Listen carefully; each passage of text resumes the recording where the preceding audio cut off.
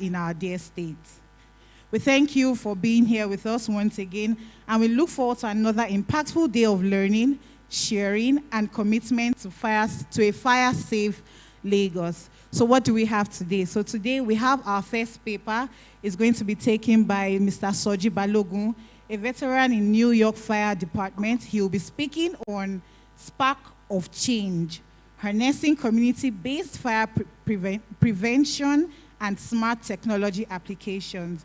We also have the second paper who is going to be delivered by, the second paper with the title is Community Engagement, Educating the Public on Fire Safety. This will be delivered by Mr. Femi Giwa, the General Manager. People take the first step in technology advancement, and the conversations we'll have around technology here is germane to him, and he wants to see the information we'll come up with to ensure that we have a safer and better environment. He also stressed that creating more conducive, which was based on the review of year 2024 emergencies in the state. And the major thing there is that the State Fire and Rescue Service have reduced fire occurrences from 2,500 to 1,965, as said by the director yesterday. So that was a plus to the Lagos State Fire and Rescue Service, and that resulted from the advocacy and enlightenment campaigns across the state. All right. Now, the panelists were introduced to the platform yesterday, and they also spoke to the people about community involvement, community engagement, and it was identified that the community is the first responder, because before the intervention of the emergency agencies, the community will be the first to discover the fire and even make response immediately. And that response is also calling on the appropriate emergency responder to ensure that the condition is corrected or the emergency is put under control. The PS Lasema also reiterated that technology cannot take the place of human factor. He said that the first thing we need to do is to ensure that we inculcate the right attitude and fire safety practices into the people, and that will enhance the effective use of technology. And them need to be built in order to come up with a level of compliance, belief in the system to help what? Mitigate every form of emergencies in the community. And this was explicitly discussed to us yesterday, involving the aspect of how informed the communities are and how readily they are in participating in the activities that the fire service bring up. Also, it was discussed to us yesterday that our laws shouldn't just be in the books again, but there should be more forms of engagement, communication. At the end of the day, then enforcement can now start coming in the aspect of ensuring that our laws don't become moribund. A SWOT analysis measure was also used in discussing this information to us, and there were aspects. Aside from the main entrance there, we have another exit here. And down the same line, we have other two exits. So please, in case of any emergency, you can make use of the exit doors. The muster point is around the parking area there, which is designated for people to muster or assemble when there's an emergency. If you want to make use of the restroom, going to the right corner end of this place, the restroom is there for both male and female. And for gents, once you enter there, turn left. The first door by the right is for male, while the next door is for female. Thank you very much, and do have a wonderful day ahead. Thank you very much. A round of applause again for them. Thank you. To begin our first session for the day, it is my honor to invite to the stage a distinguished safety expert whose work bridges both global and local perspectives. Mr. Soji A. Balogun is the founder of Safe Fellow LLC, an associate fire protection inspector with a deep expertise in U.S. federal, state, and New York City fire safety regulations, and a proud U.S. military veteran. A graduate of the New York Institute of Technology, he brings over a decade of experience in safety, compliance, and fire protection. Beyond his professional work, he's also the voice behind the Safety Fellowship podcast, where he shares insights and conversations that are shaping the global safety landscape. Today, he will be presenting his paper titled Spark of Change: Harnessing Community-Based Fire Prevention and Smart Technology Applications, bringing valuable global perspectives to our theme for this year. Distinguished ladies and gentlemen, please join me in warmly welcome Mr. Soji Balogun.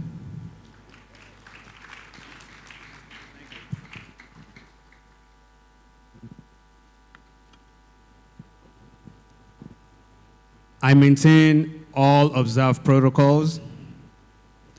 Distinguished guests, respected members of the Lagos State Fire and Rescue Agency, community leaders, esteemed colleagues, ladies and gentlemen, I say to you all good morning and welcome to Lagos International Fire Safety Conference 2.0 edition day 2.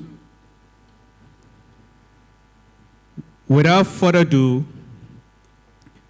as we all know, Lagos is a state that never sleeps, vibrant and fast-paced, and always growing, constantly growing. But with this growth comes an increasing need for a fire resilience, especially when it comes to protection of lives and safety. Let me remind you all that fire is no respecter of status or structure. The impact of fire is always the same.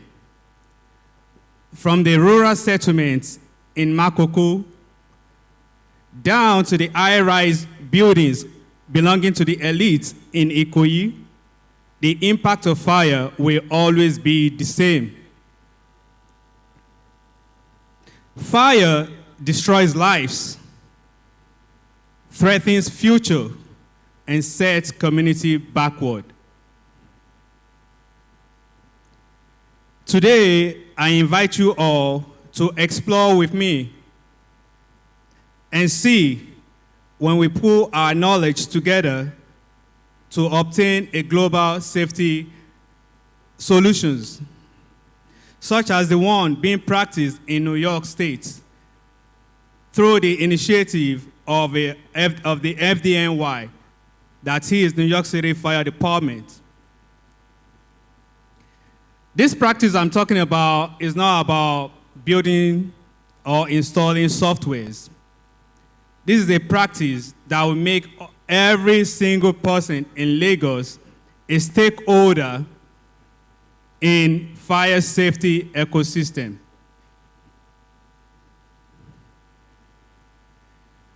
Can I get my slides on, please, for slide 1? I mean slide 2, please.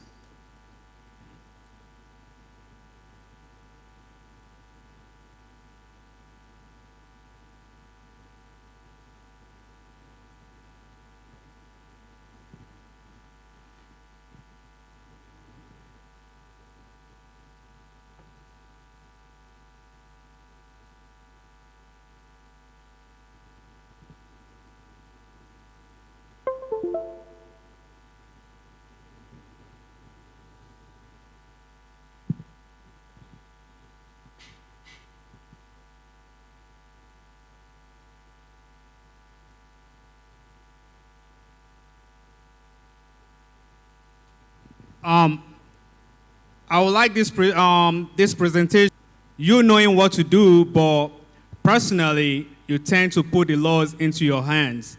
not to follow the safety protocol. So that is the negligence in there.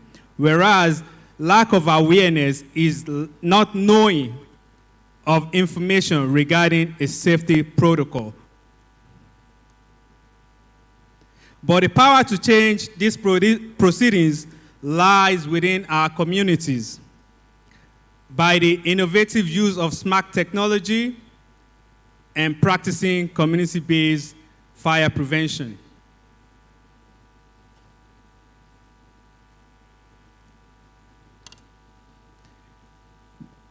There is a saying. Okay, thank you. There is a saying that says, if it's not broken, don't fix it. This means like unnecessary changes can sometimes bring in new problems. So permit me to say the Lagos State Fire Service and Rescue Agencies are working tirelessly, and thank you for that. The system is not broken. All we need is to add more initiative. So I don't want to say we should start a new thing, because the system is definitely working according to the presentation of the Director General yesterday. There has been a long and positive review compared to last year.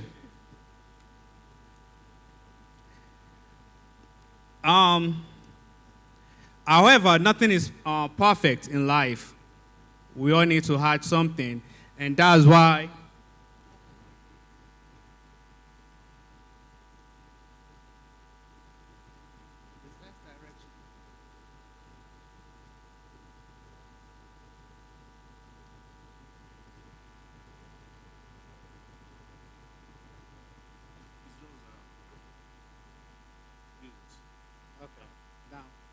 Thank you.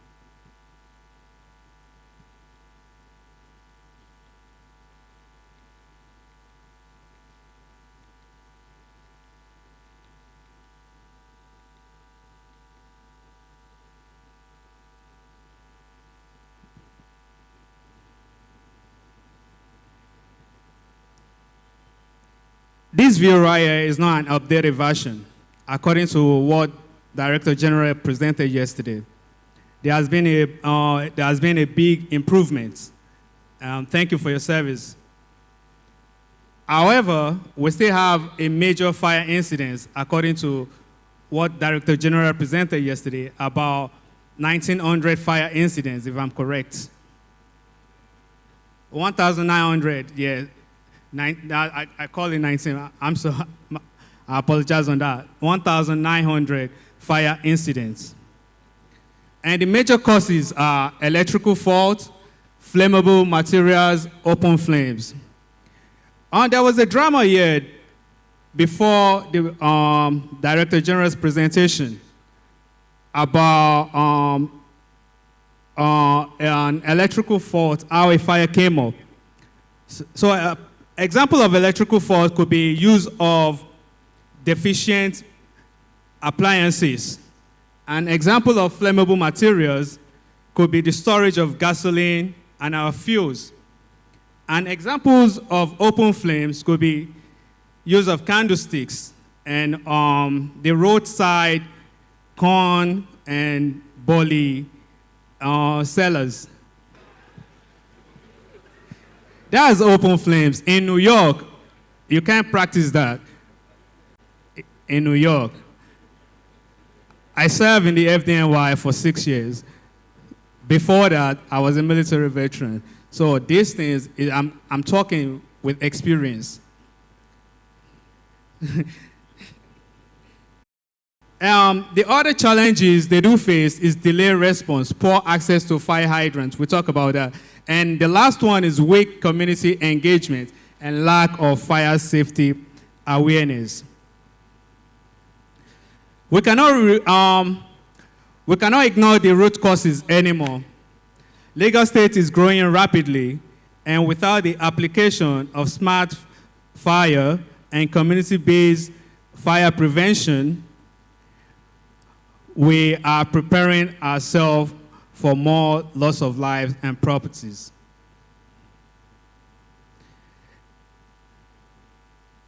Now that we understood the problem and the challenges regarding Lagos State fire threats, let's look into resolving this fire problem by practicing community-based and smart technology. Number one is to engage and train fire safety volunteers, both old and youngs, and the young ones. Number two is to install fire detectors in high-rise and vulnerable buildings. In New York, we consider a building an high-rise if it's more than 75 feet. That's 7 feet, 6 feet and above, six steps and above. Okay, that's what we mean by an high-rise. And what I mean by vulnerable buildings could be considered a living structure where you have occupants, and if there is a fire hazard, there will be a huge significant loss. That's vulnerable buildings. Examples of these are like cinemas, places of worships, and more like that, where you have more gathering. Like this place too is a vulnerable buildings. So fire sprinkler should be in this sort of buildings. And number three is to create a real data dashboard linked to fire responders, command and control centers.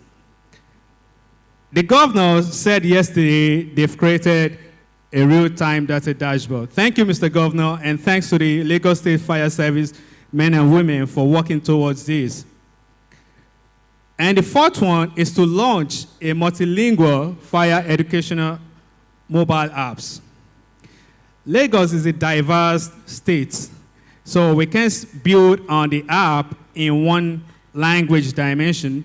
So it has to be in the three most spoken languages, Igbo, Yoruba, and Hausas, as long as English, definitely. If it's possible, Pidgin would be appreciated as well.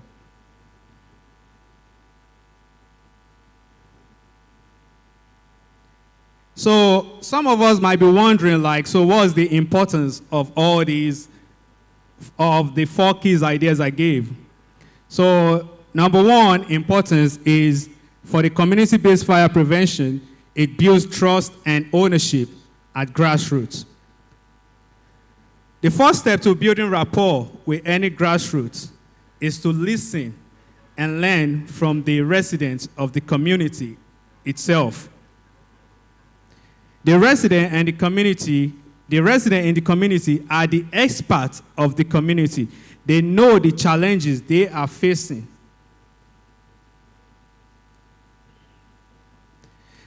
And that is why we must bring the fire prevention to them.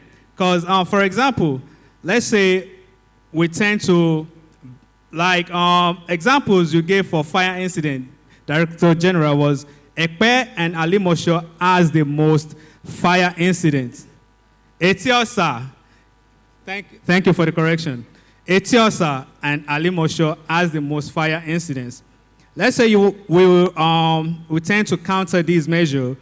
We can't put someone from other local governments to go work over there because they would never understood what is happening over there. So we have to train the residents of that particular community on how to mitigate fires.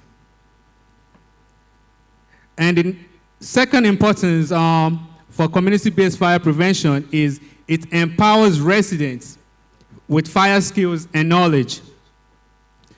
Examples are fire drills in schools, offices, markets, and high-rise buildings. If we do fire drills mostly in these places where we have more occupants, we are indirectly teaching them what to do in time of fire. So, for example, you tell a little one like, oh, during the fire drill, because fire rises. So you tell them, oh, when a fire starts, all you have to do, you have to bend low to go through. So with that, they have the instinct already. Or you teach them how to sound the alarm of a building. So that's a practice, that's a fire drill practice. So we are teaching them indirectly on fire training. And another importance of it is it's things like that. And the GIS, that's the Geographic Information System. This tells the firefighters, the fire service on hotspots. It's not meant for the citizens or local people. It's just meant for the fire service to know where a fire happens often. Another importance is drones for assessment and firefighting in small and narrow areas. Firefighters cannot get to every nook and cranny of a building. So having drones to go through every nook and crannies of a building to fight fires actually saves lives too. And that's what FDNY2 now uses right now. They use drones in fighting fires. Not just fighting fires, they use it for inspection as well, to do some certain inspection. Like when I was a fire inspector, we do go to some sites to inspect. And trust me, most of these building owners wouldn't want to grant you access to their buildings. So if we're going back to the office, we make the complaints, they charge them, they write them, they file, they give them fine. But guess what? They use drones. If not going to give access in person, then they'll use drones over just to see what you are hiding from the government, from the officials. Another importance is the IoT sensor fire hydrants and extinguishers. The IoT stands for Internet of Things. And this is just to put things like the firefighting equipment, the fire hydrant, fire extinguishers, is to monitor the use and to make it more effective in use during emergencies. This tells you the expiration dates, maybe the cylinder is dense, maybe the system in it is not more good. So this tells you everything regarding a firefighting equipment. And like I said too, emergency mobile apps is just to create more information. You have like safety tips. If you have an emergency mobile app, you could put in how to fight a fire, how to mitigate a fire. You put in emergencies numbers in there too, because now it's 2025. Everybody's on their mobile phone. Now that we understood the importance of fire, so let's talk about the strategies, how to get things done. So we can't just say, do this, do this, do this, without giving how to make it happen. So like the panelists said yesterday, they said we should take the fire prevention, take it to them. So that's hosting fire safety town hall in each local government. The government should host at least, they should host a fire training at least semi-annually, that is twice in a year, in each local government. They should put themselves out there and train people. Number two is to partner with religious and market leaders. Truthfully, the government cannot take all the fire burden. We, as a stakeholder too, we do go to gatherings. We could take these to our religious leaders, encourage them to preach fire safety, encourage our market women to practice fire safety as well. And number three is to advocate for smart fire technology in local government areas and local community development areas. I pitched this to my own local, to my new local government chairman in Alimosho. And he was so happy and was like, yeah, we'll look into this. This is a good idea. So I will implore everybody to put this to your own local government chairman to practice and train people on fire safety. And the last one is to leverage mobile app, mobile station, social medias, like I said, in local dialect as well. Because this is the best way to approach people. We have to speak their language.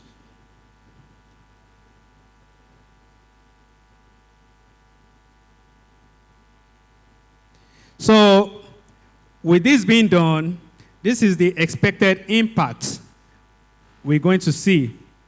We're going to see at least 20 to 50% reduction in fire incident. Because New York itself, especially New York City, in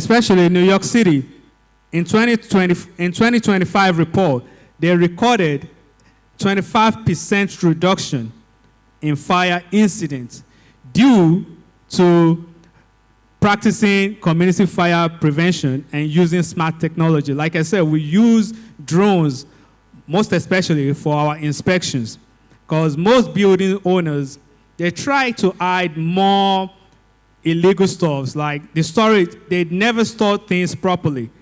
So we use drones to check all nooks and crannies of each building. So the increase, with this, if we practice community-based fire and the smart technology, we expect to see increase in emergency response as well. Community empowerment. The community empowerment comes with them knowing how to mitigate fires as well. It creates jobs in the community and it creates revenues for the government in the area as well. And this could be a scalable method for other Nigerian states, because I know Lagos State normally be the first in everything in Nigeria, so this would be a scalable thing for other states to practice.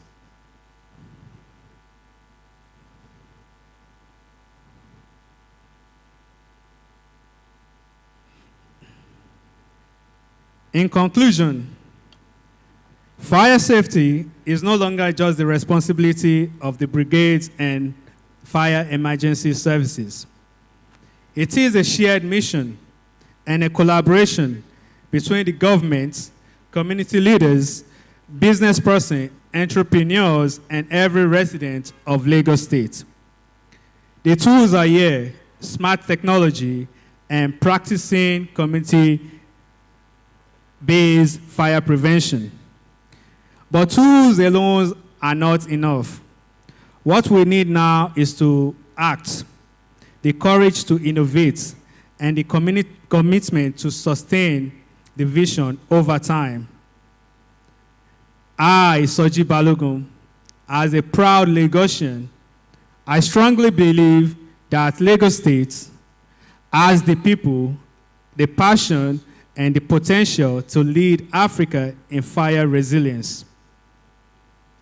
All we need to do is to fan the spark of change by practicing community-based fire prevention and the use of smart technology application.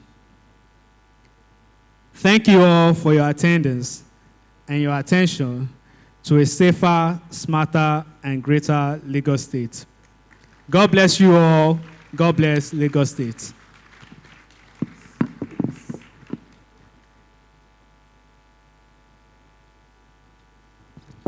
Thank you very much, sir. Please put your hands together for him once again. Distinguished ladies and gentlemen, please join me as I recognize the Honorable Commissioner, Ministry of Special Duties and Intergovernmental Relations, Mr. Olugbenga Oyerinde. Thank you very much, sir. Thank you very much, Mr. Soji Balogun, for that insightful presentation. We all learned that fire sprinklers should be installed in vulnerable buildings, train communities on to mitigate fires. Fire drills should be done in schools, office complexes. Thank you very much. Thank you very much. Distinguished ladies and gentlemen, please, all questions will be taken during the panel discussion and all material will be sent to your registered email addresses. We now move to the second presentation.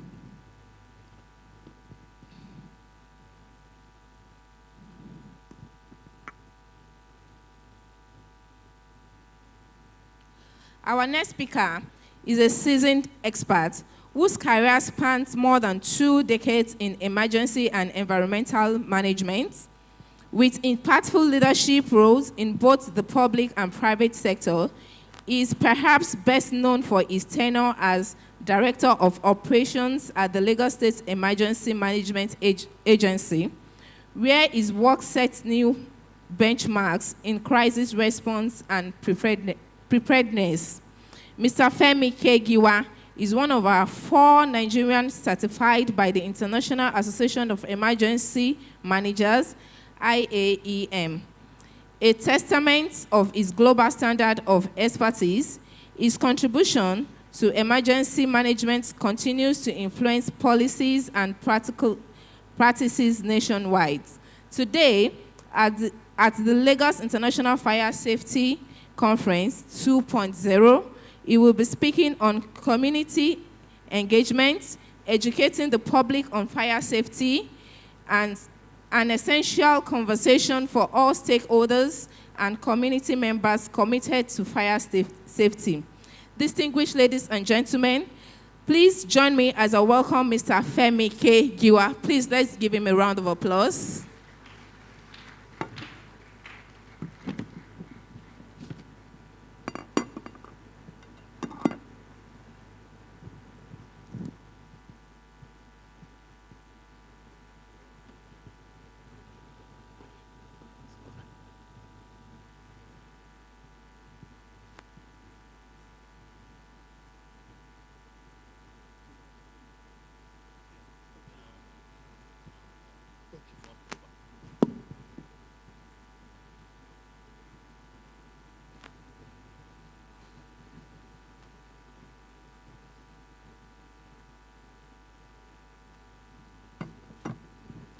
Good morning, ladies and gentlemen.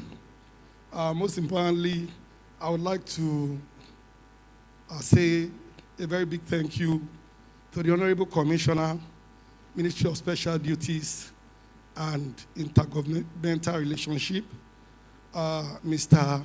Olubenga, who is here, my own boss and my big brother.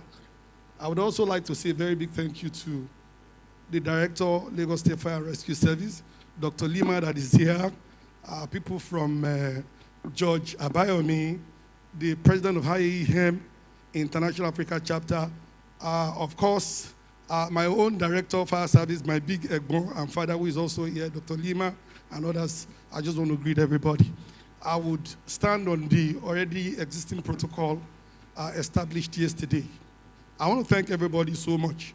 Today, I'm just going to be taking a topic. And I will say that the topic is like a 3-in-1 topic. One, you see, the topic itself is community engagement, educating the public on fire safety with ERG.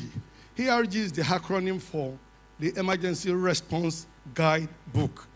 You see, my brother came up stage, he was talking about technology. Today, we have the use of public safety, then its application guidance to identify hazards and safe initial action during fire incidents, and then how we can implement effective community education for spreading fire safety knowledge, and then address common barriers to public fire safety education, such as literacy and language challenges, and then finally we look at how we can leverage partnership between stakeholders to strengthen community fire programs.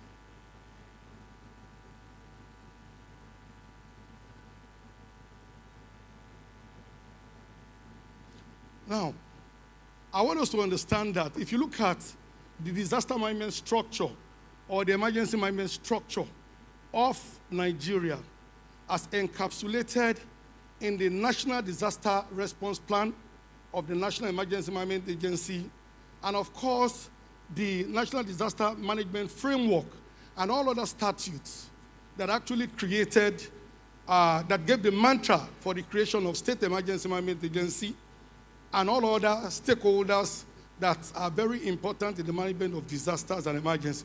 We found out that we actually drive or maintain a 4-tier structure. So you see that we maintain almost a 4-tier structure. Now, according to the National Disaster Response Plan, if you look at the provision is such that disaster management operates at 4 tiers in Nigeria.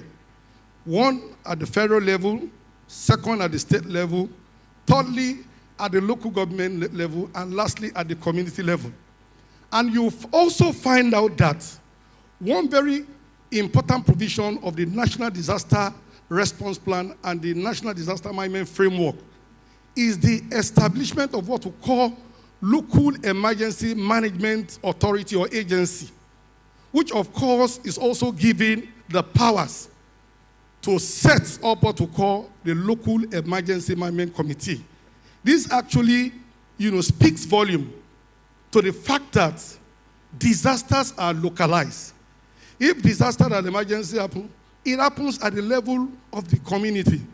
Therefore, the response capability, the resilience, and the ability for the local community to put up resources together, what you call their capacity to respond to this emergency, becomes very important, because the most important thing in any emergency response is what?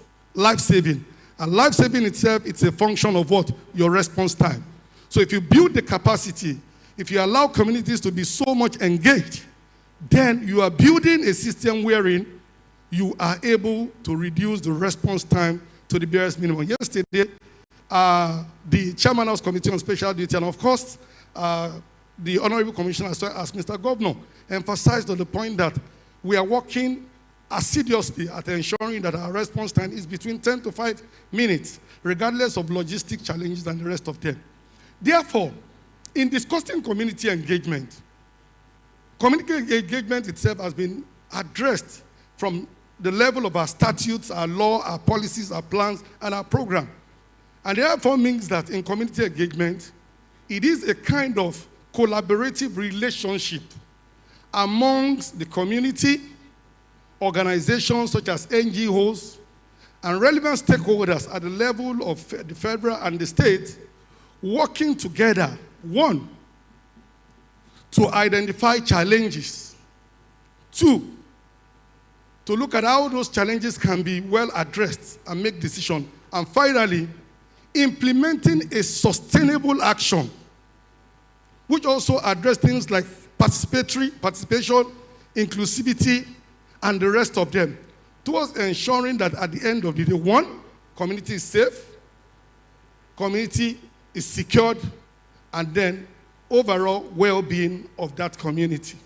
So, talking about community engagement just refers to that relationship between the community, between the stakeholders, and then various organizations at ensuring that challenges and the problems in those communities are identified, decisions are made, and then those decisions are implemented for the well-being of the community. And then we look at the key ideas. Go back. So we look at the key ideas. We talk about collaboration. And I want to thank Dr. Lima. Dr. Lima upstage here at a panel session was talking about participation. If you remove that word collaboration, what the word collaboration means, it means that there must be that capacity for those who are supposed to own emergency management at the local level, which of course the community members and leaders, to have what we call that ownership, sense of ownership. Therefore, they must participate. It must be inclusive, regardless of whether you are a child, whether you are female, whether you're old. It must be for all and sundry. Trust and transparency. Trust is a function of relationship. And that's why you see at the point in time they talk about the fact that when Dr. Lehman was talking about the fact that there are sometimes that we need to create some level of awareness, take our trucks, have outreaches, so that there is a bond between the community and first responders like firefighters. When this is done, you build trust. Town hall meetings, outreaches, sensitization, education, public advocacy builds that bond, that trust, where we'll have a two-way communication, and there is a feedback for the firefighters to know, oh, at this particular incident, did we do well? And then we have what we call we look at our gaps.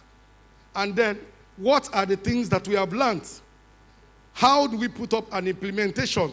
And then we draw matrices for the implementation of these gaps. And at the end of the day, we get feedback at the end of the day. Empowerment, ownership, whatever program policies you have with respect to emergency management, even with respect to fire, there must be a sense of empowerment. They must own it. And I like what the fire service is doing. I will give a round of applause to our Honorable Commissioner, the Chairman, House Committee and Specialty, and of course, our Director of Fire. Fire stations are built, and they are handed over to the community. The community becomes part. There's a sense of responsibility. Even in the opening of most of those fire stations, the bailers, the chiefs, and all of those people who are very important in that community, they are involved in the opening of that fire station, and there is a sense of empowerment. And also, you talk about cultural sensitivity. Dr. Oluwafemi Okeosonyintolu was talking about the fact that you don't throw away their ideology. You don't throw away their beliefs. You must be able to look at their cultural sensitivity, respecting their custom, respecting their ideal, integrating their ideal into your own ideal. And then it makes it very perfect. And then sustainability. And one of the speakers was talking about a one-off thing. We don't have a one-off thing. We do sensitization and public advocacy, and that's a end. It's a one-off thing. But it must be on a continuum.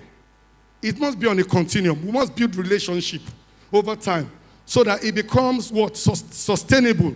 You don't start a program that halfway will be dumped. There must be a sense of continuity, and then shared decision-making and implementation of plans, which is what? Amalgamation of ideas, amalgamation of solutions that come from both ends. Then, why community engagement matters? Of course, you find that when communities are involved, they become very active. Issues like the speed within. If we are talking about increased or improved response time, once there is ownership, once you have built the capacity, somebody was talking about the fact that we needed to have hydrants, which is a basic infrastructure for firefighting in almost all nooks and crannies of our community. If we have hydrants and we have local fire stations, the community will be involved. You have a place where you can tap from, and then you fight that fire even before help comes. Before there is external intervention, all these resources are there. It helps to speed up emergency response, reduces fire risk. Now, the truth is that part of our sensitization and public advocacy must rest on what we call ERA, hazard identification and risk assessment. The locals must be able to understand, even in their local dialect, using local ideas for them to quickly know that if you have fuel, heat, and oxygen, you have fire. So they will be able to carry out what we call identification of hazards. There is a small electrical socket that is open, and you have combustible material there. That electrical material that is open is a source of what? Heat. And you have combustible material, is fuel, and oxygen is everywhere. And then when these three comes together, you have the triangle of fire. So we must teach them on how they can reduce risk. There must be awareness campaign on how we will be able to ensure we prevent fires from occurring. We must build trust. Once community engagement becomes very effective, you find out that we build trust between fire service and the public. It also encourages early reporting.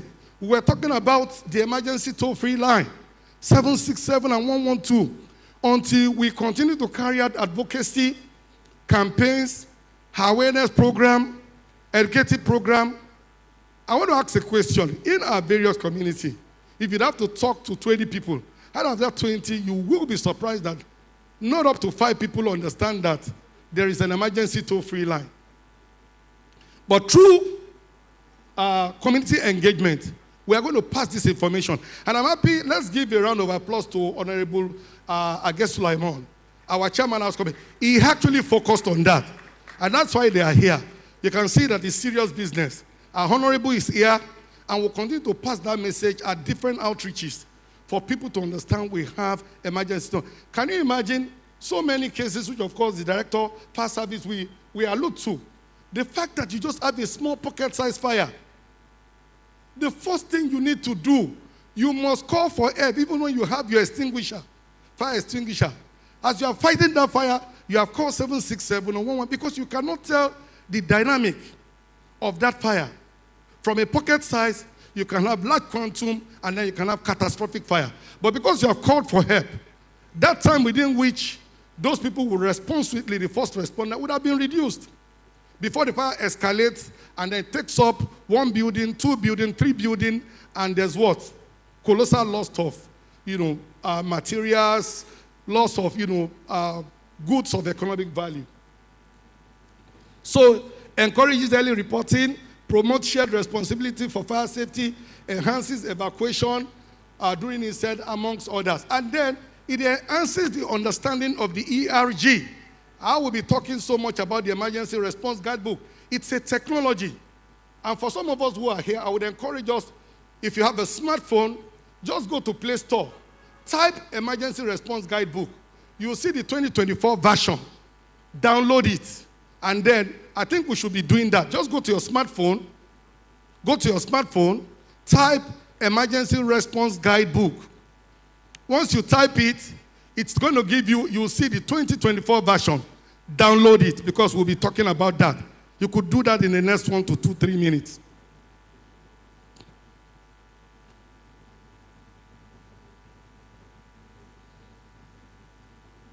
So now, I want to go straight into the Emergency Response Guidebook.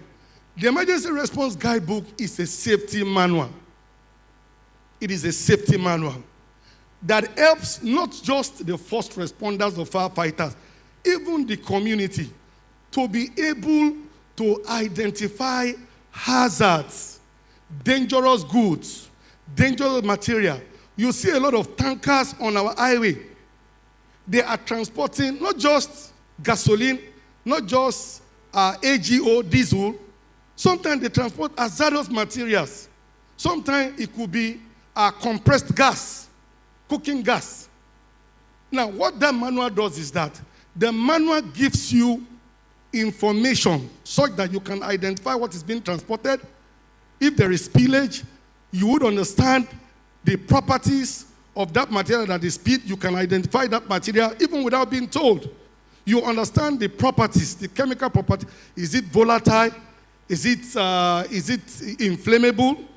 Every other properties and characteristic of that hazardous substance or good. It also tells you what you should do, safety measures. There are 3 critical information that you must not play with, especially for firefighters when you are dealing with hazardous material that are chemical-based. The first thing is the isolation distance. The second is what we call the evacuation distance. And the third one, which is very, very important, is what we call the protective distance. These distances are very important. We are now in the 21st century. We don't fight fire, or we are dealing with emergencies without knowledge. Even our books, the Holy Book tells you, they say our people perish because of lack of knowledge. They even perish. Some of them die while they are fighting fire. You are just there. You can actually identify the kind of hazard you are dealing with, which also defines your level of protection. And I want to say here without missing word, protection is of 2 levels. There is if you are talking about personal protective equipment, some people just go to sleep and think. There's what we call respiratory protection, and there's what we call body protection. Sometimes, if you are dealing with a highly hazardous material that will travel downwind and affect the first responder, you must use what we call SCBA, self-containing breathing apparatus. Therefore, you don't even need air from that environment because it's already contaminated and polluted. So you must use self-containing breathing apparatus, and they must be fully encapsulated. Even for the body protection, it must be impermeable. It must not allow any form of air to move through, because sometimes if these things come, I know most of us know the method through which most of these are very hazardous substances, they get into the body. They can come through the eyes, through the nose, through the mouth, and of course through the skin. So it's very, very important that we know this. So what the guidebook just does is, it's a manual that even the public and first responders must have. It must be handy, either on your smartphone or maybe the pocket size, the Q type, the pocket size, that you keep anytime when you are dealing with hazardous material that either will result to fire, explosion, or through spills. So it gives you detailed information about that. It is designed to keep the community safe and to keep the first responders safe while they are fighting fires. So what is the role of the ARG? Like I said, it has for easy identification, a guide for safe evacuation distance for the public. It suggests several approaches. You know, when you are fighting a fire, let's say there's a substance like gasoline or any other substance that's highly inflammable. Once, you know, it explodes and there's fire, that guidebook tells you the class of fire that you are fighting. So there's a way you fight class A, is different from where you fight class B, is different from how you fight class C or class E. So it gives you various approaches. Then it minimizes this risk to first responder, because at the end of the day, if I tell you those coded sections, you see that there's a particular section that tells you the safety measures you need to take. Now, if you see the emergency response guidebook, like I told you, for those of us who are here, just go straight to your Play Store, type emergency response guidebook. It will tell you version 2024, download and keep, and then we can discuss about this. Now, for the emergency response guidebook, it's a very smart technology. It gives you, it works in such a way that almost all the sections are coded. Now, there are 5 color codes. The first code is white. The white coded section gives you an overview information on the emergency response guidebook and how you can use it. The yellow section gives you information on what we call the hazardous material ID. We'll call it identification number. The identification number are in twofold. It could be what we call the United Nations number, which we call the UN number. And there's another number that is called the NA number, the North American number. But for those of us who are on the other side of the divide, we usually look at the UN number. You would be surprised that most of these containers, at the scene of any incident, you see them, they'll just tell you UN number 1040. Once you get your guidebook, you know, you don't know that substance. Okay? It is involved in an accident, maybe on Otedola Bridge. But the fact that it has given you UN, you just see them because they are coded. The UN number is a 4-digit code ascribed to every hazardous material that is being transported or that is involved in any emergency, that helps for quick identification of the substance that is being carried by that particular vessel. It's a 4-digit number ascribed to every hazardous material today. They have what we call the UN number. So if that thing suddenly explodes and you see the UN number, just go straight to the guidebook. If it is 1020, it will tell you this is gasoline. Once you get that information, other part of this guidebook will tell you the personal protective equipment you use. It will tell you your isolation distance. It can say isolation distance of 50 meters on all directions. Regardless of the direction, whether you are upwind, whether you are downwind, whether you are northwest, northeast, it tells you isolate 50 meters in all directions.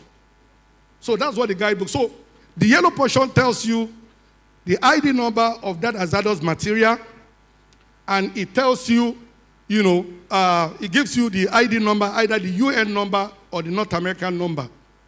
Then the yellow portion, the yellow coded section of this guidebook is the most important.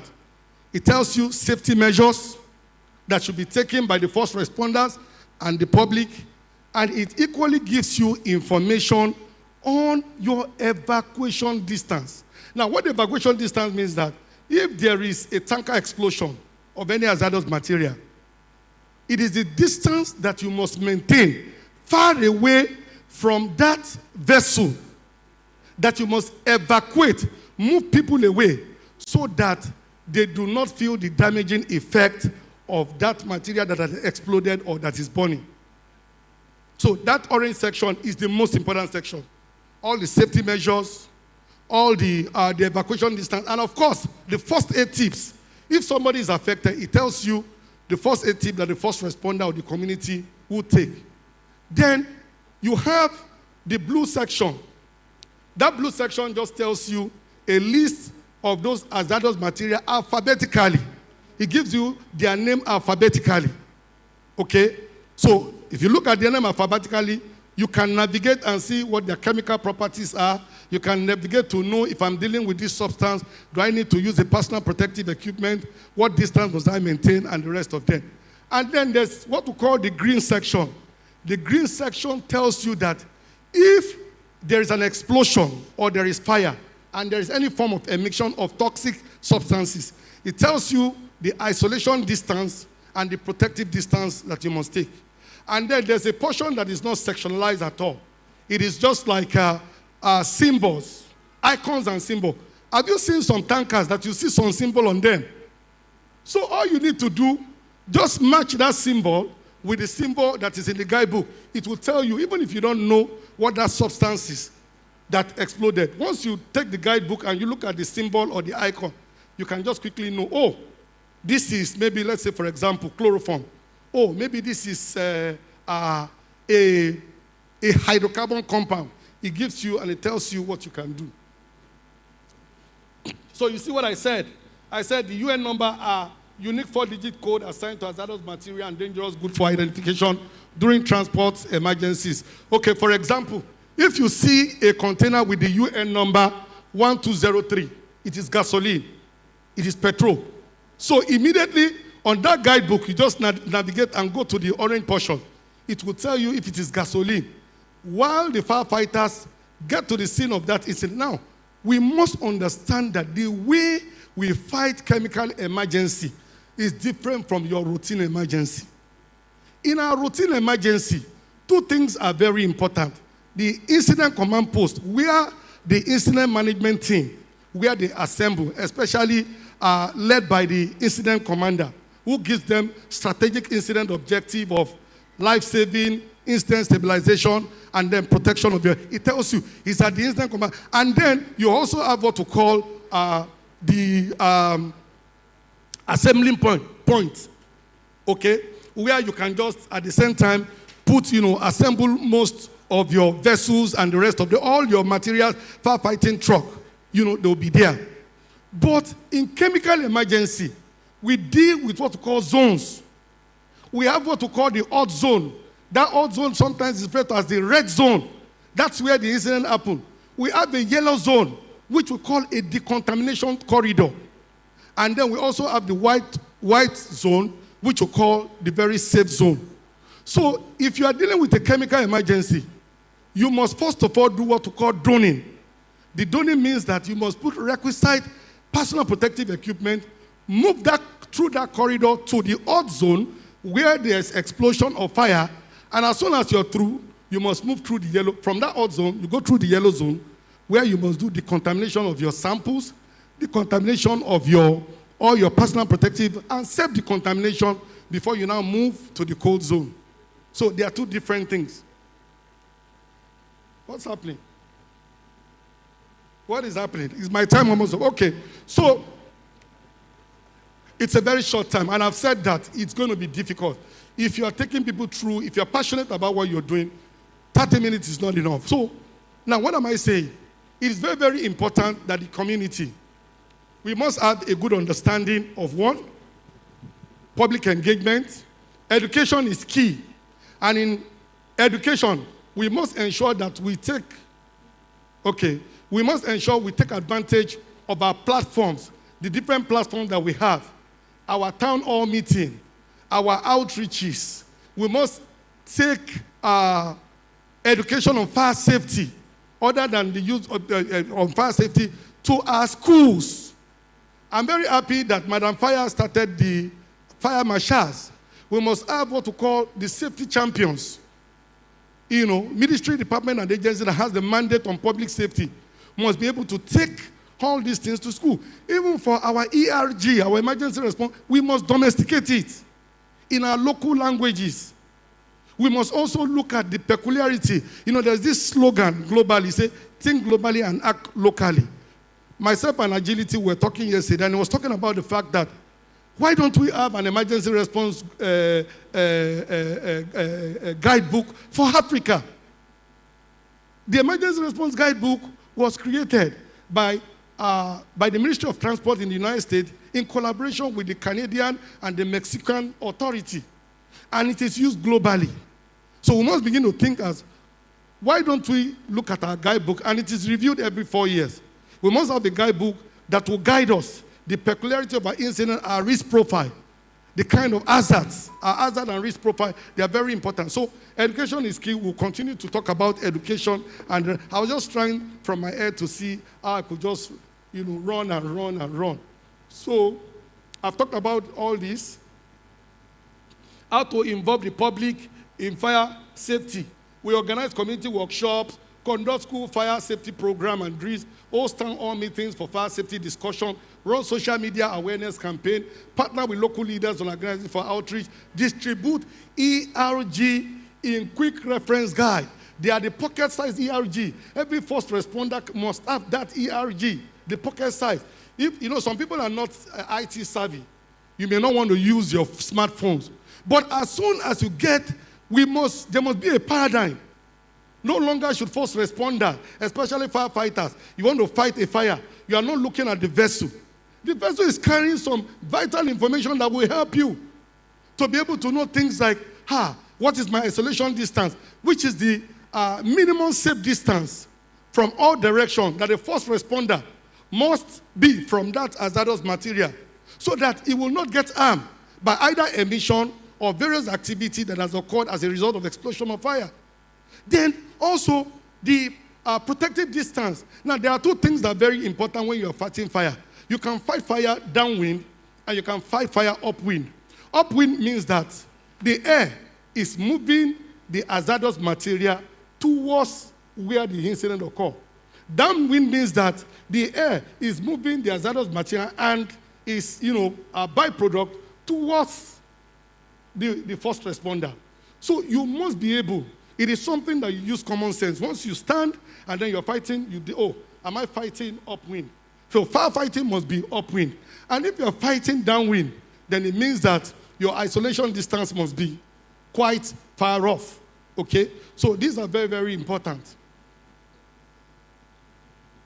First step public response model, which I think everybody should use.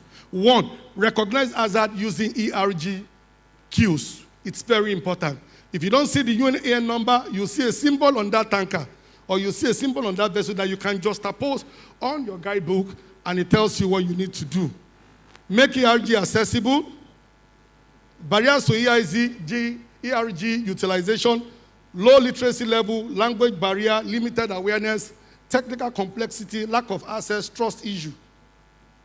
How do we overcome this? Translate the ERG into local language, use pictorial and symbol-based guide for low literacy audience, conduct public awareness campaign on ERG use, simplify technical terms into plain language for community version, provide free printed and digital copy in accessible location, build trust through community leaders and participatory training. Collaboration for impact, I don't want to talk about that. Building a fire-safe community. All of us must know that every citizen is a stakeholder in fire safety. It is not just the Honorable Commissioner, the PS, the Chairman House Committee, or the SAPMO. No.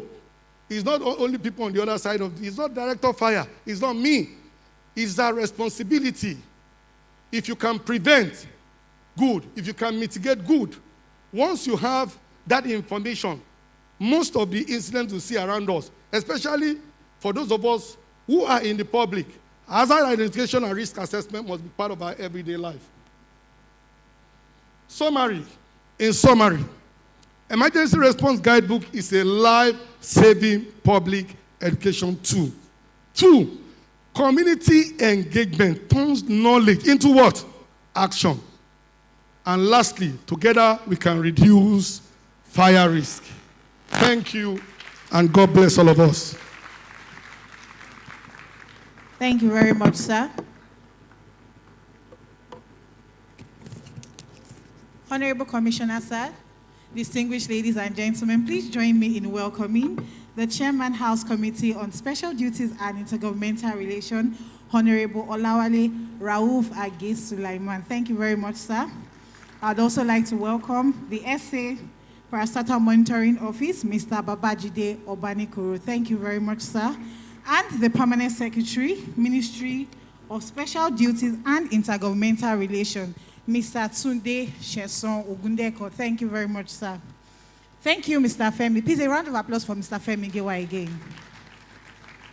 Thank you, Mr. Femi Giwa, for that insightful presentation. One thing our speakers have reiterated is that community engagement is key. This means that you and me are key participants towards a fire-free Lagos. Sir, I would like to warmly welcome all the directors and fire chiefs under the Association of the States Fire Chief and Directors of Nigeria. Please, when you hear your name, please stand up for recognition. We have in our midst Dr. Ibrahim Liman. He's a retired Controller General, Federal Fire Service. We also have Prince Aderemi Ajose, retired Director, Lagos State Fire Service, amongst us. We also have Garba Mohammed. He's the Minister of Interior, Abuja, representing the Honorable Minister of Interior. We also have Adebayo Zak, General, Controller, FCT Fire Service. Alhaji Zairu Umar, Yobe State. Danjuma Mohammed, Director, Borno State. Alhaji Sani Anas, Director, Kano. Engineer Adeleke Ismail, Director, Oyo.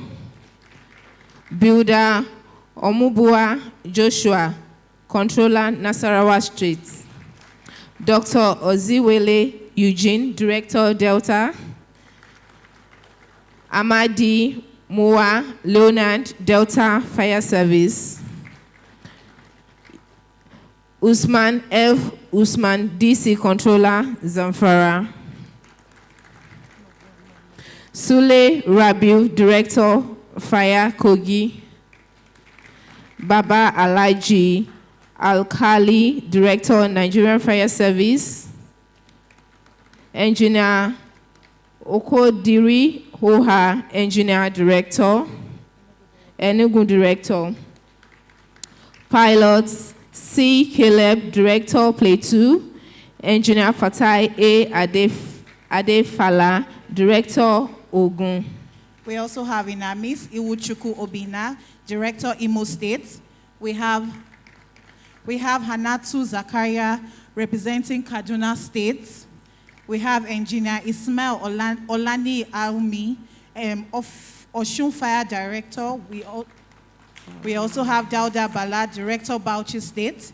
And we have with us again Chiketa Chukudi, Director, Anambra State. We also have Iyoisa Talumut, sorry about that, Benue Fire State.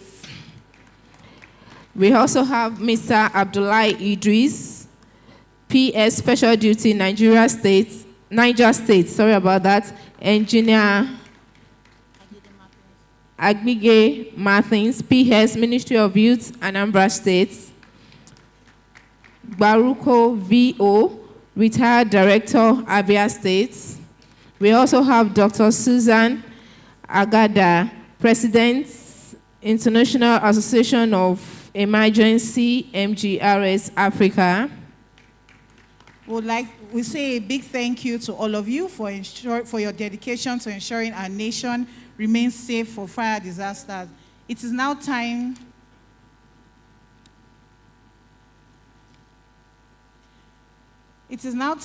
for our tea break.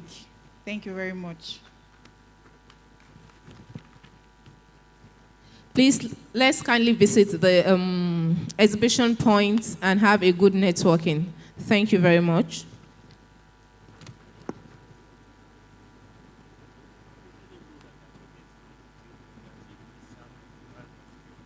All right, tea will be served where you're sitting. So you're not, but you can please network with those sitting next to you. Your tea will be served where you're sitting. Thank you.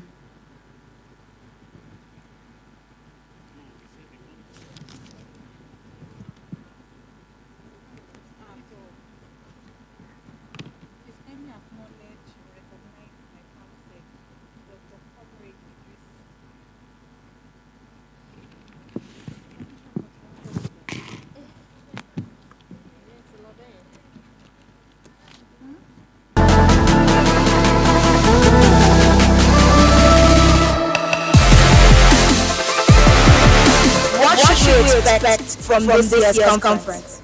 First of all, from last year, we already have a lot of fires reduced.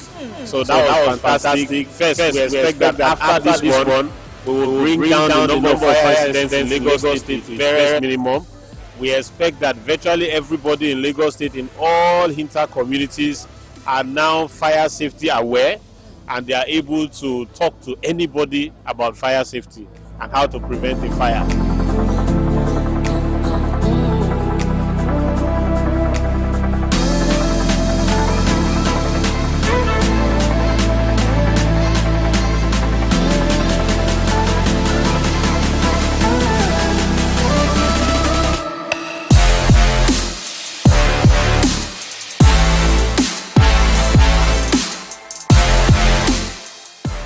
It is with a sense of responsibility and pleasure that I welcome you all to the second edition of Lagos International Fire Safety Conference, a strategic platform dedicated to strengthening our collective resolve in the prevention, response, and safety management.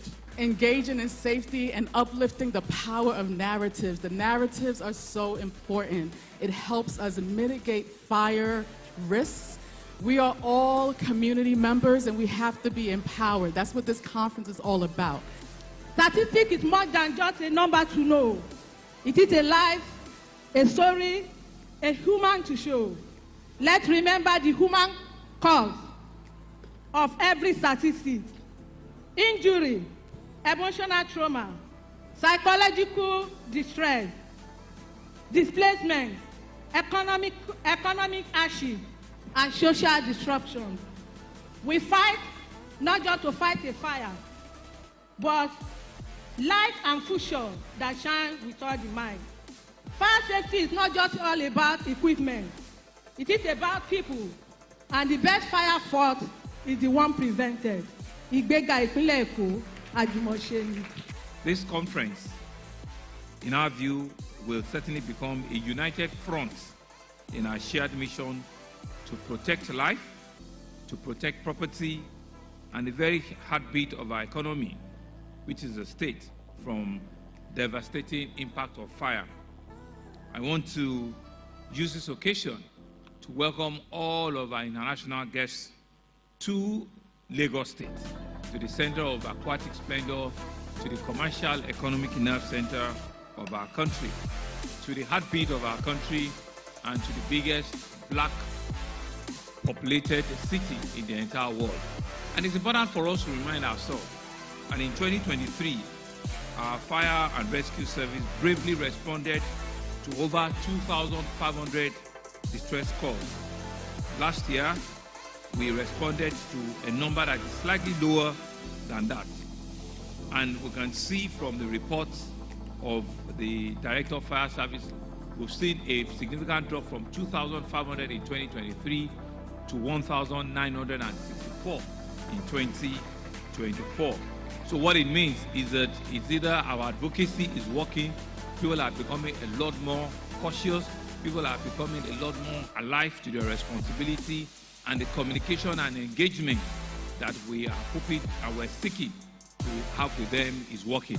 It's not like, the city is any smaller, businesses are growing bigger, activities are happening more, but the level of communication and the level of engagement that we're having means that the effort of the government and the effort of the private sector, all of us working together, is beginning to see the effect of a drop, about 20% drop in even the call out that we saw between 2023 and now 2024. We, the citizens, also have a responsibility to ensure that we can build an economy that can stand the shock and that can respond to the population that we have in Lagos.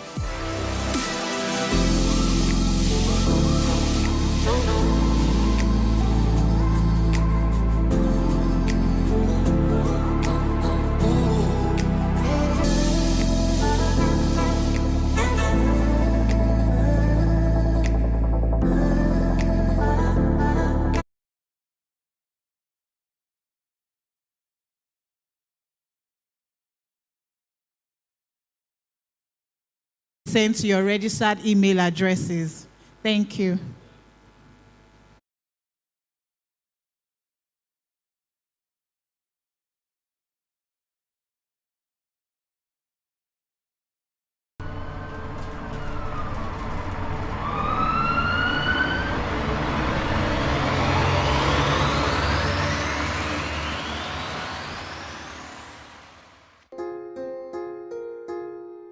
Following the creation of state in 1967 that gave birth to the Lagos state government, mindful of its social responsibility, deemed it necessary to establish a hunt fire service to complement the existing federal and western region fire service. The Lagos State Fire Service was then established by an editor of Lagos State Law Cap 42 of 1972 with its statutory responsibility of extinguishing, control, prevention of fire, protection of lives and properties, as well as rendering other humanitarian services within the Lagos State metropolis.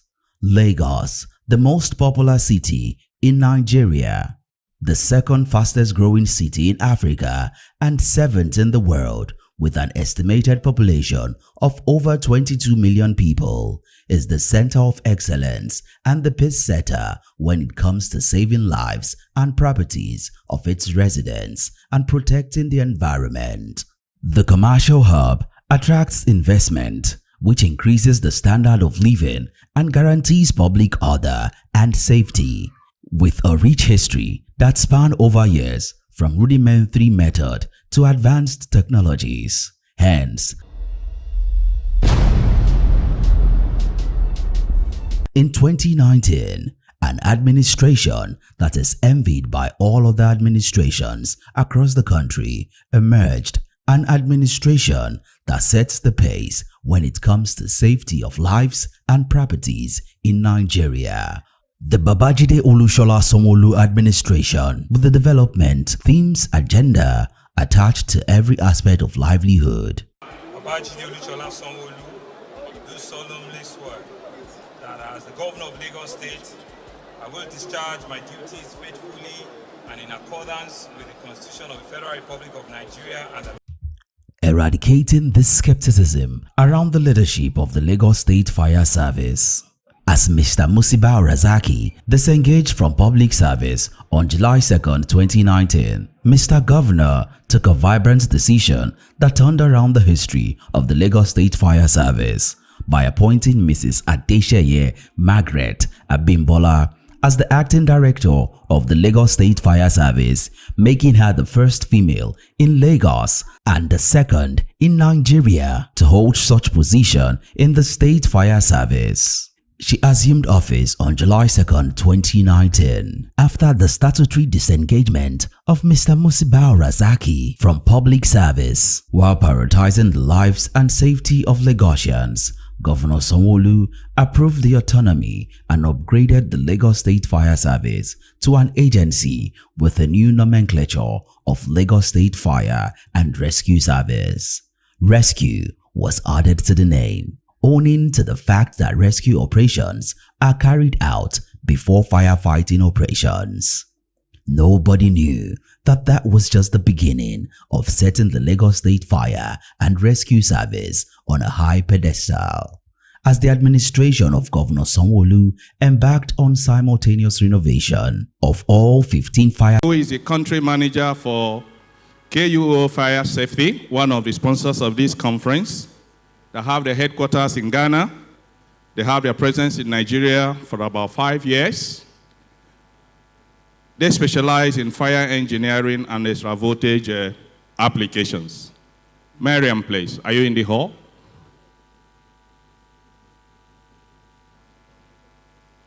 Okay, while we wait for her, I would like to invite, he prefers to be called counsel. Emmanuel Abaku, MFR. Emmanuel is the chairman, Space IA Nigeria, and consul of the Philippines in Lagos. That's very interesting, actually. I found that very, very interesting. He's the exclusive partner of Fire Destroyer Europe. He's an innovator and an ICT consultant offering fire safety guide. Mr. Emmanuel, welcome aboard. I think we now have Mariam. We had recognized you earlier. Please do come on stage. Next in the panel is engineer Dr. Martin Abili, And I did hear some people referring to him as Ability. Seems to be a very popular individual. He is the Permanent Secretary, Ministry of Youth Development, Anambra State. He's Emeritus Fire Chief, Director, Anambra State Fire Service for 27 years. You don't look like you were there for 27 years. You look younger. He's a visiting lecturer at the Department of Environmental Management of Nnamdi Azikiwe University, Awka. A fire safety professional, disaster risk manager, and a security manager. I mean, is there any more you want to add? Okay. I would also like to welcome Ambassador Ojetukun Oluwole, who is the head, Environmental and Sustainability Department, Chi Nigerian Limited. Please come on stage. Interestingly also, he is the chairman, National Industrial Safety Council of Nigeria for Lagos State. So from the industry, he's certainly providing support. Well, finally, but not the least, I would also like to welcome someone from somewhere you won't believe, but he's here. This is someone from Congo, DRC, who operates out of Singapore, runs a company that has a presence in so many places. His name is Mr. Panel Sukumba. He is a research and technical engineer, works for the Tanda Development Company, which is also a manufacturing company. The company focuses on fire alarm and extinguishing systems, and this gentleman has had about 7 years experience in this area. Please, Mr. Peniel, are you in the hall? Okay. We have seen him this morning, and I guess he will eventually join us. Leveraging technology to prevent fire. I'm one of those who is always looking into the future, wondering what it will bring. But this is in one area where already we can envisage, we can gauge, we can almost touch what the future is going to be. From Internet of Things to augmented reality, and all of that. There has to be ways where all of these are going to not just be limited to communication, but find a way of improving how we as a people respond to both fire or, more importantly, prevent fire from happening. And that's what this team, or my panel, is going to be talking about today. Like the government people will always say, you need strategy.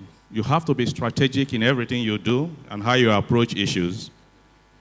We must have a plan how we are going to be leveraging the emerging technologies to achieve improvements in fire prevention and response.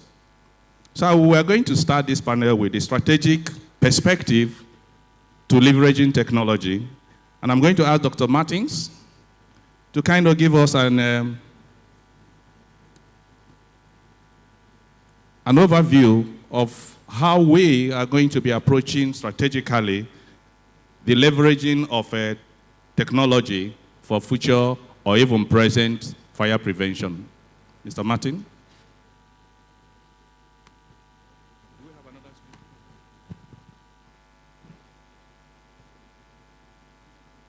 You can take this one. Thank you very much.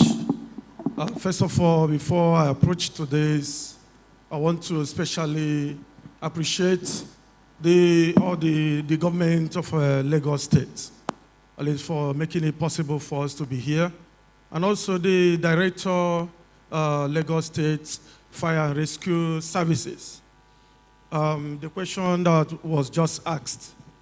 First of all, we have to start thinking about AI-derived machine for us to be able to achieve this. And what is it all about?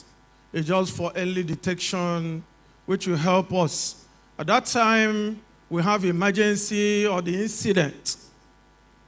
That AI-driven machine will help us to be able to detect it easily before it gets to where we cannot control it.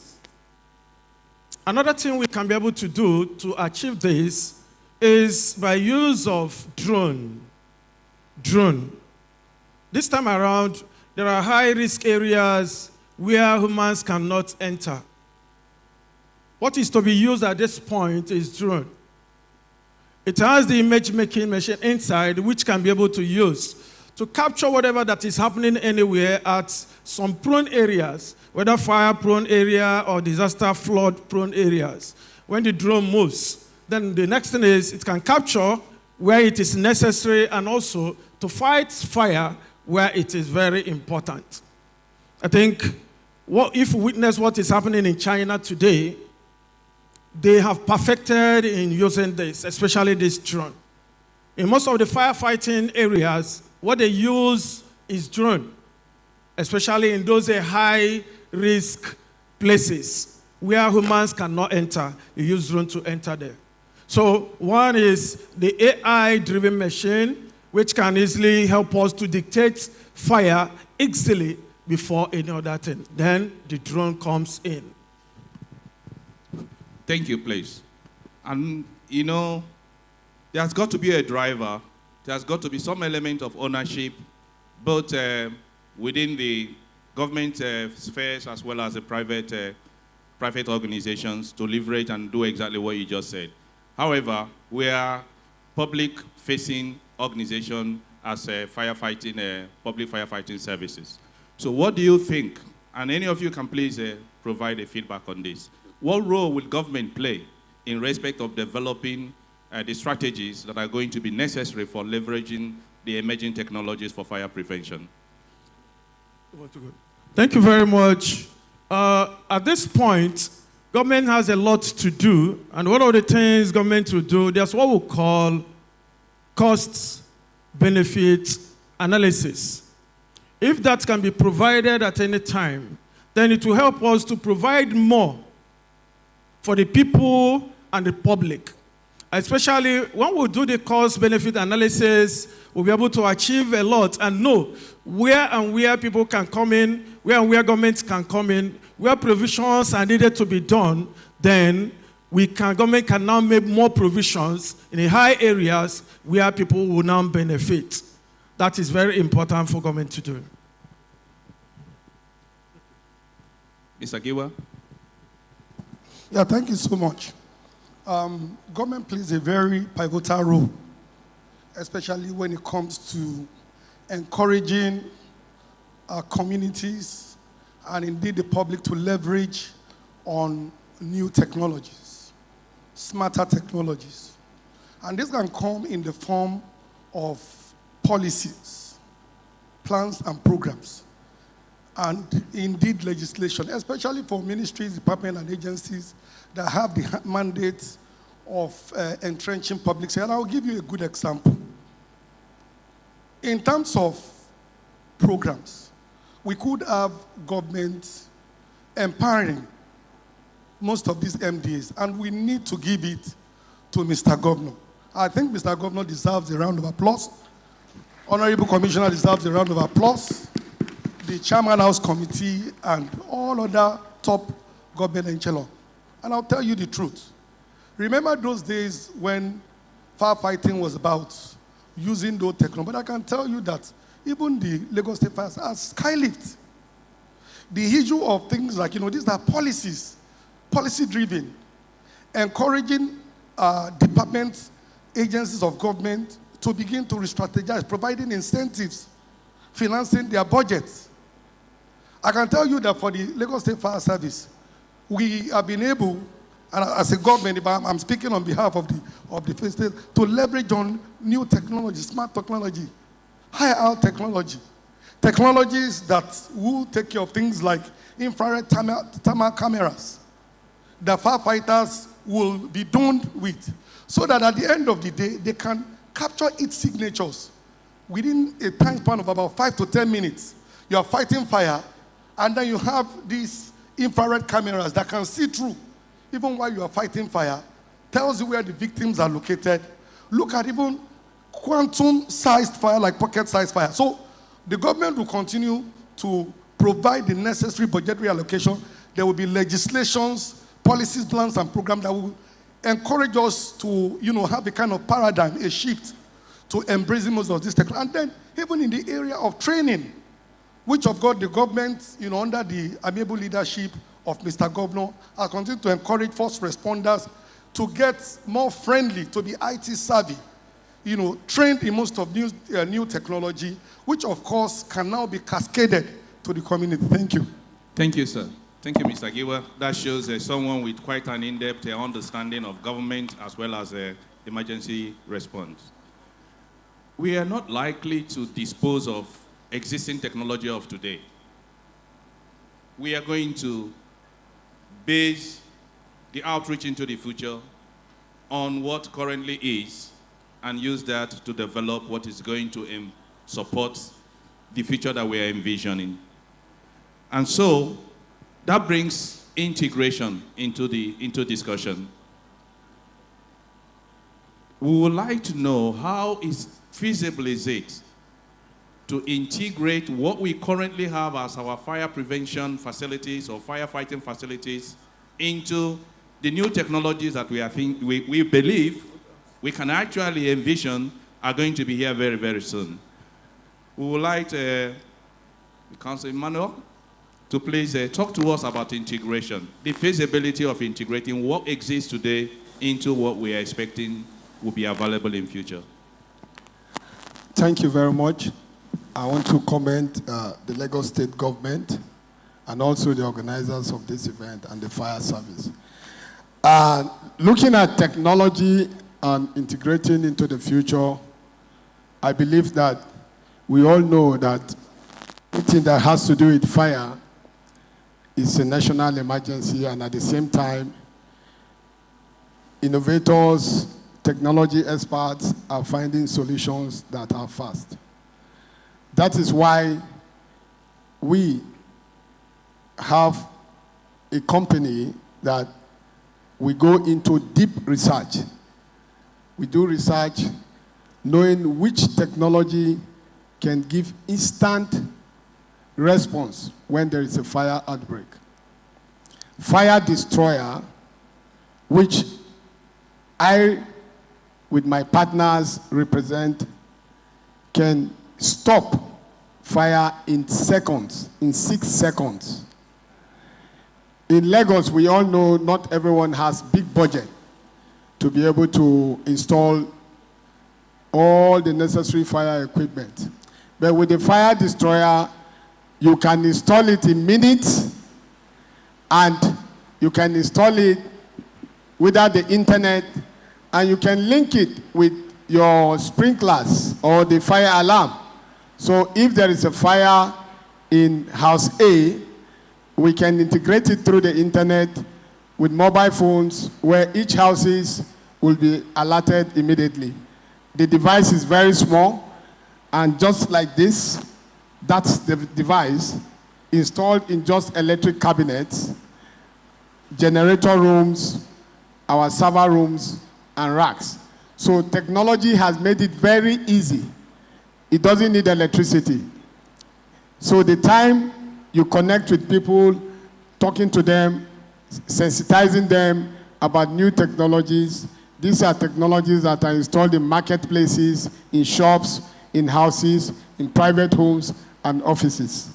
So it makes it easy in seconds, in 6 seconds. It doesn't activate unless there is a fire outbreak. That is when it activates the sensor. So, thank you. You've just highlighted one device you are very, very familiar with that potentially, or rather not potentially, that does integrate, as we said. Does anyone also in the panel have any other experience of how the emerging technologies and products are integrated or could be integrated to leverage on what currently is in practice?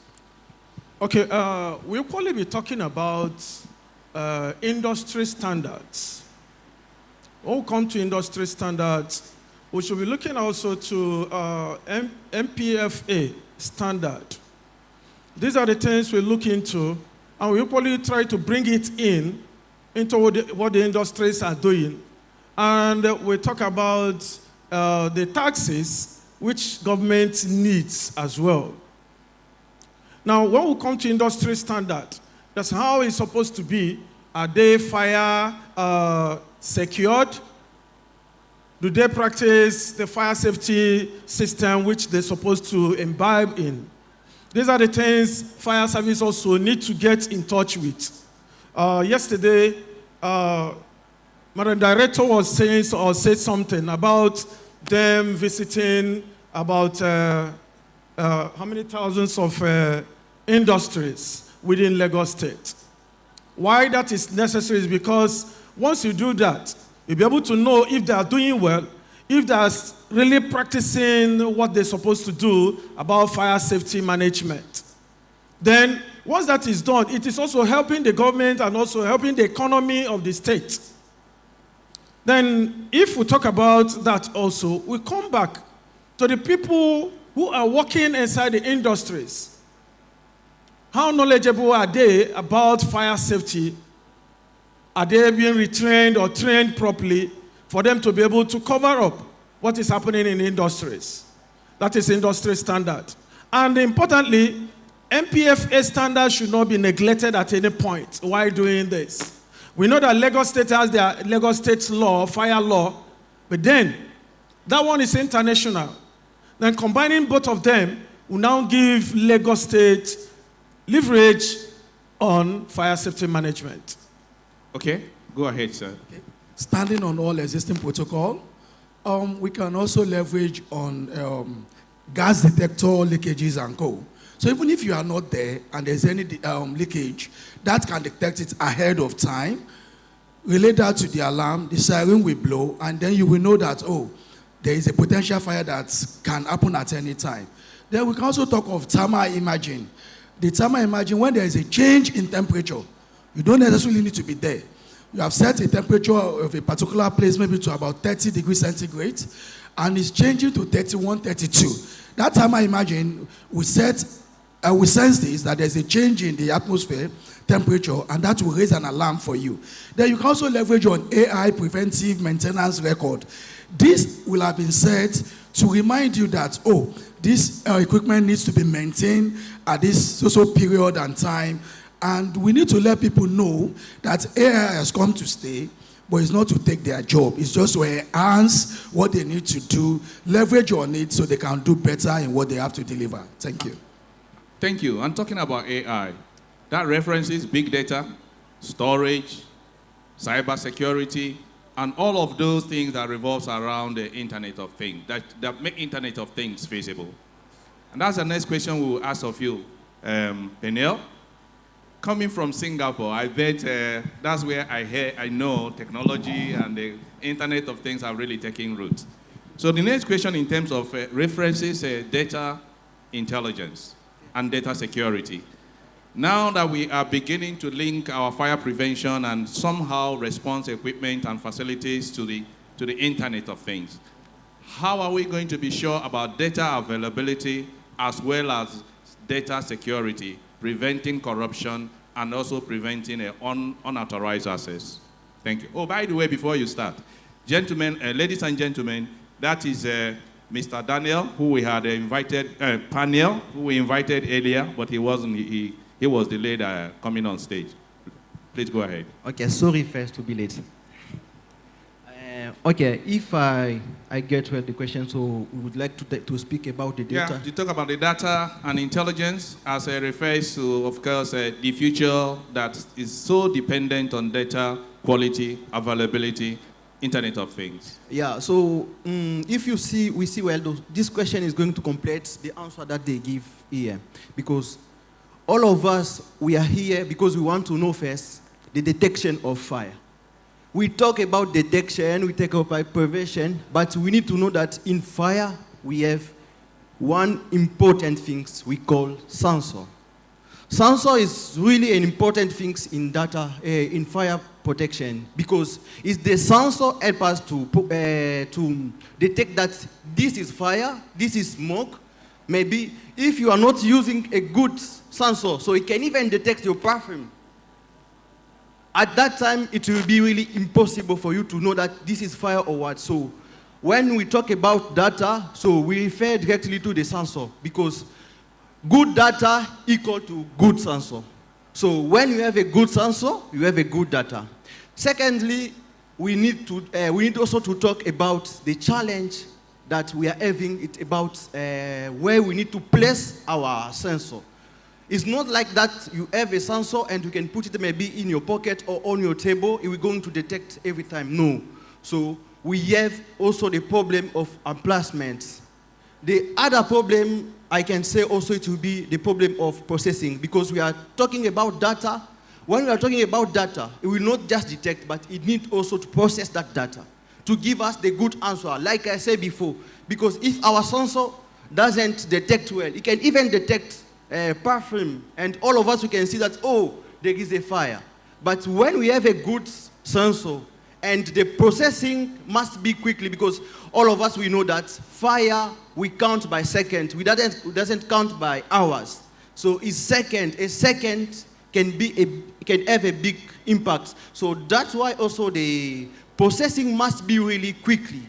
That's why today we are talking even about intelligence. If we see, they say that is wireless intelligence, wireless intelligence. That intelligence, it goes directly to the processing time.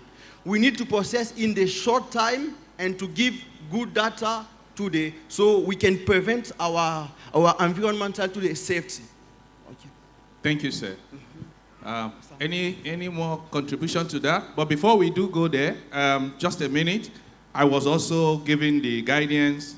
Mr. Giwa had just made a presentation on ERG, and I don't think we had an opportunity for question and answers.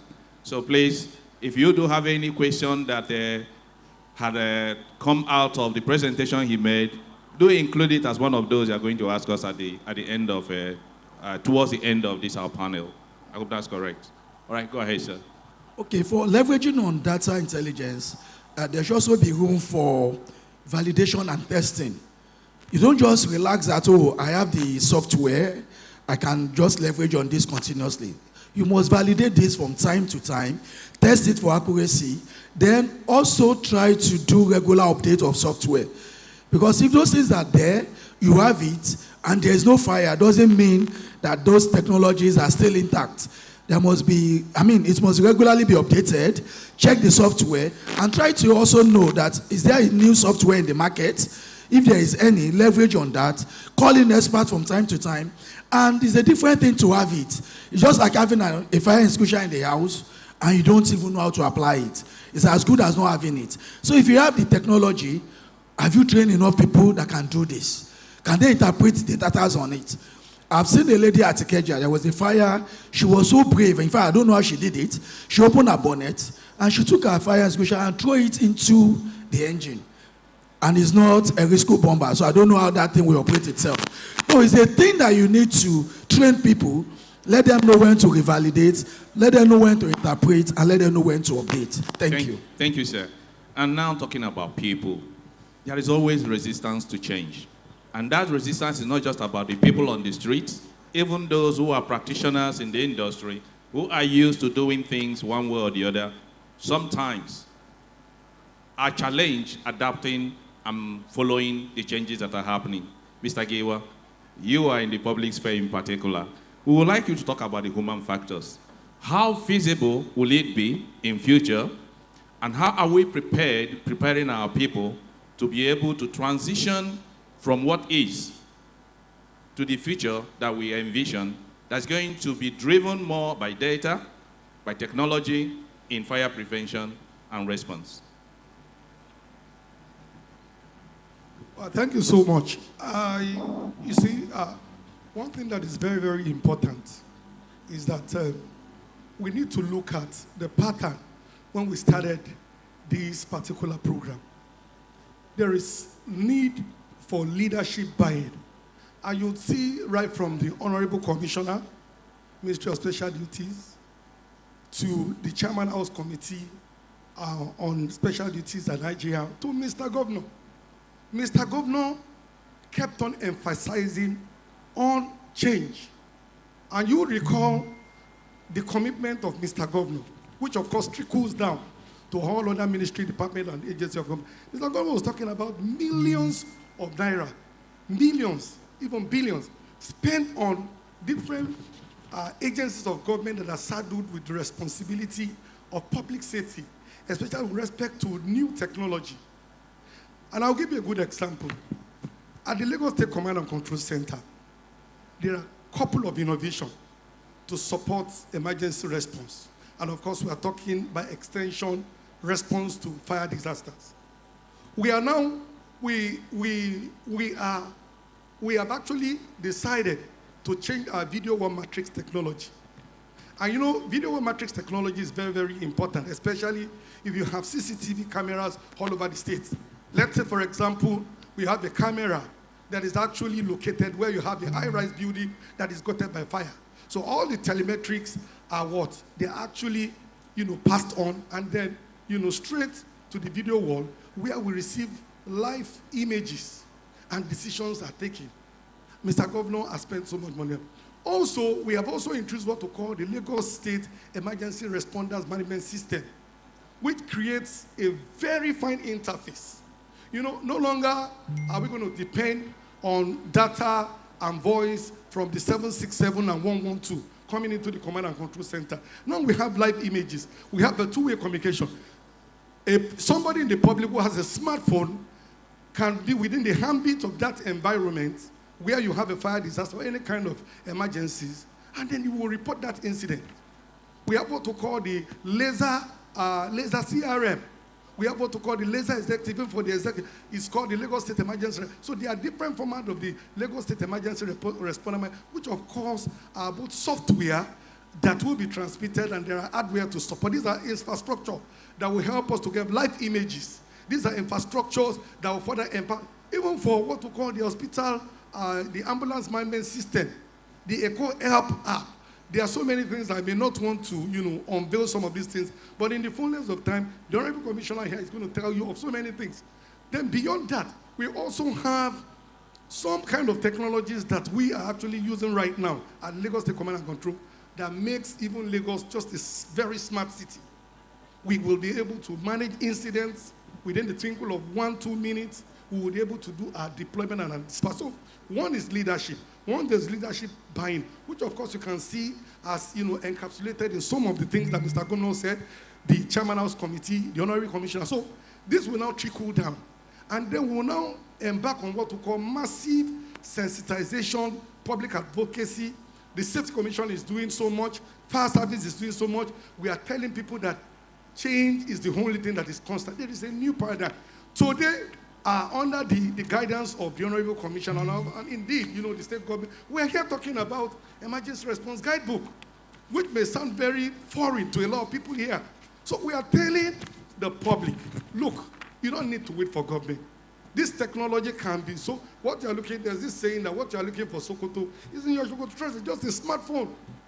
And then you see certain incidents around you that you can just be guided with a small, your smartphone that has a downloadable ERG or a pocket-sized ERG. It tells you step by step protective actions that you take, safety measures that you take. So, but then awareness, public advocacy, sensitization will continue to be on a continuum. Government will continue to drive this program to build the response capability, the resilience of our people, so that they understand that change is a new paradigm. Thank you.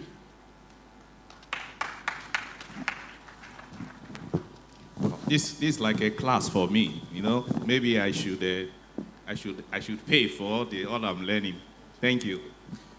And that actually brings me to the next thing we wanted to talk about, which was the people, the stakeholders, the communities. How are they being, along with those who are integral and direct participants in this fire prevention program? How are we transitioning, extending, integrating the stakeholders and the communities, and in this I will also consider myself a stakeholder. How are we integrating them into this program? How can the technologies be used to enhance community awareness and participation in the fire prevention effort? For this, I have Mr. Oluwole to make a contribution. Thank you very much. First and foremost, sitting down together today is an engagement. This is bringing us together. We can share ideas, we can share different notions, experiences, and the likes. So, the first thing you need to do in community engagement, carry out the risk assessment. Let them know that fire is a very good servant and is a bad master. Let them know what they need to lose in case there's any fire incidences around. Come down to their level. Make them your partner. Let it be a win-win situation. Bait them. Let them know that you have more to lose. The government is just trying to partner with you so we can do this together. Let them know that, oh, your community is prone to this because of maybe your vegetation or maybe because you have crude oil in your community. So from the risk assessment, you will know where the fire-prone area is. And you now be able to rate it. Maybe it's high, medium, or low. So if it is high, the next thing is this. Let's leverage on mobile app.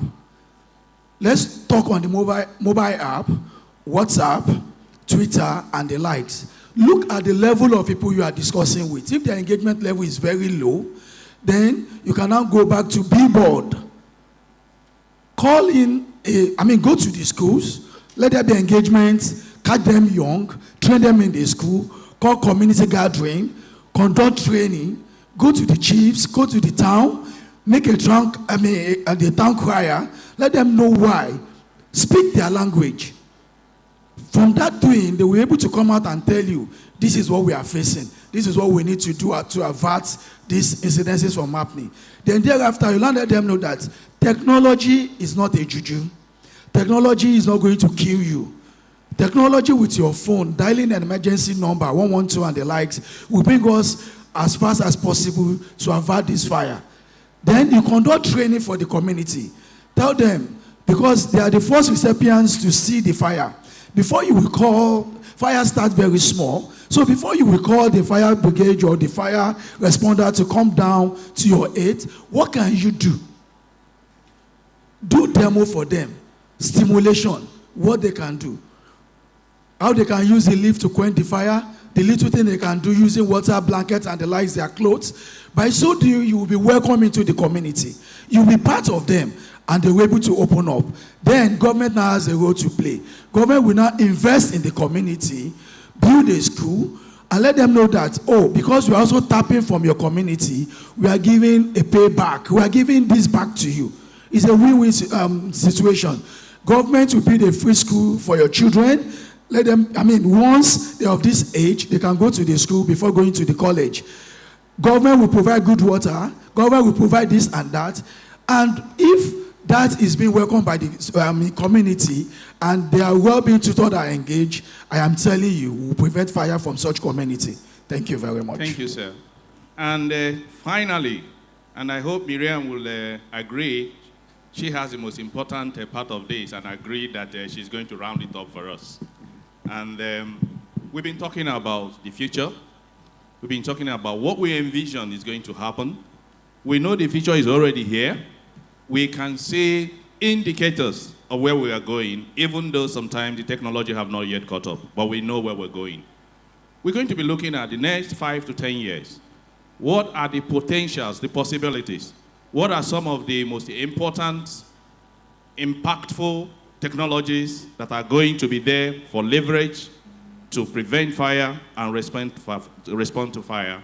And to talk us through that is Miriam. Miriam, please. Good morning, ladies and gentlemen. My name is Mariam Beiruti from Cool Fire Safety.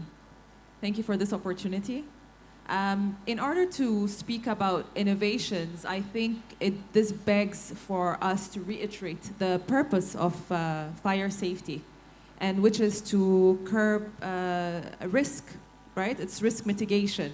It's very important for us to reduce risks, to avoid spread of fire, and any type of harm that can happen to buildings and to human beings occupying those buildings.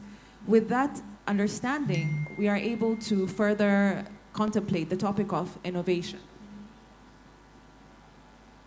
I think the most important thing about innovation is to think about the environment within which it's going to be applicable, the people that are expected to enable this application as well, because innovation will not become successful without understanding the market within which this type of products and services need to be put into place.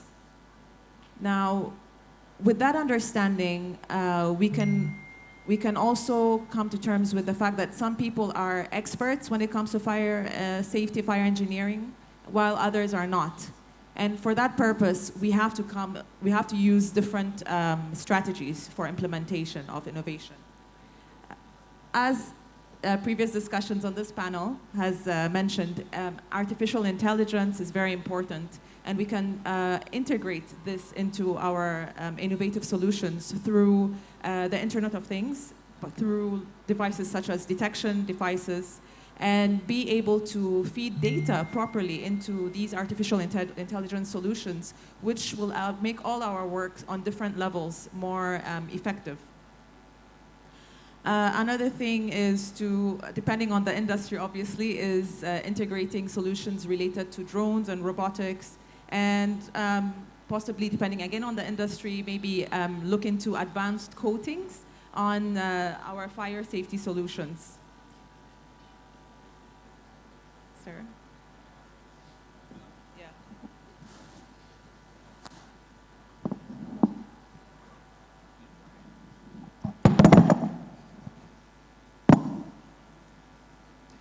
Now, the other part of this topic begs for us to also look into prevention technology when it comes to fire safety, in order to keep track or keep pace with industry progression.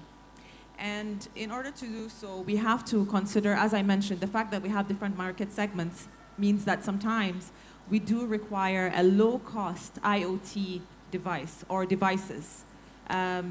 Because without these consideration as well, it means we will only be able to implement these innovative solutions in only small market segments, instead of covering the entire market, whereby we have some infrastructures which are still depending on older solutions and infrastructures which are dependent on newer solutions. Another thing to consider, as I mentioned, is AI solutions, right? AI-driven risk verification, which can only be made possible with necessary data. And with that data, we will be able to connect to institutions such as the fire service to enable proper risk mitigation and risk management in our environments.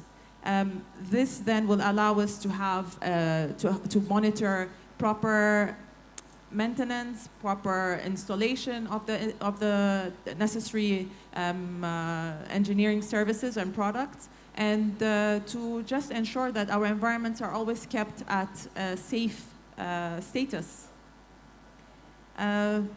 Finally, I would say it's very important to take into consideration innovation, and again, the different industries we work in, such as innovations such as we have at KO Fire Safety, two solutions I would like to delve into.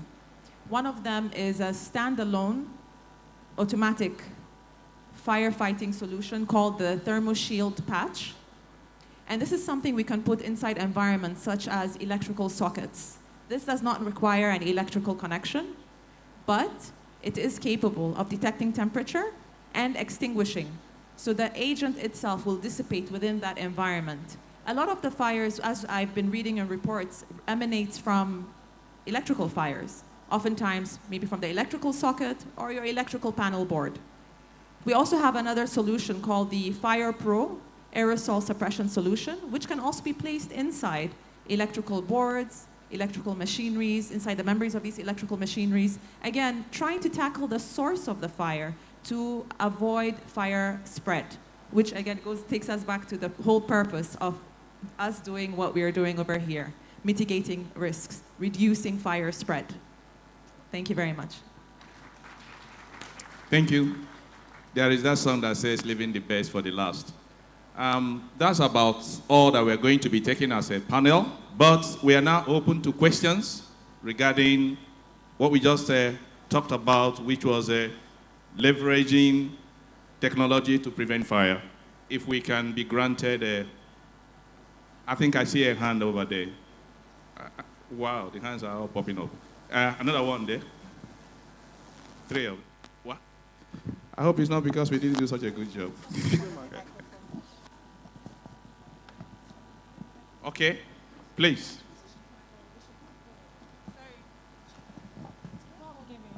Madam, please.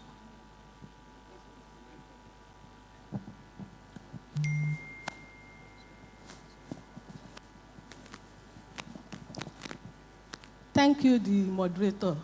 I want to appreciate the panelists standing on the already established protocol. My own is not question, but my experience using technology. I want the audience to put hands together for Mr. Governor. Most of the equipment stated here, especially the one Mr. Femi Giwa talked about the thermal camera. I am here to testify and to tell the audience that the governor has equipped Lagos State government with thermal camera.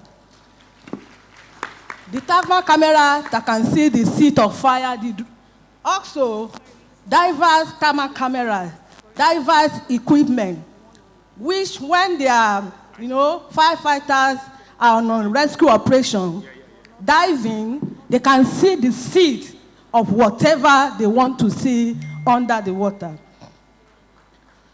And the drone as well. But my own concern, in a developing country, we've been speaking about technology. I had an experience years ago. The first time we procure drone to fight a fire. The first day we make use of that drone, because of the human factor, the crowd in that environment, the drone was not able to, we were not able to use it effectively because the drone have a timeline. It has a duration because of the battery. Before we were even be able to fly the drone in that environment, the first day we procured the drone to fight fire, about 4 years, I'm talking about 4 years ago, it took us a longer time. We were not able to get results we want.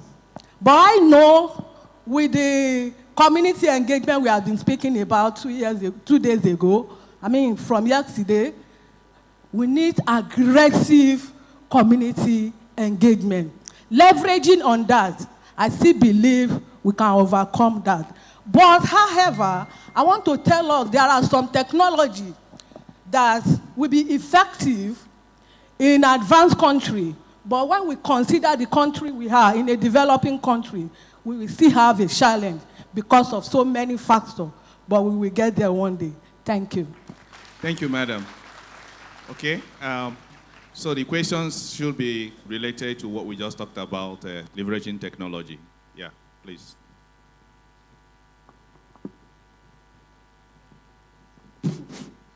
Thank you very much. As if Madam was sharing what we are discussing with their former director, Chief Ajasa, it's good to bring in new technology, but don't rush. I was in Malaysia, fire service for training, and they have a helicopter that fight fire. What they did was they brought in Air Force personnel, 10 of them, to run 3 shifts. After 1 year, they would drop 1 Air Force personnel, bring in fireman on board. After another 1 year, they would drop 1 Air Force man, bring in fireman, so that they'll be learning gradually. You don't just bring drum one day and you say you are going to use them. We have the manufacturers. They need to train you. You need to bring them so that they will work with you for a certain period, after which your personnel will have been well groomed on how to handle the operation. So it's good to bring in new technology. When I was in the office, my honorable minister called me that they want to buy a helicopter for us. I said, thank you very much, sir, but I'm not ready for that now because I need fire trucks on the ground first before I start flying. And that is the truth about it. You don't have fire trucks on ground, you want to fly. I said, no, sir, we are not yet there. But when we are there, I will bring the request to you. So it's good we make innovations, but for the innovation to work, you have to come with the experts from the manufacturer so that for a period of 2, 3, 4, 5 years, they have to work with you, with your personnel. When you master it, you can now disengage them. Thank you very much. Thank you, sir. Yeah, before the next question, let me also remind everyone, there were 2 previous papers that were presented. This is also an opportunity to ask questions on any of those, particularly the ERG, for which we have Mr. Giwa still on the stage with us. Okay? Please, the next question. Good afternoon, all. I think my intervention is on while leveraging technology. So much emphasis is on fire, fire, fire. What about flood? Flood is becoming an issue in Nigeria now. So I wish to ask the discussants to give us insight on how we can get technology for water evacuation, dewatering, and so on. Thank you. Will I be right if I say maybe that's a little bit outside the scope of our discussion? I also know that it is part of emergency response and rescue. So we will leave that later for those in leadership of that to respond to. But we'll put that at the back end of this discussion. We have the yeah, please. Okay. Yes. Let me also give it to him. Sometimes some question may look abstract, but it is not out of context. If you look at for every emergency, there are consequences. If I look at flood, for example, if you have flood, you have internally displaced persons, you have public health issues like epidemic, you have other issues surrounding, for example, if you have flood, there are some areas where you have flood and then you have high level of eutrophication, you have biological and chemical hazards. This, of course, by extension, you can still use your ERG. Do you understand? So it's not really out of course, because I'm not going to look at it from a one-sided point of view. I would also be looking at the consequences, the impact of flood. So as much as we'll be looking at all of that, technologies, equipment to do that, you'd also be looking at how are we able to also pick up some of these consequences. There are biological, chemical hazards, and all other kinds of physical hazards that are also associated with flood. So you cannot completely throw away your emergency response guidebook when you're also dealing with flood. First responders need to be safe. Community needs to be safe. If we have maybe airborne or biological emissions or chemical emissions as a result of the fact that, water is a universal solvent. Therefore, you are also able to use the ARG for what we call a safety measure, personal protection, and of course, more appropriate actions that you also take. Thank you. Also, in the same, in the same flood disaster, in fact, the most important thing when it comes to flood disaster is early warning system. We remember just recently, NIMET announced about 9 states that will be affected by flood this year, of which Lagos State is also there, and many other states. Why they have to do that is that early warning system is very important. and for people to start to know what to do at the right time and how to evacuate themselves to the proper place before it starts happening. Then aside that, the same drone we are talking about on the issue of fire is also important when it comes to the same flood disaster. You can't do without it. That is what you can use now when humans cannot go into those high-risk areas where the flood is. What you use is the same drone to capture what is happening there for them to be able to know what measures to put. So then after that, you can now come back to ERG, which is just mentioned. So those things which is functioning in fire disaster and fire risk management is also being used in the same flood disaster. Let me also just add a little. Thank you.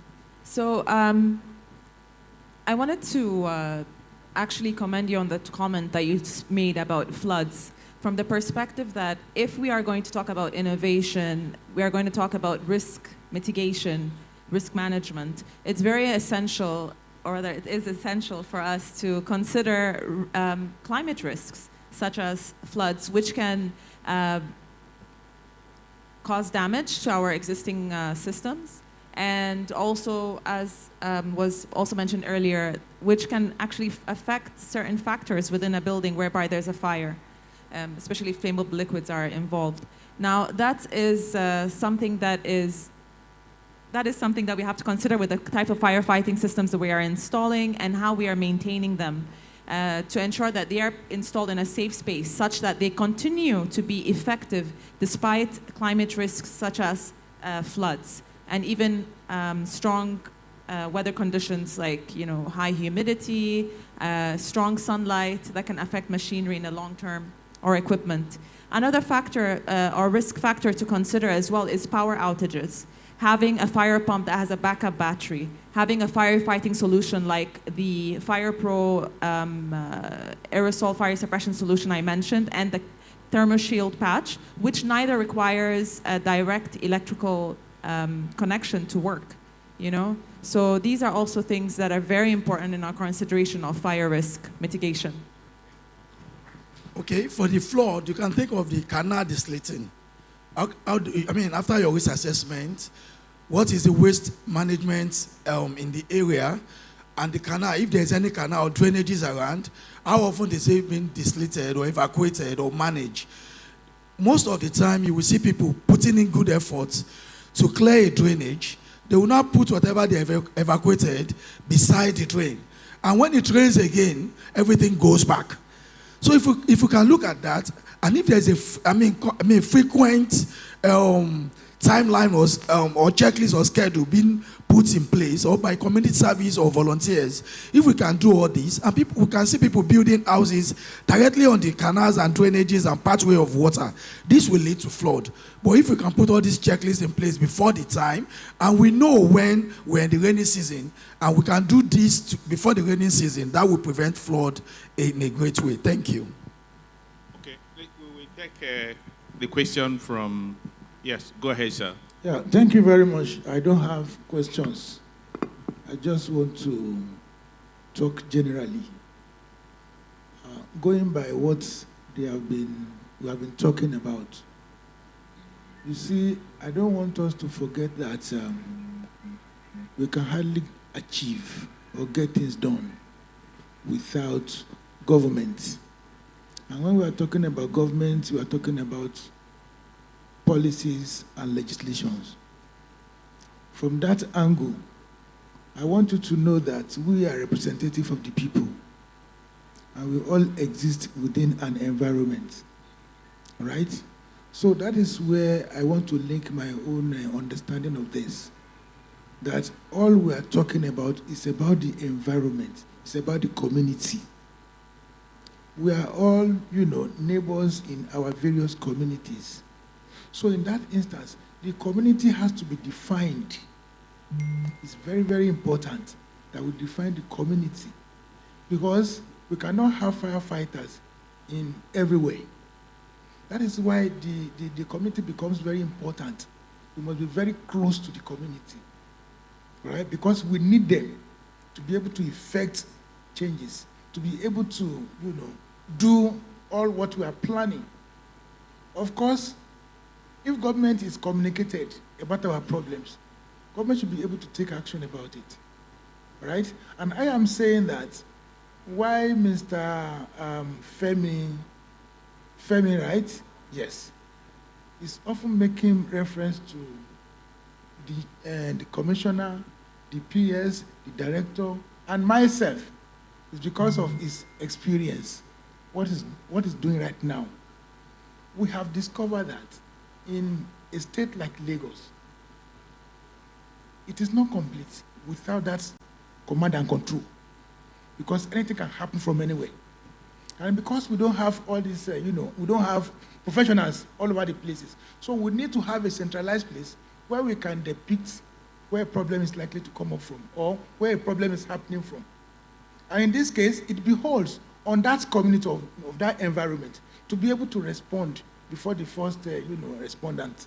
That's one. Then two, I said something yesterday about acculturation. There's need to acculturate our pupil, our children. We have to make it part of their culture. Because if we are saying that we want to go and do simulation, we want to go and, talk to people, of course, they have different things in their mind. They are busy with different things. At the end of the day, the expected stakeholders that you want might not be who you are going to get. But if everybody, right from when you are growing up, you are aware of this, I am telling you that you would have seen interested people, interested children or students that are in this, that they want to save life. So that is why I want us to shift the paradigm from enlightenment. It's not as if we shouldn't do it. Let's go ahead. But we have to go down to ensure that these people develop with this knowledge, develop with this idea. That is making it part of our culture, not only in Lagos, everywhere in Nigeria, as it is all over the world. So with this, I believe we'll do less talking and much of action. So I want to say that we are enjoying what you are saying, believe me. But most importantly, you need the backing of the law to ensure that what you have put before you becomes realizable. Thank you very much. Thank you, sir. That's well appreciated. Please, can you get a microphone? Yes, sir.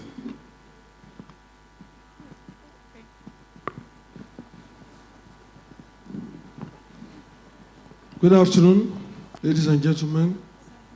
All protocol duly observed. I remain Comrade Sonny Ogidon, the CDC Chairman Koka Aguda, SCDA Committee Practitioners. I'm happy with the last speaker, the Honorable from the House of Assembly. I remember 2 incidents occurred in Surulere, precisely in Orile Gomu. I need to commend the firefighters for a well-done job. Please give them a round of applause. Yes, I was a living witness in those 2 incidents. The one happened at Savage in Orile Gomu and Bemodu Street. Another one happened at Araomi Street, in which but before then, I discovered that most houses, from my investigation, most houses in entire community does not have fire extinguishers.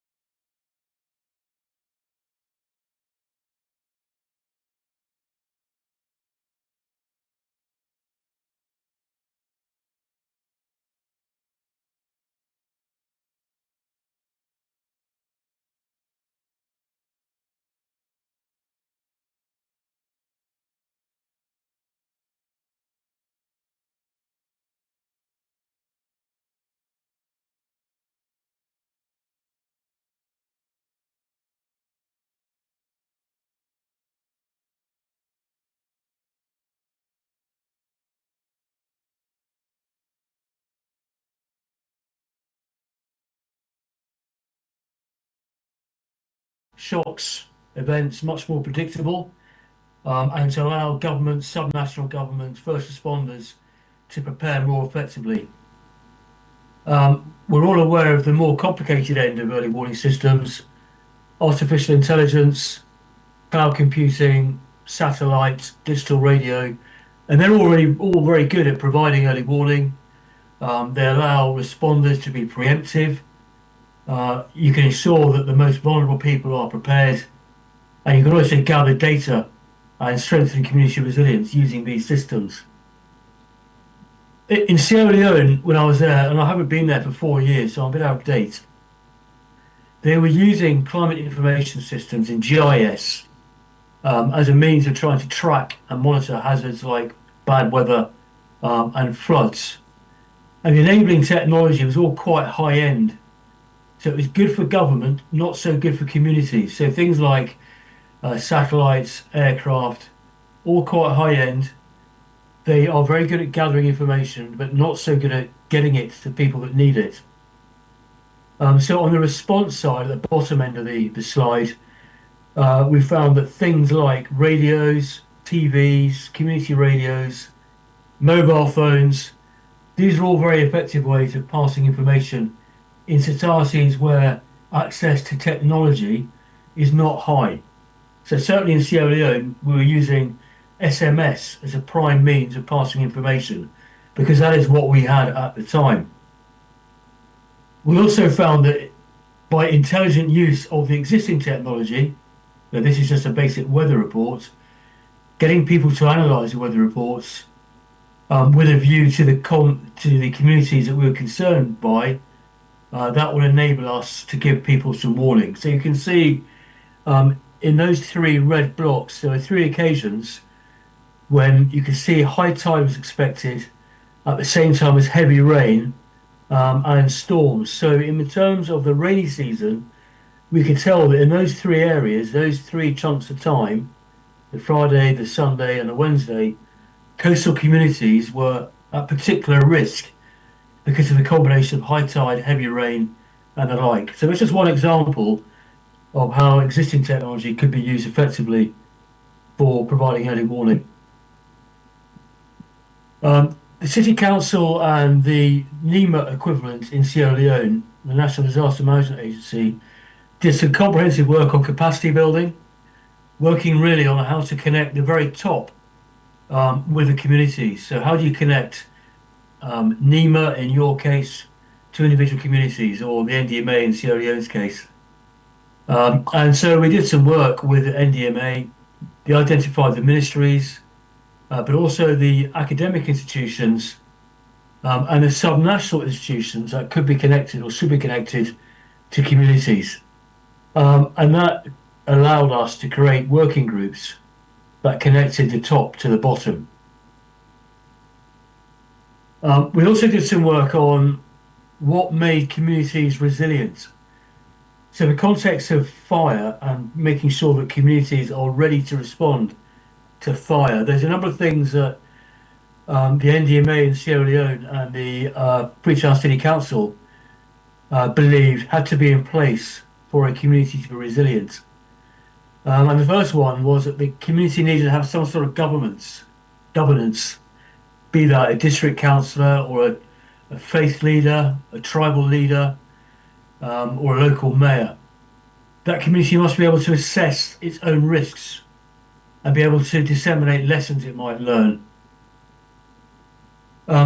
Communities need to have diverse employment opportunities and some income to allow them to be resilient. They also need infrastructure and services, and they need to be able to connect with and to mobilise external actors. Now that obviously is challenging for many communities, particularly the very poor ones. But as a start point, it enabled us at Freetown City Council to make sure that those communities that weren't resilient could be supported and prioritised over those that were not. In terms of the community outputs that we felt were useful in terms of making people resilient, firstly, we thought that communities that understood the stakeholders in their communities and outside them For example, those communities that knew who the construction companies were quite good at mobilising those construction companies for things like drainage. Those are communities that had a system that allowed them to do all hazards identification as a community. So as a community coming together to work out what is dangerous in this community, what should we prioritise? And then having done that, to build a community action plan and community events to mitigate those risks. And then community projects to enhance opportunities. The snapshot on the right there was a guide that Freetown City Council created for communities. And that really walks the communities through the whole process of all hazards identification, how to write a community action plan, and what projects you could run at a community level to enhance those opportunities. In terms of connecting top to bottom, we felt, and my experience to date has been, that at a community level, you need to involve as many actors as possible at all levels of society. So in that room, that was the aftermath of a major fire in a place called Susan's Bay in Freetown. And in there, you'll be able to see that there is a representative, about 2 representatives from the National Disaster Management Agency. There are voluntary groups there. There are private sector groups, police officers, department agencies, individuals from utility companies, individuals from NGOs, and faith leaders. And these are just some of the people that we felt were required to help communities both prepare for and respond to disasters. And if a mechanism is in place to involve them at a community level, then that is even more powerful, and we'll come on to that in a minute. As a case study of how we try to roll out this idea, Freetown City Council used their existing ward structure as a backbone for their resilience programme. So Freetown has got 8 city blocks. They're all colour-coded there. So block 1 is in red, and you can see block 1 has got 6 wards, all the way over to the one in the west there, which is the 441 through to 446. So you can see you've got 8 blocks, each with 6 wards. So that's 48 wards in Freetown, but each has got its very clear boundaries and a very clear sort of command and control structure. And this shows you how that looked in the city. So block 1 to 8, each had an elected councillor. If you look at block 1 as the example, but below block 1, you've got wards 399 all the way to ward 404. Each of those are also led by an elected councillor. And if you look at 399 as an example, and this is replicated across every ward, you can see that wards are subdivided into communities and zones, and those are run by community volunteers. They're called CDMCs, Community Disaster Management Committees. And what that gives you is a governance structure across a city of 1.2 million, where you know who is responsible for disaster management down to every individual zone. And that gives you the architecture required to overlay policy and procedures to help communities. The output of that was this. And this was a process of environmental hazard mapping. It was done on a participatory basis at a community level for each ward. So you can see in which wards there was a really high prevalence of fires. So you can see every ward in these areas had a high risk of fires. And red means that fire was the most likely, the most prevalent risk. Some communities also had other risks to worry about. So you can see in Ward 399, storms were also a moderate risk.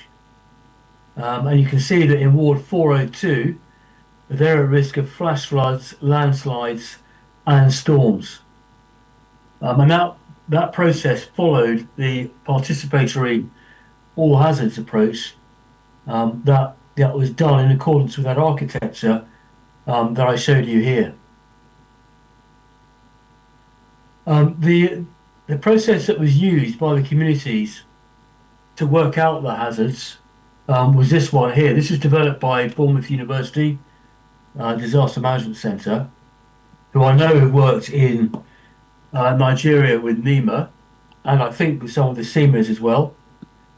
And the process, as you can see, it groups the hazards on the left-hand side, so earthquake, fire, landslide, and then it asks the community to answer some questions about that hazard.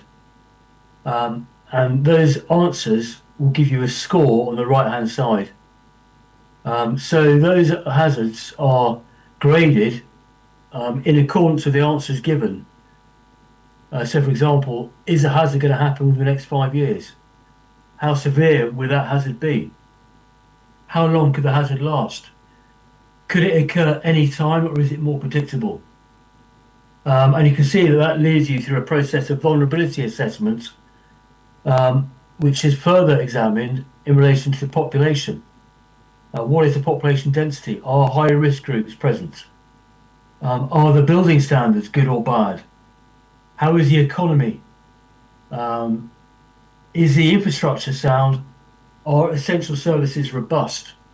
And to give you an example, certainly in Freetown, there are some areas where the National Fire Service could not access because the roads were not suitable.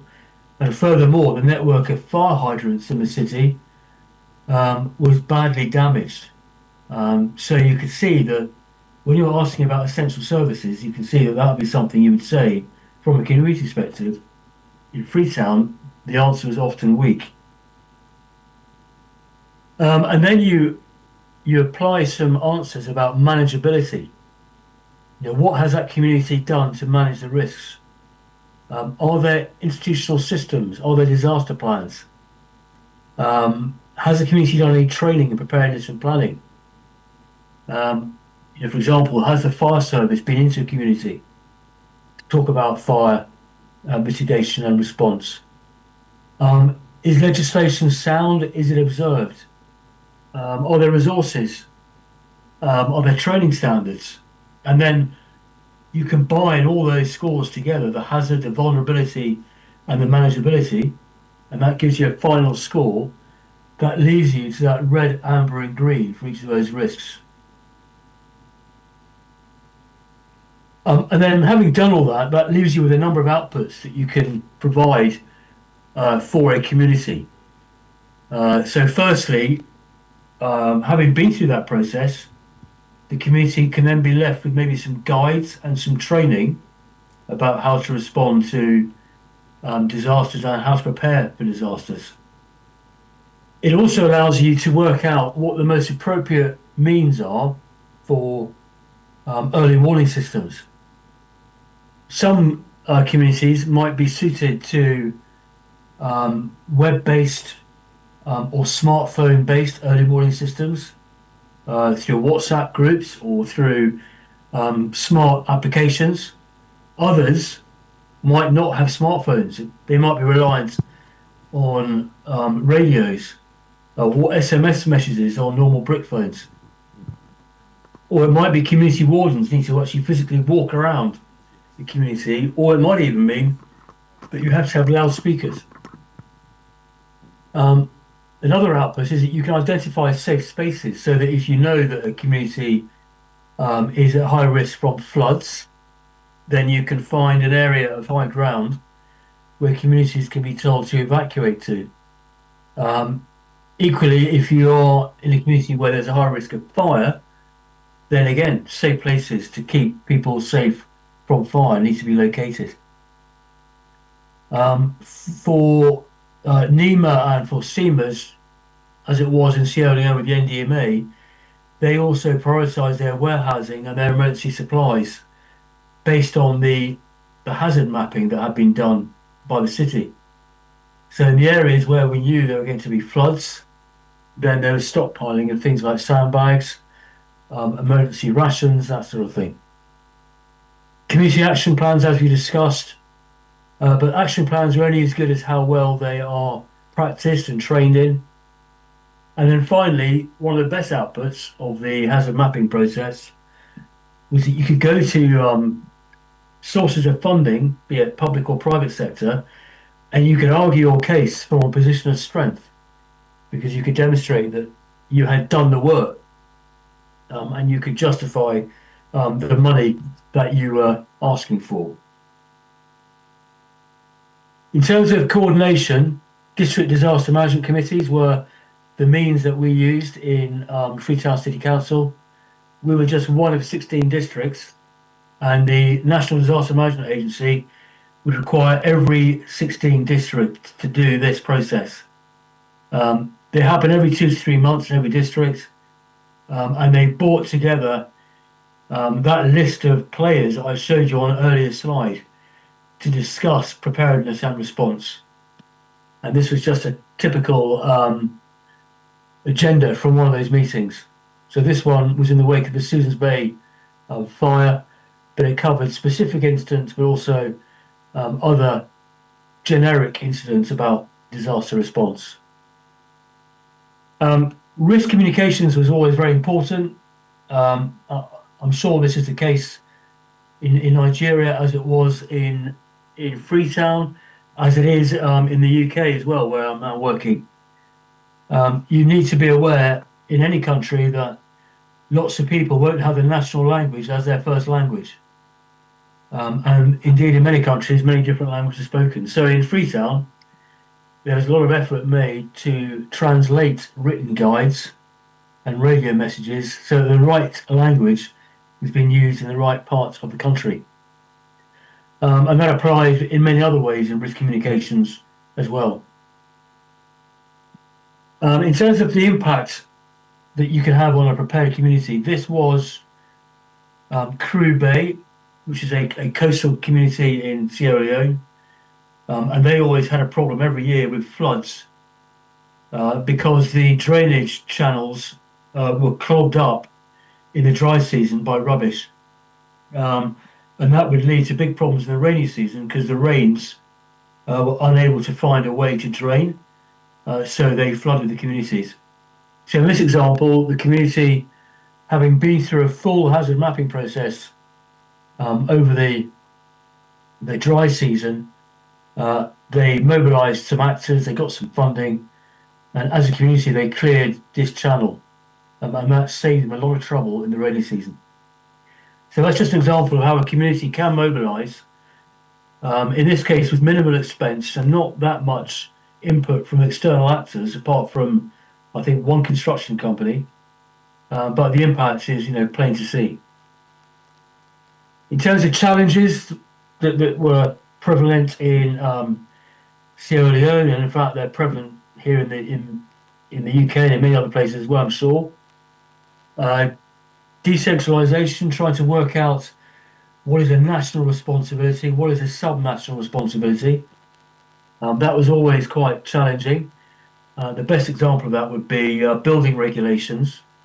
So in Sierra Leone, the responsibility for building regulations and granting authority to build was held at a national level, but it tended to be the sub-national level that had the detailed knowledge of where it was safe to build and where it wasn't.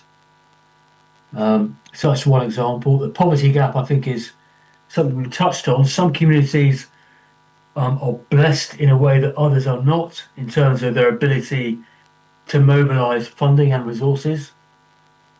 And that really leads into the next one about education and training.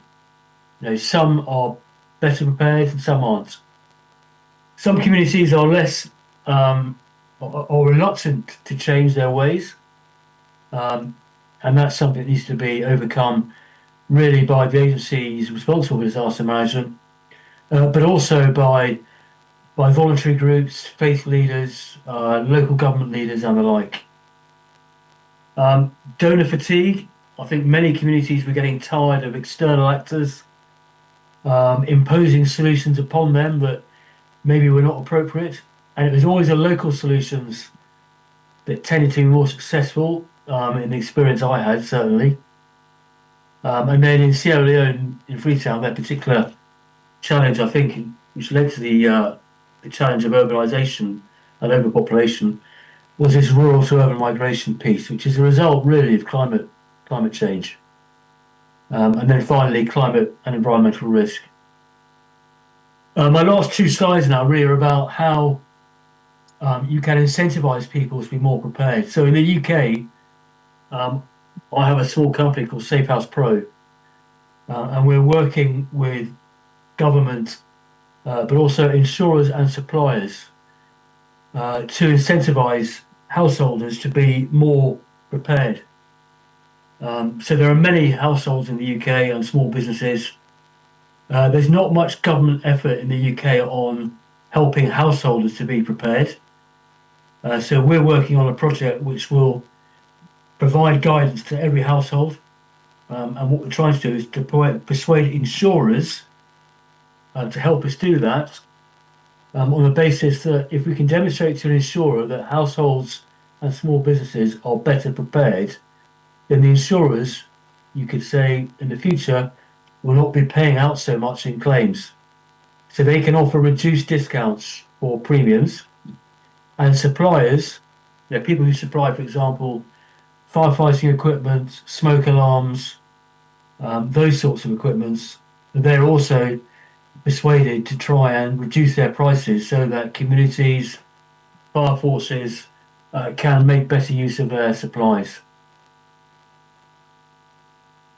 So we think preparedness with discounts, that will motivate people to be better prepared. And the idea is that you come into this win-win cycle where householders become more resilient, insurers lower their liabilities, and suppliers increase their sales. And our idea is that will increase public safety and commercial sustainability as well. In summary then, noting I think I've only got a couple of minutes left, what I try to do in my work as a disaster risk consultant is make the point that communities are really where it all starts. If you build resilient communities, then you also build a more resilient society. It's the community outputs, I think, things like community action plans, the all-hazard mapping, that are really powerful. And when communities mobilise, they achieve things way beyond the amount of resources put in terms of finance. And in terms of human terrain, I think having the right people working with the community is really important, which is why so much effort was taken in Sierra Leone, and we try to do this in the UK now as well, to try and connect the policymakers at a national level with the practitioners at the community level. And that's working through all the first response organisations in the UK, the fire force, the police, and I'm sure that'll be the same in Nigeria. And really, community-led hazard identification, risk assessment, those are really powerful. And trying to work out how you're going to overlay the most appropriate early warning systems onto those communities. And then finally, tailoring your risk communications so that the right people are getting the right warnings at the right time. Sirs, madams, I think that's it from me. Thank you very much for listening to my presentation. I'm very happy to continue this conversation, with individuals after this this process is over. My email address is there, my phone number is there. Very happy to connect, and I hope to meet some of you one day in the future. Thank you very much. Thank you very much, Mr. Martin. Please, I know that we've all been sitting where we're. Please, can we all stand up and just let's stretch? Please, everybody, please, can you stand? Please, while we're standing, please, can you give a round of applause to Mr. Martin? Please, let's stretch our hands, let's stretch our bodies, let's feel relaxed, let's move to the left, let's move to the right. Thank you very much. Please have your seats.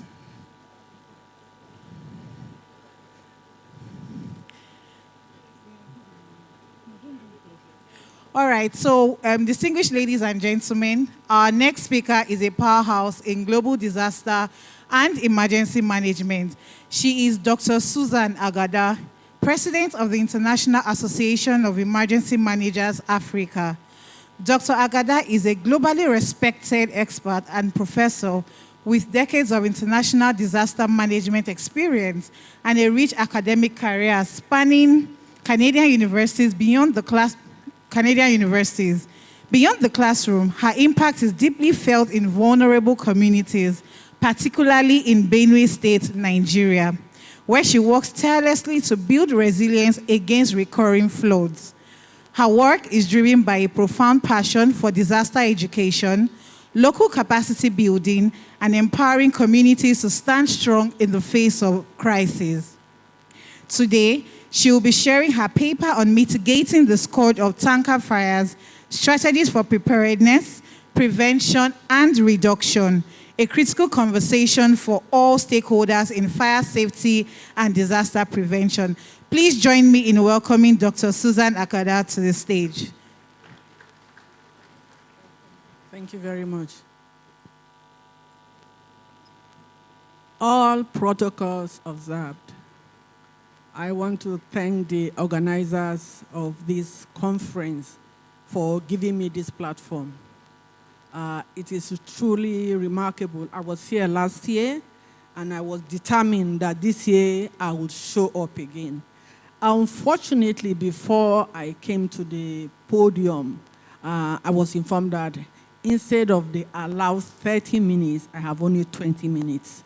I'm not sure what I'm going to do in 20 minutes because I have a PowerPoint presentation, and I also intended to put in my own thoughts about the work that I do. So without further ado, to save time, I'm going to go straight to the presentation. If you can please hit it up. And,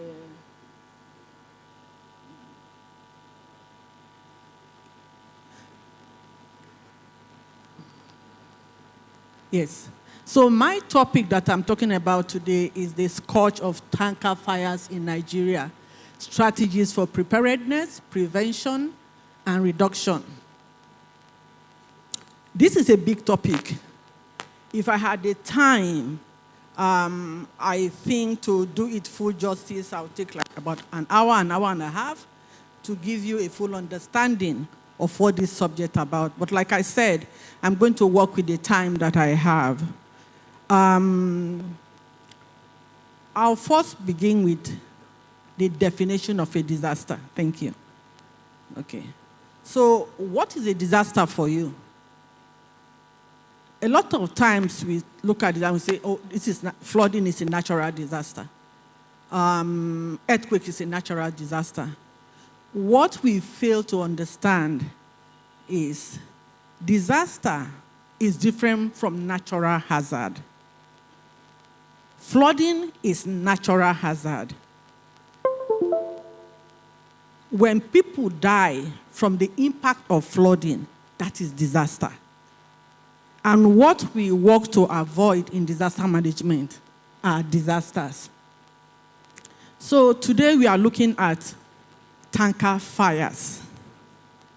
How many of you believe that tanker fires are disasters too? They are disasters. They carry all the elements of a disaster. People die, people suffer. And I think the organizers, by using the word scourge, did a very appropriate, gave it more meaning and more emphasis. If you look at a scourge, what is a scourge? A scourge is something that causes pain and suffering and death.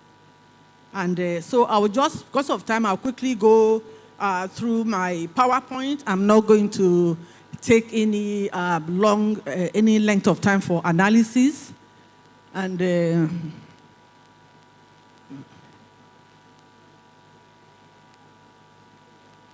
okay.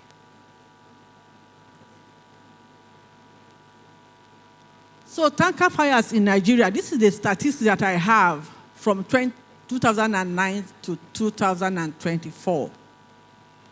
So within this period, we have 169 tanker fires and 1,613 fatalities.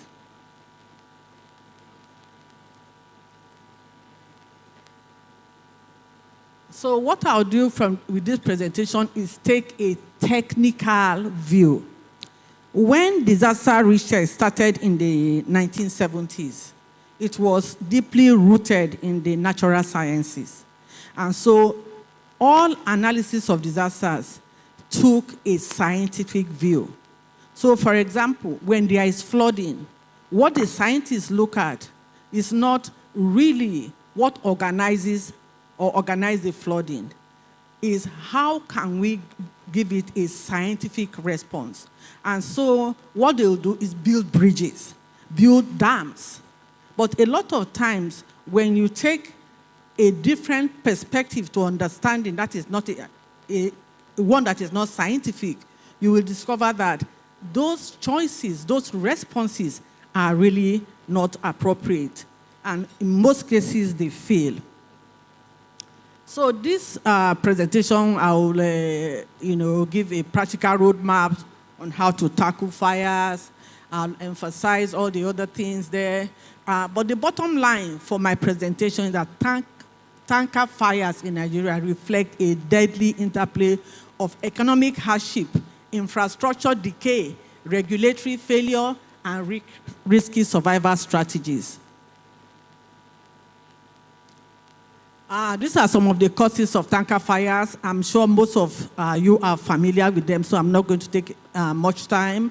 Some of them include poor road infrastructure, brake failure, driver fatigue, inadequate tanker maintenance, weak response capacity, and weak community preparedness and engagement. So these are some of, I'm sorry, it's not, I think I used the wrong font. Some of the significant tanker fire incidents in recent years. What I'm going to do with my presentation, I'm going to post it on my website, and that is the website of the International Association of Emergency Managers. I'm going to, so that those of you because I'm not able to go through the whole thing, you can go to the website and look at my presentation in total.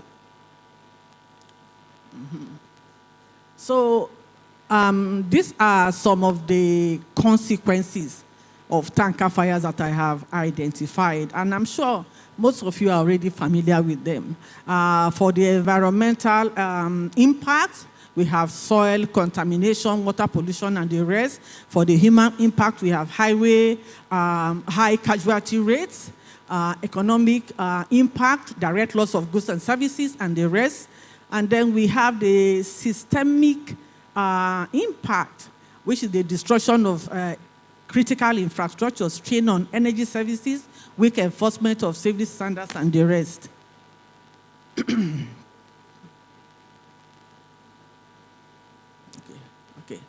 So to address the problem of tanker fires, I chose these three pillars: preparedness, reduction, and prevention. So the number one pillar is preparedness. And like I said, I don't have the time to go into details, but I'll put the details on my website. What preparedness requires is to develop comprehensive emergency management plans, conduct regular training and drill equipment, response team, community awareness programs, and the rest. So for the second pillar, which is reduction, we have to improve infrastructure design, use fire-resistant materials, promote rapid containment strategies, and enhance post-incident recovery. And finally, we have prevention. And to prevent it, and actually this is my favorite tool to prevent tanker fires, and I'll elaborate on it when I go towards the end of the presentation, is to enforce mandatory maintenance and inspection protocols, implement advanced safety technologies, regulate transport routes and times, and strengthen driver training. So how do we establish these pillars? Leveraging technology. You have spoken, a lot of the prior speakers have spoken so much about the use of technology, and so to go there and talk about it more is to belabor the point. You understand, time is is not my friend here, but these are suggestions for how we can leverage technology. And then community engagement. A lot have been said about that already. It involves training programs, local safety committees, stakeholder collaboration, and then the rest. Tanker fires through a social vulnerability. And this is when I'm going to take some time to talk to you. My research was on flooding. I focused on flooding. That is my area of specialization. And when I did my research, I looked at the two ways of understanding a disaster. Like I said, when disaster studies started in the 70s, it was rooted deeply in the natural sciences. So everything that disaster, the only way you can look at disaster is to put on your scientific lens. But as time went on, responders, government, other institutions found that a strict focus on the scientific approach to understanding disaster was failing. And so the social vulnerability part of it was born. And let me define what social vulnerability is. Social vulnerability is the ability or the inability of an individual or groups of individuals to be able to mitigate, to prepare, to respond, and to recover from a disaster. It doesn't matter what. Whether it's flooding, whether it's tanker fires, the individual must have the ability to mitigate the situation, to respond to the situation, and to recover from the situation. If these factors are absent for any individual, then they are socially vulnerable. And so what I did for my research was I looked at different disasters. I looked at the Japan nuclear disaster. I think it was 2011.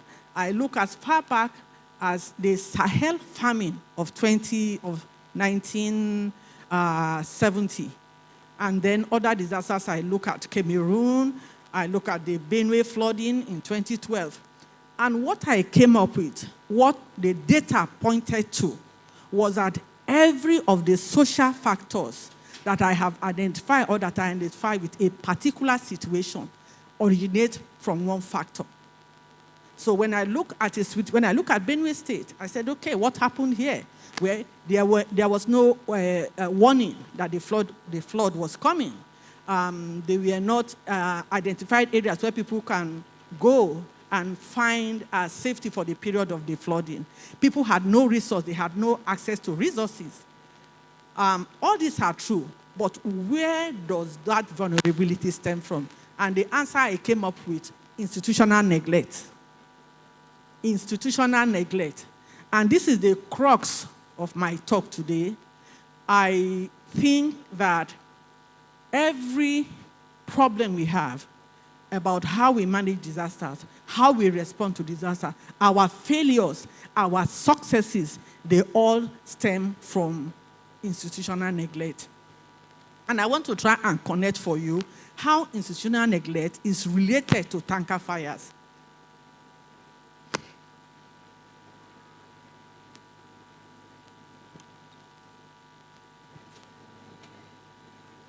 So I'll give you a definition of institutional neglect.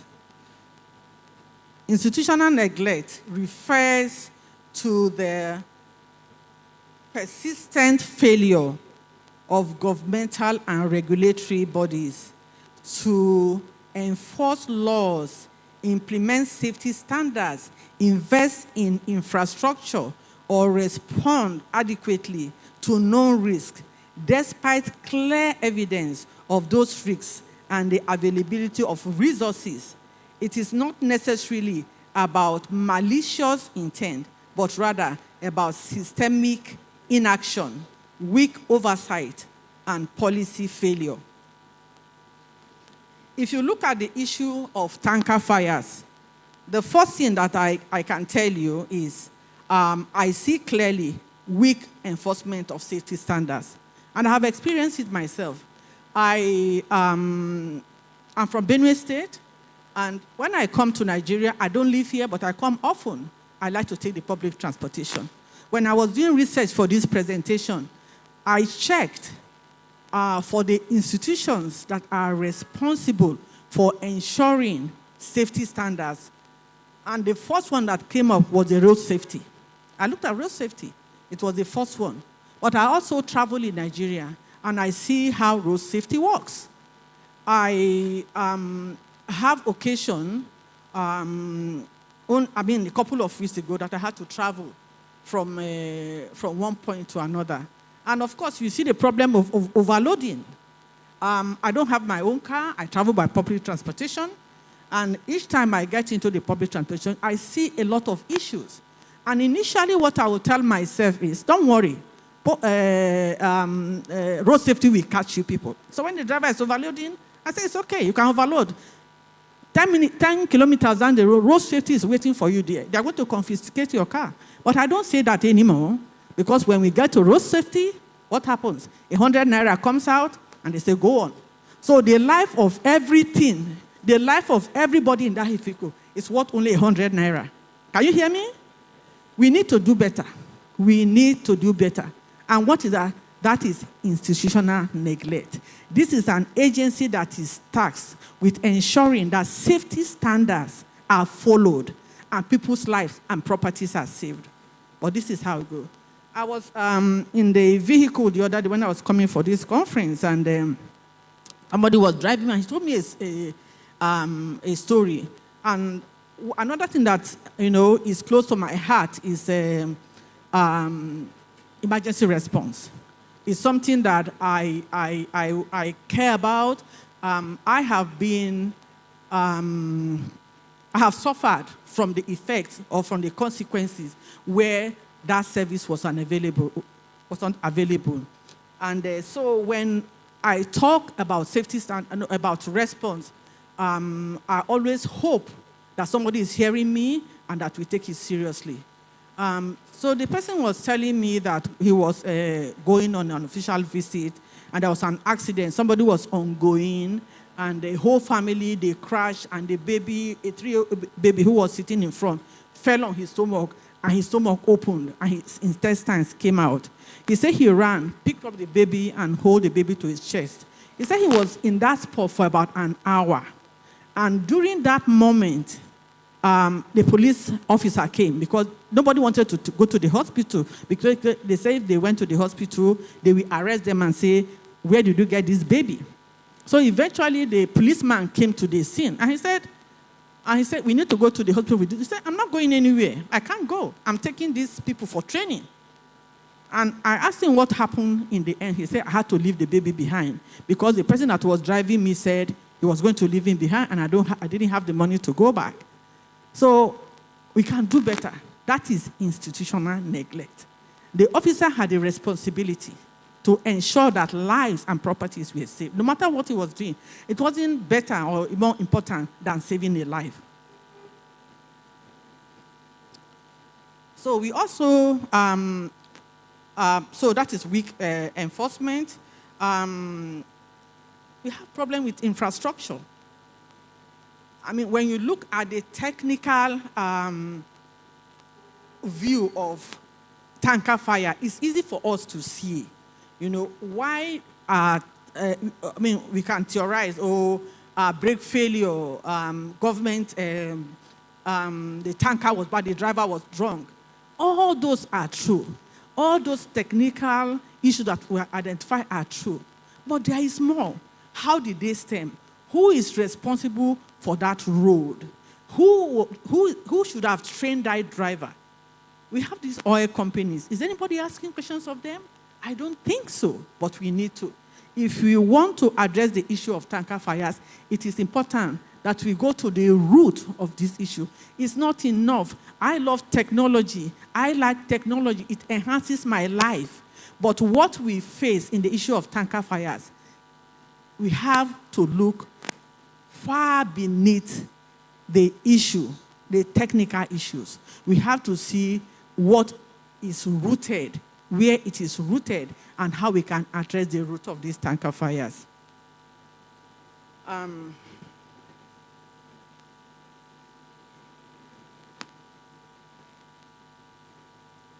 So another area that I would like to highlight as I look at this is the public inaction. Like I said, in the examples that I have given you, the public is divorced from the issue of tanker fires. We like to look at tanker fires, take pictures of the dead people, take pictures of the burning, and send it to each other. But we have a responsibility as a society. When people send those images, I don't open them. When I know, I don't open them. Because what I think is, it could have been me, it could have been anybody. And we need to look to try to see beyond those images and see that those people are human beings. And this takes me to the issue of people going to gather fuel. A lot of times it is used as an excuse, you know. People, they went to take fuel from the tanker that was leaking. Yes, the question that I will ask for is why? What rational human being will see risk and want to go and embrace it? When we talk about communities, I want you to go home with this. Who is your community? Who is in your community? What is wrong with, what fire is burning in your community? I'll tell you about my community. I come from Benue State, I already said that. And one of my communities, there is fire burning. And the fire that is burning is that they are burning the trees. They are burning all the trees to make coal so that they can go and sell to feed their families. As an environmentalist, I know that is wrong. For them, as a community, it's wrong. Because if you burn all these trees, what is going to happen to your community, to your children and grandchildren? That is the question. But as a human being, what do I tell them? If I go and say you cannot sell firewood today, what do I provide for them? What is my alternative? There's nothing I can do. So these are the things that I look at and I talk about when I come. Again, I cannot stress enough. There are technical issues, but we need to look at the social issues. We need to look at the things that make our communities vulnerable. We look at the things that will make a 25-year-old man that is whole life before him go and start playing with fuel and die in that. We need to look at what makes a man with his children in the house go and start stealing fuel or try to scoop it and die in that process. It is social vulnerability, and it's at the root. It's at the root of all disasters. No matter how much technology we put together, at the end of the day, we are all human beings. These people we talk about is human beings, and that is why I advocate first a human solution to all the issues we talk about. And what are the human solutions? I am not here to recommend any solution. I'm here to ask you to think. I like to think. I like to think because when I think, I find solutions. And every community is different, but yet we are the same. So what we need, what I leave with you here as you live here, I know my time is going, is to ask yourself, what is your community? Who is in your community? What is the problem with your community? Yes, technology is that we want to use technology, but this is where we begin. We have to address this thing. We have to look out for our community and challenge those issues or those factors that prevent us from reaching out to our communities. Without the communities, we can't be where we are today, you know. And I want to, how many minutes do I have? 10? Okay, I still have a lot of time. You make me nervous. Okay. So I'd like to tell you a little bit about myself. I am the president of the International Association of Emergency Managers Africa. Disaster management was not my original field. I was in philosophy. Like I tell you, I like to think, and philosophy makes you think. But in 2012, I was doing research on feminist philosophy, and I turned on my computer in the library, and what I saw was images of bodies floating after the 2012 flooding in Benue State. And in my heart, I knew that my life was changed. I need to be part of the solution. I wasn't going to sit on the sideline and say, oh, okay, people are dying in Benue State. The question I asked myself, what can I do? How can I be part of this solution? And that was where the trajectory of my profession changed. I left philosophy. I went into disaster management. And like I said, my research is defined by this approach. Any disaster I look at, I have to ask myself, why is this? Why is this community on fire? I will not go to a community and say, okay, how do I put off your fire? Because I can put that fire out, but it will come back.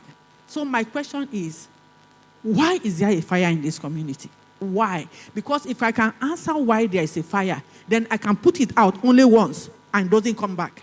Right? Right? So that is my approach to understanding disaster. We have to go to the root. If somebody is scooping fuel, like I said, my question is, why do you want to kill yourself? Everybody wants to live. And as I was thinking about why people put themselves at risk, people are stupid.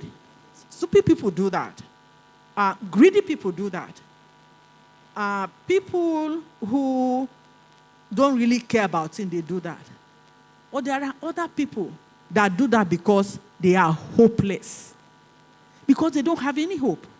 And we cannot forget that. We have to remember that.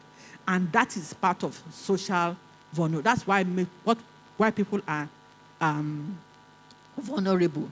So at the end of the day, what I need for you to take away from my talk is that tanker fires, yes, they are technical. They are caused by human actions. People make mistakes. Infrastructure is bad. The driver enters a pothole. He has an accident. People die. But there is more. There is more. There are other issues that converge, that connected to each other to make that tanker not good enough to be driven on the road. And that all stems from institutional neglect.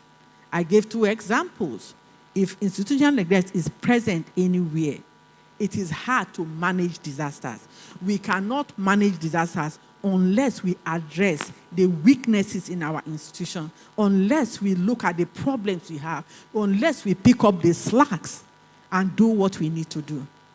And I'm going to, on that note, tell you that about IAEM, about my organization.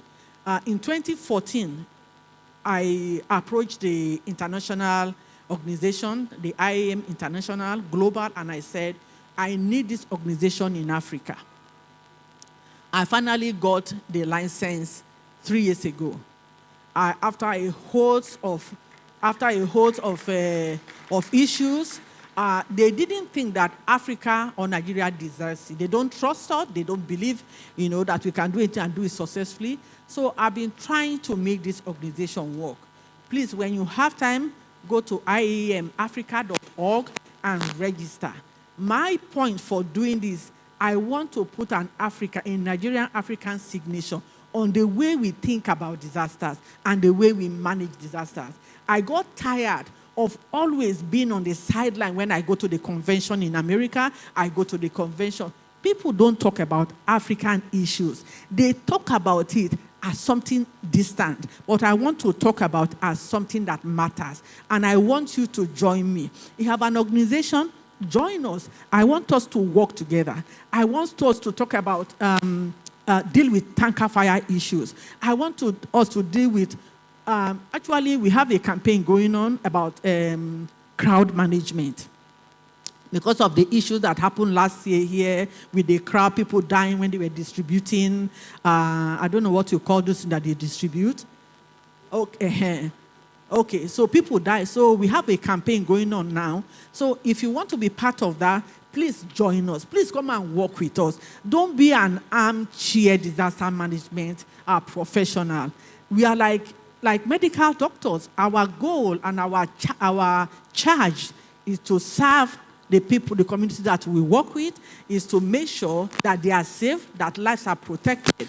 So please go to our website, iaemafrica.org. Sign up to volunteer. Sign up to be for training.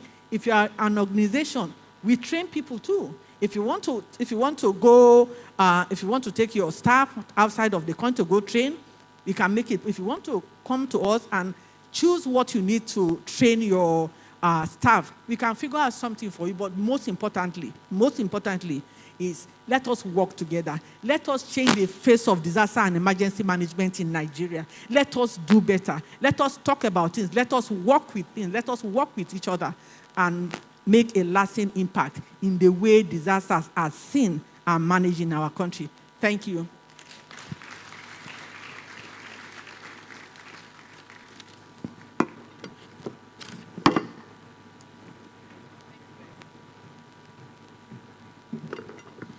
Thank you very much, Dr. Susan, for that enlightening presentation. Ladies and gentlemen, up next we'll be having a product display by Space AI Nigeria Limited. This is an opportunity to see innovative solutions shaping the future of the fire safety. Once this display is over, we'll move to question and answer section. So get your thoughts and answers section and answers close to you. After that, we'll be moving to the Lucky Dip section. We'll have opportunities to go home with fire blankets, fire balls, fire extinguishers, and one lucky person will be winning a trip to Dubai. A round of applause, please. Thank you very much.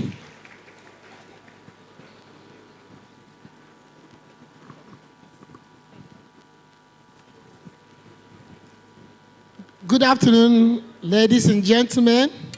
I stand on existing protocol. My name is Stephen Onwe-Koja. I'm the Chief Operating Officer for Space AI Nigeria Limited. We are representing the officials or representing the fire destroyer.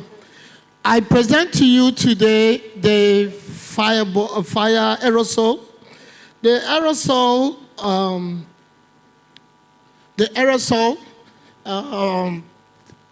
sticker comes in different ranges. Now, this sticker has no human interference. A lot has been said about fire disasters, about fire incidents, and we quite agree that human interference plays a major factor. In this case, we have developed an enviable brand, and through our R&D, we have come up with a product where you don't need human interference.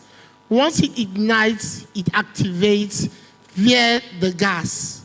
So the aerosol sticker can be installed in server rooms.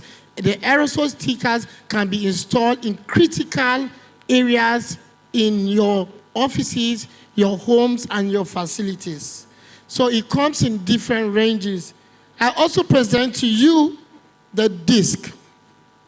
Now the disc can also be installed in your vehicles, in your server rooms, and at homes.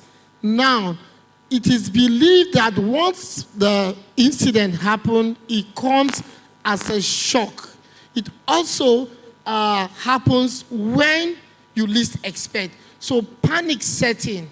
Now, in this regard, we need to save life, also to safeguard your property, investors' properties, and above all, how do we manage post-fire incidents. Now, after the fire outbreak, it comes with a whole lot of issues.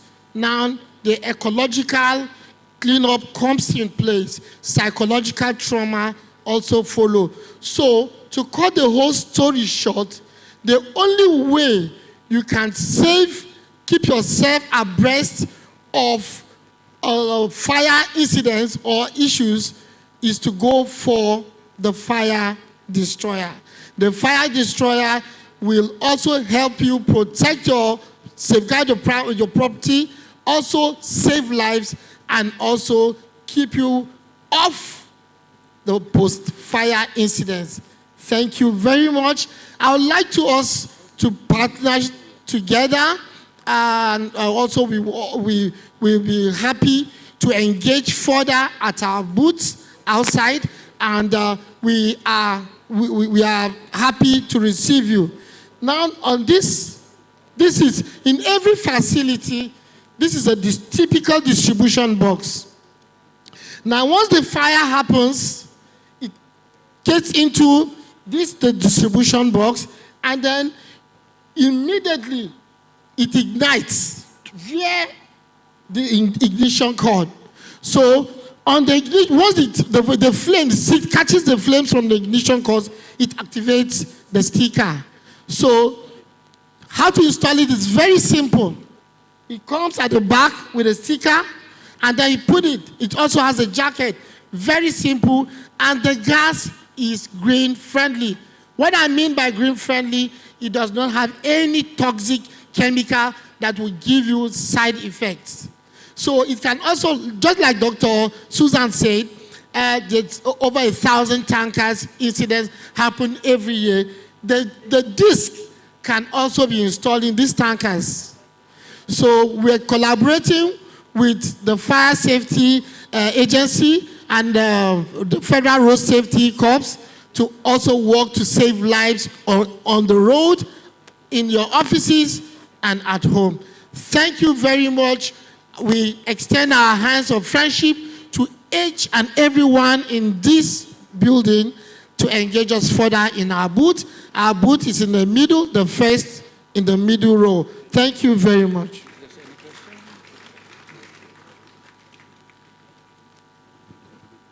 Thank you very much. Space AI Nigeria Limited.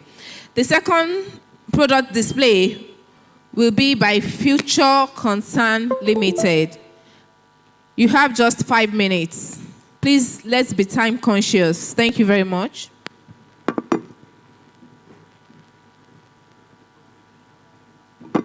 Okay, thank you very much. Still on the existing protocols, I'm here to talk about some of the technologies that we have when in regards to safety. Now, we know basically that about 14% or 20% thereabout of firemen mostly die of what we know as lung cancer. And if you look at the mannequin there, this is a complete fitted fireman apparel with its features. So basically, we're talking about something important, which is the G1 SCBA. And basically, as a fireman,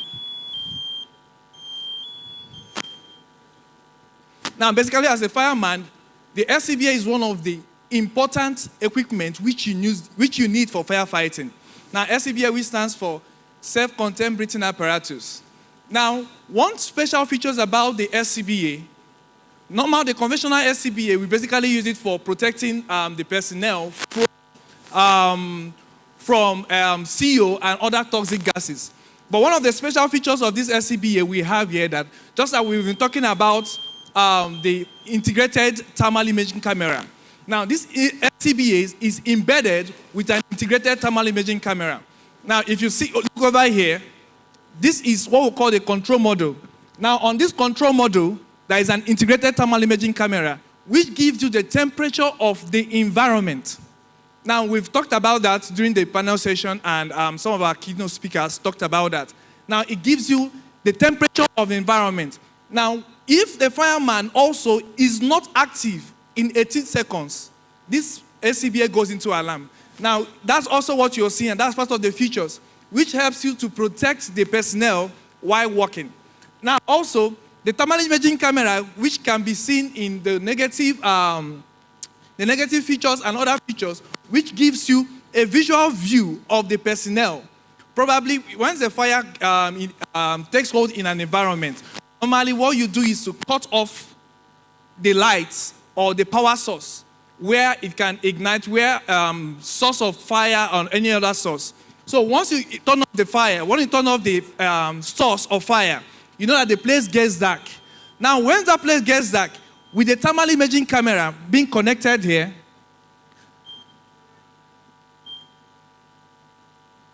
now over here, you see the thermal imaging camera. With this, I can see whatever every human being within this environment.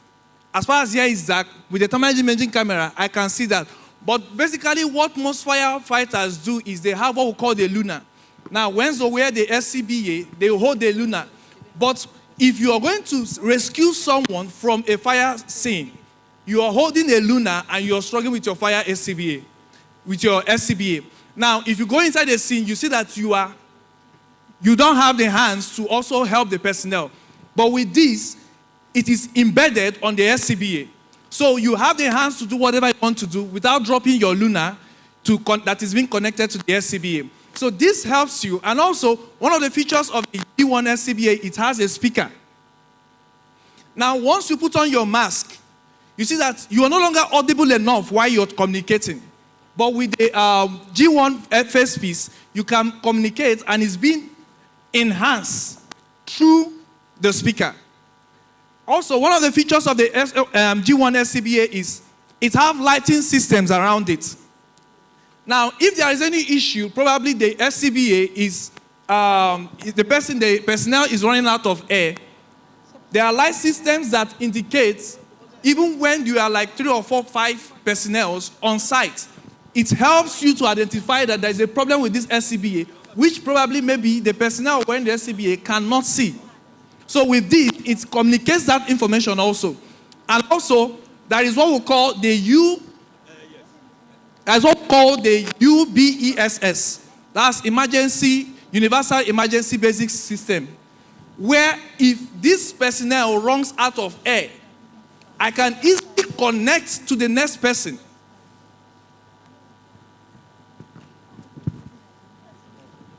I can easily connect to the next person and also tap the air.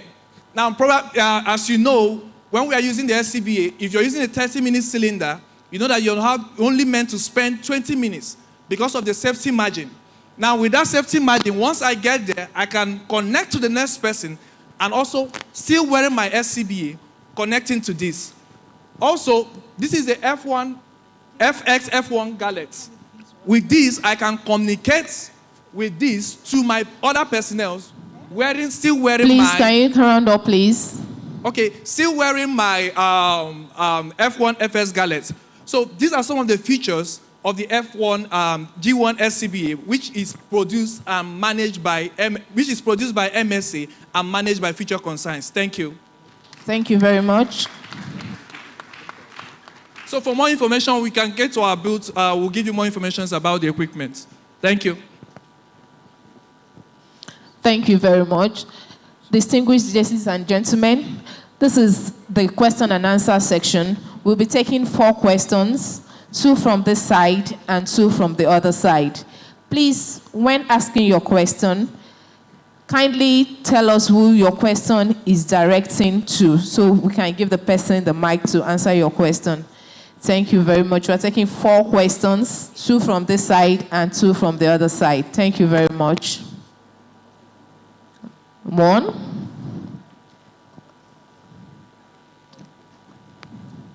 Yes, we have 1 person. Recording in progress.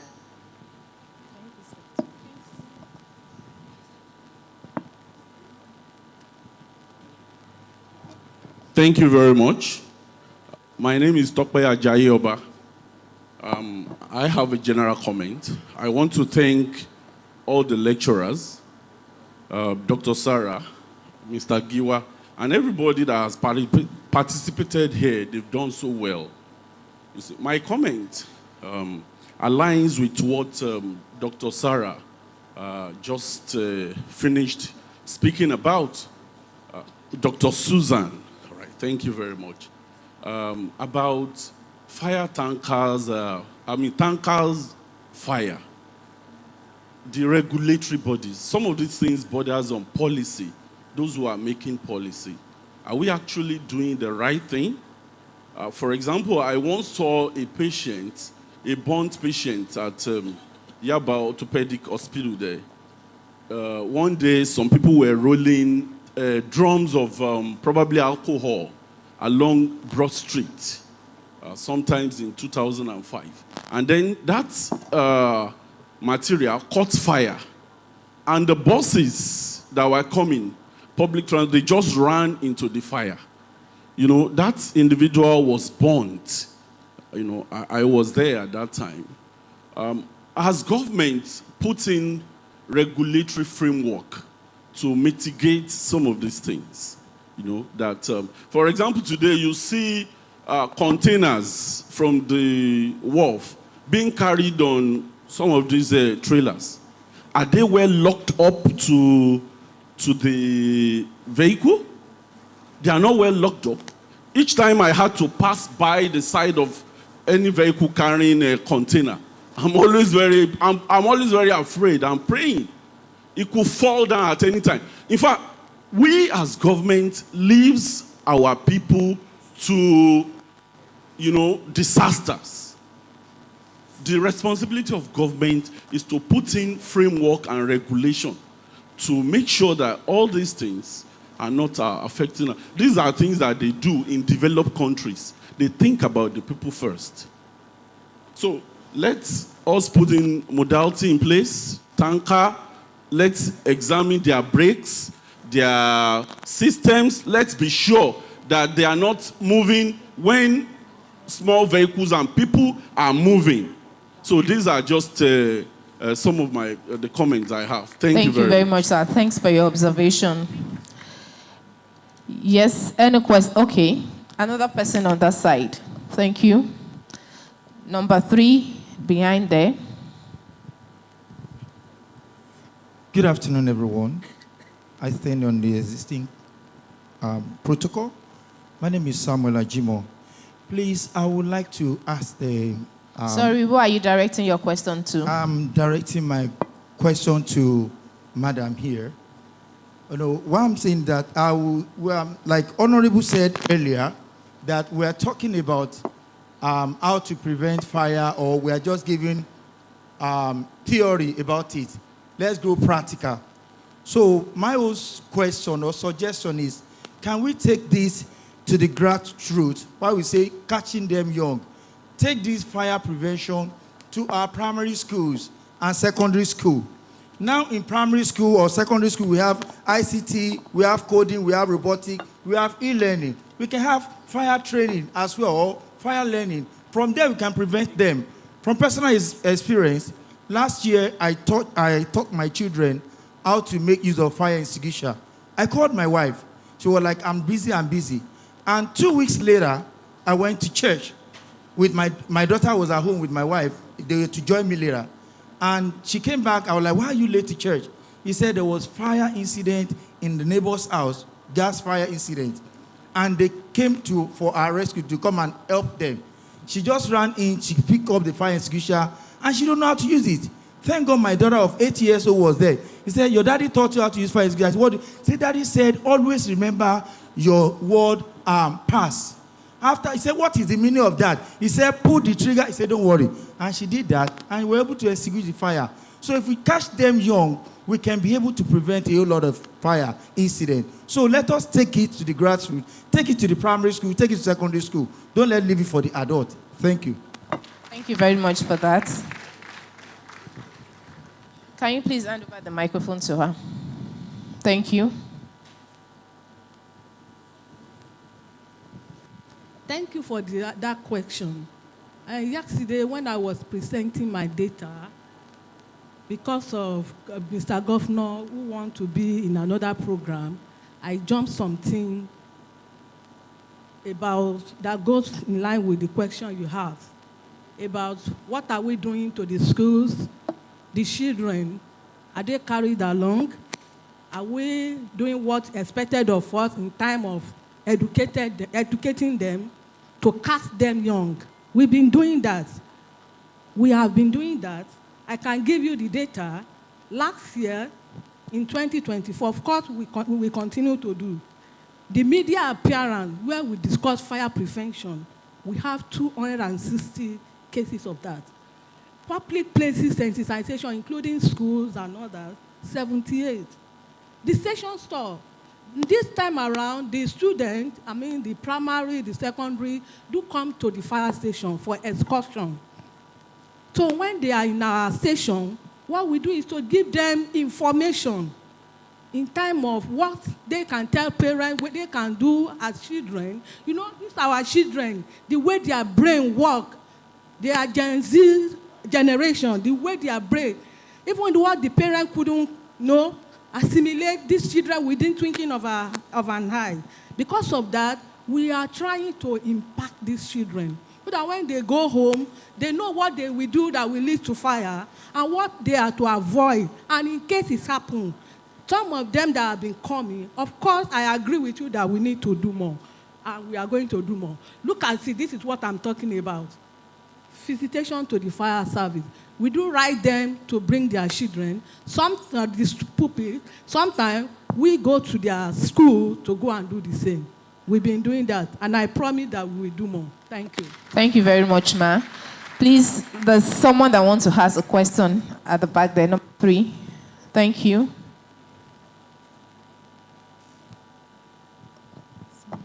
Good afternoon. Please, I stand on all existing protocol. My name is Fortune Novat. Sorry, my question is directed to Madam Susan Agada. Please, we understand that accidents mainly is being caused, accident happens, and it's being caused mainly by human beings. But in terms of tanker accidents, where is the nearest response unit to be contacted? Like the Federal Road Service, who are always on guide to see that recklessness of road users are being kind of reduced. But once an accident happened, please, where is the nearest help to come from? Thank you very much.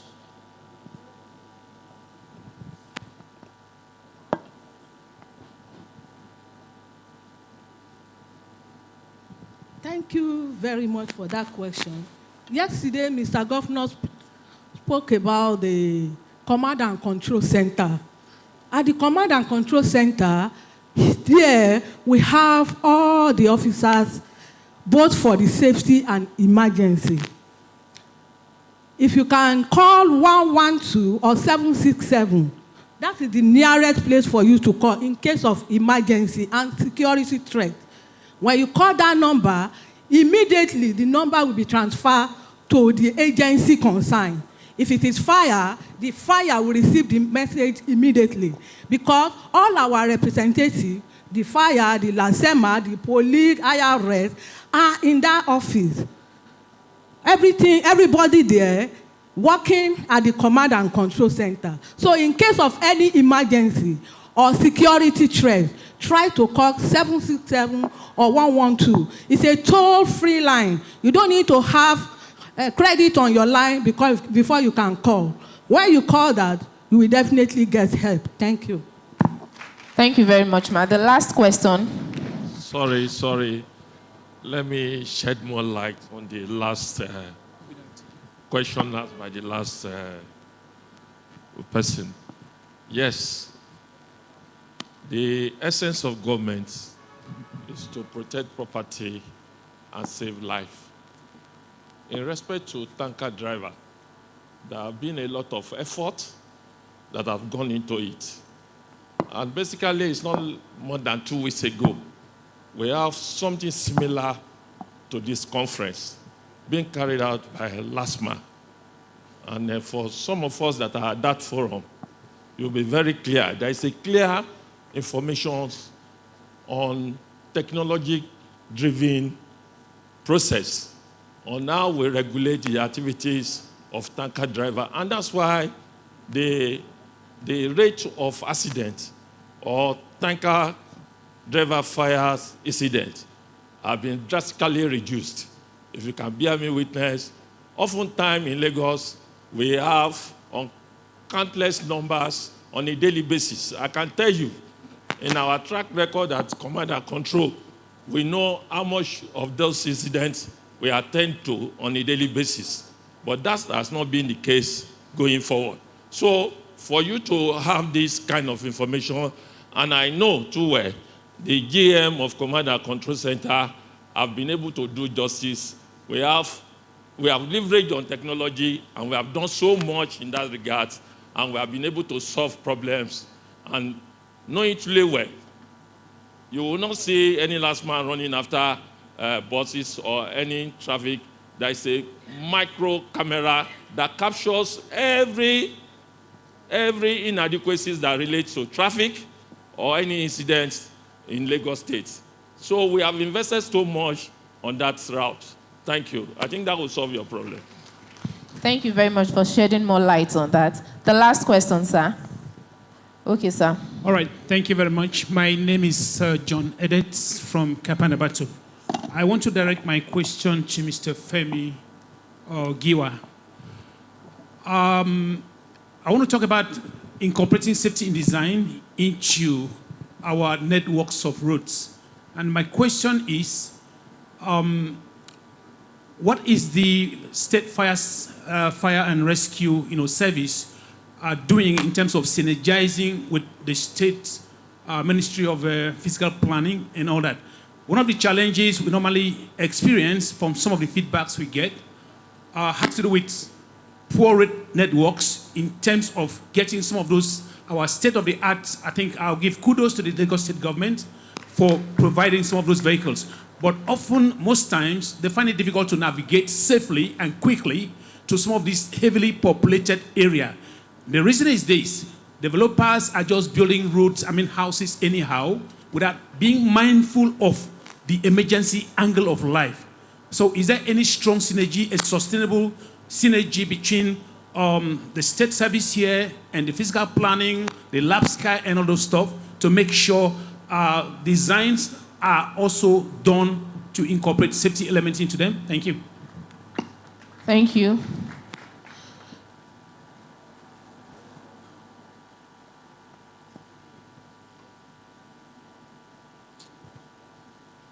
It's going to be a twofold answer. I'm just going to tell you something on the basis of the fact that I was in a committee that did something, and then, of course, the rightful person would also answer that. Number one, the Lagos State government has decided to domesticate the National Building Code. I'm sure if you ask Enyalima, they will tell you there's a National Building Code. Now, in domesticating this code, there is what we call multi-stakeholders linkage.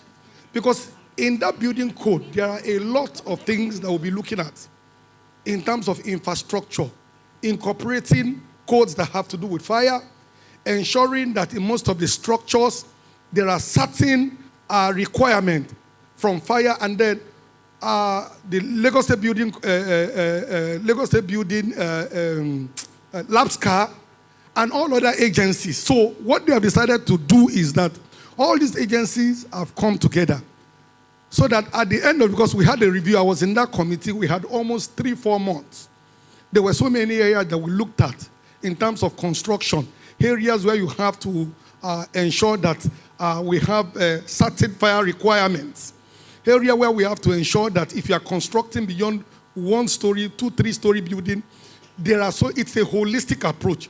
Not just looking at environmental design, we are also looking at the safety component with respect to fire and with respect to even other requirements. So it's a holistic thing that brings almost all the stakeholders in the built industry, both in the public sector and the private sector, as well as fire.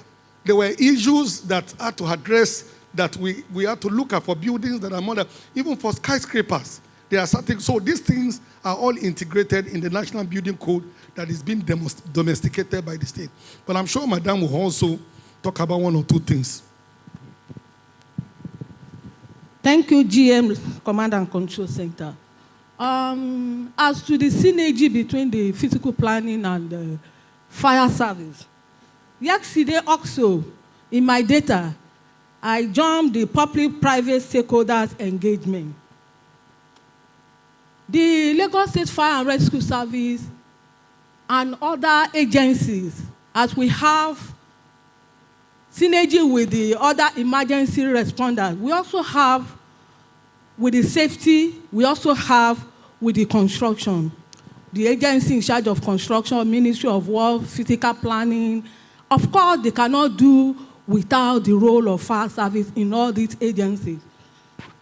In our physical planning, under the LAPCA, Lagos State Building Construction Agency, we have an office there where fire service, the fire officer, goes out on daily basis with the officer in Lagos Building Construction Agency to ensure the compliance of fire safety code.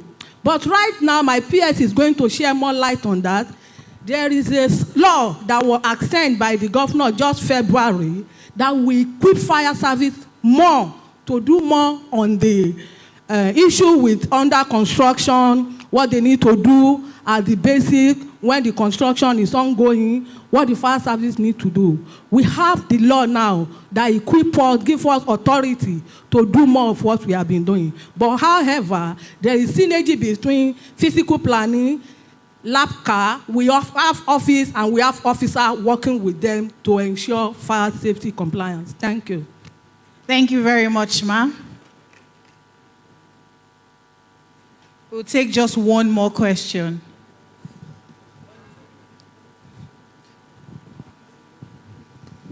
Yeah, thank you very much, participants from Ministry of Interior.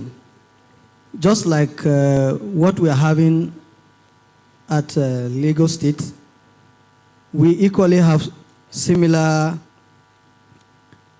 in the national. In the Ministry of Interior, we have a situation room where we have all the 4 services: Federal Fire Service, Civil Defense, Immigration, Corrections, and the Nigeria Police. At that center is where all incidences or emergencies are reported, and we have real-time response. We have command and controls in all the headquarters of those services that respond appropriately in real time. So the essence of having it is to have our supervision real time online,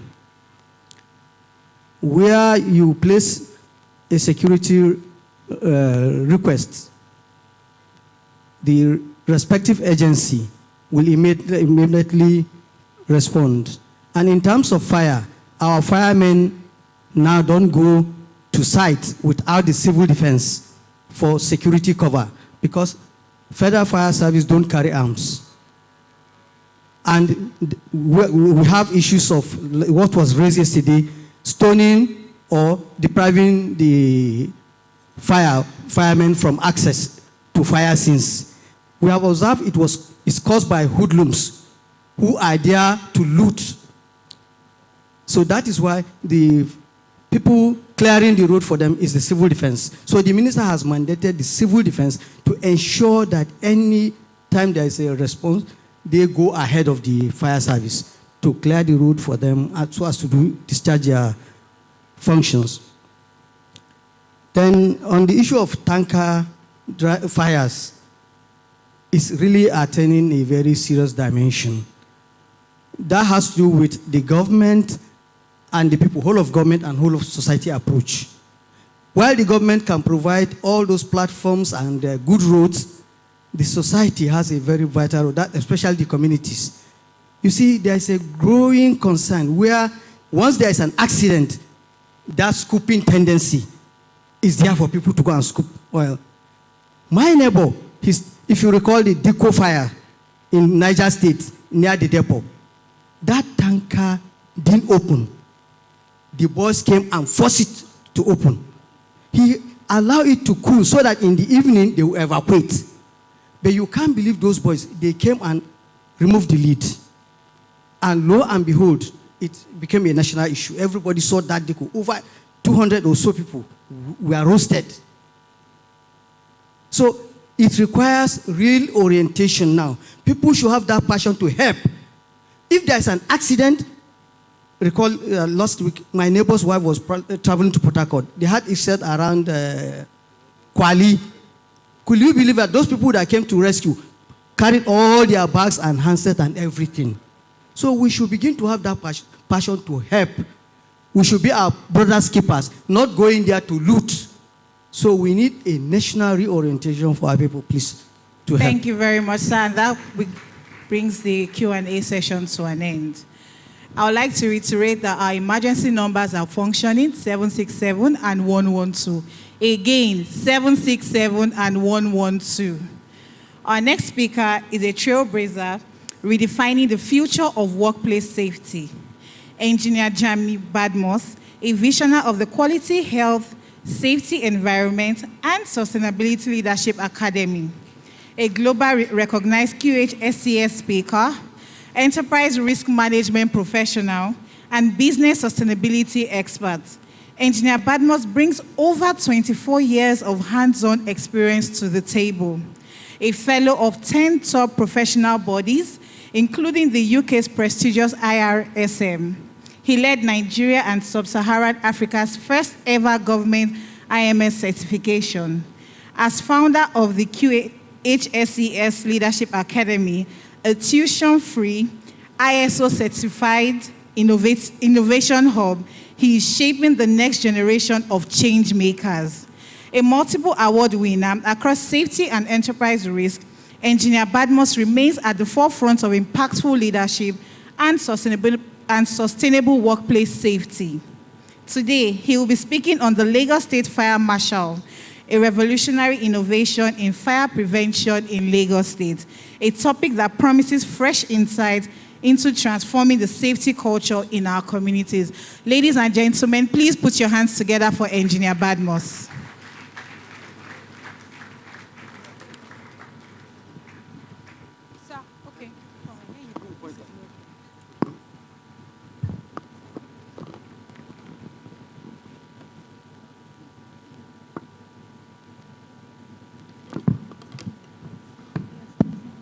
All praises and adorations are due to the Almighty God, the first without a beginning and the last without an end. Having saluted our God, I want to give all the honor to all our leaders that are seated, from Mr. Governor in absentia to all those who have passion for lives. And of course, my very powerful chairman, House Committee on Special Duties, Honorable Wale, I greet you, sir. All the directors present, as I'm on this stage now, I'm seeing one of our father in this industry. Baba Jose, I greet you, sir, because you are the one that you taught us how to do all these things we are doing. So we celebrate you as our fathers. The Director of Fire Service, Lagos, the first woman to become the Director of Fire Service. Mama, I celebrate you. You've shown us that what a man can do, woman can do better. That is why I'm an advocate of women leadership, because they have that passion for saving lives. It's natural to them. The way God has created woman, it's fashion to say, look, people must not die. So thank you very much, Mama. Our able leader, that if I don't mention your name, fire can start burning in this place right now. I'm telling you, if you don't mention his name, he's a very powerful man in fire. Oga Martins, I greet you, Parent Secretary, all the way from Anambra State, and he's also here to celebrate us. Having done all this, if I've not mentioned your name, I celebrate you. Because for you to be here on its own, you are celebrated. So, You can see Mr. Governor well kitted. Yesterday, if fire should happen yesterday, Mr. Governor will lead the firefighting. Now, I'm telling you the truth. Because you remember COVID-19, the governor himself declared himself as the incident commander. And they did very well. So fantastic. Lagos State Fire Marshal has been introduced. And it's a very, very good opportunity for some people to add value to Lagos State. So therefore, in this particular lecture, I'll be speaking on that Lagos Fire Marshal and how it is being implemented. My leader, my commissioner, Oga, I celebrate you, sir. You know, I can't be here without people like you. Oga, we greet you for your support. So therefore, this is a flight number 101, all the way to Dubai International Airport. Fasten your seat belt. In case you need to eat during this flight, feel free to contact Ogagiwa. He's in control, command control, so he will give us food. In case I sleep while airborne, the director of our service is here to continue the journey. Please enjoy this flight to Dubai. I am not going to land in Dubai. I will turn back to Nigeria straight. Because if I go and land in Dubai with this crowd I'm seeing here, some of our guys will come down, will not follow us back to Nigeria. My Japanese, so I'm not going to allow that. On the airspace, I turn back and will continue. So fasten your seatbelt, that's how to fight. So takeoff is imminent. So the first thing we need to understand is that in Lagos, this man, a Chinese man, he said something here, Shu Chong Chong. And I know you don't know the meaning. Shu Chong Chong. It means, where do we start from? If you leave this gathering and you go outside there, and you see any Chinese man, even at that place there, say, Shu Chong Chong. We say, Chong, you have sense. Where do we start from? Communication is very important. You can be speaking and not communicating. Please let me know if I'm not communicating and I'm just talking. Where do we start from? Yesterday, Mr. Governor was here. All newspapers carry it from the report of the Lagos State Fire and Rescue Services. That look, we had reduction, 20% reduction in fire-related emergency. This is a good statistics. This is a good statistics. As one say, it is not good now. My company, we are achieving more than that. Your company, 10 people, 50 people. I'm talking of Lagos, a mega city. A city more than 10 million people residing. A city where people leave their own place. Lagos is London to some community. They will come to Lagos, 85 enters hour per hour. Few of them will stay. Some will go, some will stay here. When we have a lot of population, 20% is a very massive number. And out of which, 450 victims were rescued, and property worth 117.12 billion. That money we have in Lagos. Don't give Lagos clap, a general clap is not good. Give them a clap that shows that they've done well. One finger, go, one finger. Don't use two fingers, one finger. Follow instruction. Change it to 2 fingers. 3 fingers for the ministry. 4 fingers for the service themselves. 5 fingers for all of us that are also involved in the fire service. The Federal Fire Service leader, I celebrate you. It's all about collaboration. We're all working for the same goal. Having said that, the commissioner now came up. He said, look, we remain unwavering, our commitment, of course, to achieve fire incident in Lagos. When someone come up to make such a statement, that look, we are not going to bend, we are going to make sure we achieve this, but that is what we call leadership commitment. Our own Bible, our Quran is very clear. When you talk of health and safety in this world, the Bible, the Quran, is ISO 45001, 2018, which was released on the 12th of March, 2018. The standard is very clear, clause 5.1, leadership and commitment. When you don't have leadership and commitment in any organization, any society, you will not achieve the result. Because leaders are doing different things. You followers are doing different things. Result will not be there. Yesterday, The House Committee Chairman on special duties was here from morning till evening. Today is also here. Yesterday, Commissioner was here morning to evening. Today is also here. Some directors are here. Baba Joseph has been here yesterday, morning to evening. Is also here. That is what we call leadership commitment. Because if they don't come, me and you will not come too. But they are here to show that, look, we are committed to it, and he also pronounced it. And that is why this ISO standard is a Bible and Quran, and it explains what it means. And that is why the director, Lagos Fire and Rescue Service, now came up. And Mama Margaret now said, saving life, protection of, lives and property from whatever will destroy us. It's a priority. The best fire fault is the one prevented. Mama is a firefighter trained. But he's supposed to say, give me fire to fight. He said, no. The best one is to what? Prevent it. I'm capable. We can fight it. But let us prevent first. Because she got her own analysis from what we have here. And that is, why do we need prevention? Why must we just be fighting? And fight very well because we can fight. But the truth is, prevention is so important to us as people. Prevention is better than cure. It's the best medicine.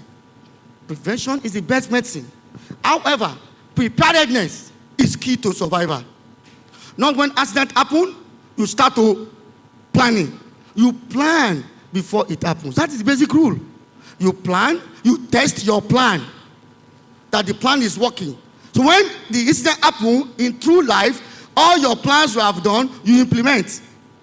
When you go to offshore now, sometimes people die, what is it, accident, some of them just jump inside the water because they're scared. There's no drill. They don't understand what to do when it happens. However, you must understand what will make you to be safe at the end of the day. Having said this, it is very important that the Chinese people now come up with their Chinese language. Look at Chinese language. If you can say this Chinese language, I'll give you 500,000 naira. You can just say it. It's very easy to say. You see now? I tried this thing for the first time with a bank in Lagos here. Their board members, I was talking to them. I put something like this up, and I said 100,000, and the man got the answer. How? Take your phone, scan it like this now, tell it. He'll give you the answer. Technology. Just scan with your phone, put on AI. Everything is technology now. The man got the answer, and I started begging that I don't have 100,000 naira. But the man collected it from me. He said, what is wrong with you? You are talking, you see you can talk. You pay the money. So what I put here is, if you keep doing the same things, don't expect a different result. Your result will always be the same. So don't worry yourself. If you fail, you are the cause of the failure. From beginning, you have put to yourself that you are not going to change what you're supposed to be doing. In short, fire prevention is a shared responsibility. Mr. Governor said it. And we all know that you can't do it alone. And that is why you see firemen from Anambra, from Enugu, from different areas, Federal Fire Service, everybody, they're all here. You see Lasema, you see one of us here, because none of us is as smart as all of us. You are good, we know, but you can't be as smart as all of us. So therefore, it is all the private sectors, every one of us, we must be involved. You see, fire is happening here, see how people are going. They don't even know what to do. But now, if all of us are involved, we will know what to do and we'll be able to fight the fire. Because our fathers in Africa, they said, if you want to go, if you want to go fast, go alone. You'll be very fast. If you want to die, you die there because you are so fast. But if you want to go far in life, in what we are doing, you go together. Because togetherness, we can do more. And that is collaboration. I was speaking in a place, a conference, and I said, 2 heads may not be better than one. And people say, what is he talking? 2 heads are better than one. And I said, no. And they asked me, give an example to portray your point. I brought out $100. It has how many heads? 1 head. I brought out 1,000 naira. How many heads? 2 heads. And I asked them, which one is better? Which one is better? So, according to Papa Famalowo, Papa said it, there must be two good heads that are better than one. And that is collaboration. Bring your idea and bring my idea, we get a better or a bigger idea. So that is what we can use to manage fire, management in our company, in our country, and even in the state. So that is what led to the birth of Lagos State Fire Marshal. My director, thank you for bringing people in the community to also serve as fire emergency responders and fire awareness team. They can also assist us with regulatory compliance. So that's what Lagos is doing now. We need to key in. Not only the firemen can do everything, all of us must be involved. What is your own role that you support this cause, Fire Marshal? Each of us should think of what can I do to support Fire Marshal. I will say our own, that we're going to support you, man.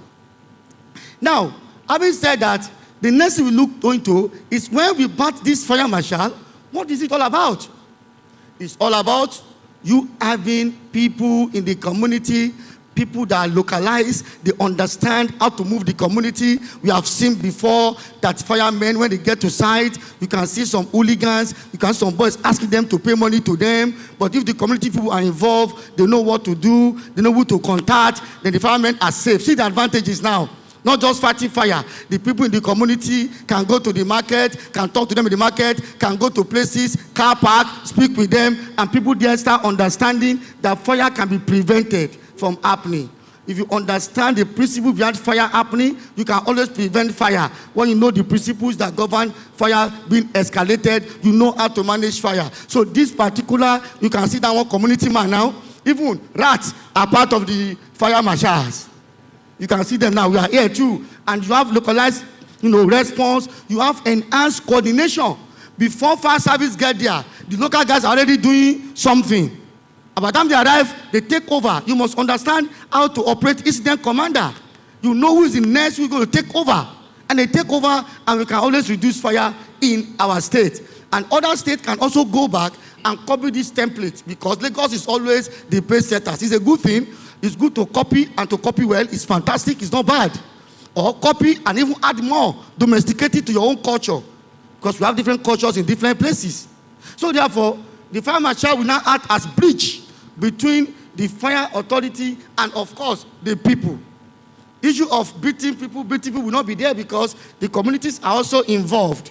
Issue of market burning, and they don't know what to do. Fire in the market. Fire is different from explosion. Explosion, fine. You may say, I cannot control. But fire, it starts small. So far, you can detect it early. At incipient stage, you can stop that fire. When it now rages, like an explosion happen now, spontaneously, that may be difficult for you. But fire servicemen will always be there to support that situation. In summary, please, take note, Lagos State Fire Service has introduced or established this fire marshal for a reason, to support. We need to support these fire outbreaks in Lagos. And fire outbreaks in Lagos is high. We are reducing it now because population is there. Urban population, people don't want to know about fire, so people can take cigarette and put it anywhere. People have a lot of nonchalant attitude, and they lead to fire. They don't know. Some don't even understand it. So therefore, with this fire marshal, we collaborate, combine efforts together, and achieve this revolution of managing fire. It is a very good innovation, and to go a long way to manage fire for Lagos. And it will affect our investment. You know why? Because fire can cause problem on people's investment. The Teams Plus agenda of Mr. Governor is very clear.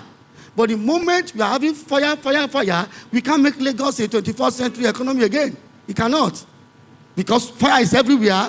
Investors will say, I'm not coming again to Lagos. But because we are managing and containing it, that's why we are seeing more investors. And this one will also assist us to achieve these, our objectives we are looking at. Therefore, my humble advice to the Lagos State Fire and Rescue Services, my humble advice to other leaders from the fire sectors that may likely want to do the same, is a very simple advice. That's a very humble one, because you are experts and you are big people, but we can still give advice to you. Number one, taking a bold step is essential. but not sufficient. We have taken a bold step to establish the fire safety marshal. But that is not what will give the result. What will give result is when you take a bold step with a clarity and purpose, that will do the magic. I'm telling you today, and I'm talking from experience, I'm talking from international best practice. If you check clause 6.2 of every standard in ISO that you can certify to, ISO 9001 2015, ISO 14001 2015, ISO 44001 2018, ISO 22301 2019, and all of them, 6.2 is objective. You must have objective you want to achieve. For this Lagos State Fire Marshal, what is our objective? We must have a target. To reduce fire in Lagos in 2026 by 70%. That's a good objective. So we now start putting everything in place based on the same standard 6.2.2. Put this in place, action plan to achieve that dream. When you have a purpose, you achieve more. Remember, if a man has no eyes, the man is said to be blind. But if a man has no vision, the man is dead already. This vision we have will not die. Your both steps you have will continue to be there for my commissioner, because commissioner will become governor next time. Who knows what can happen?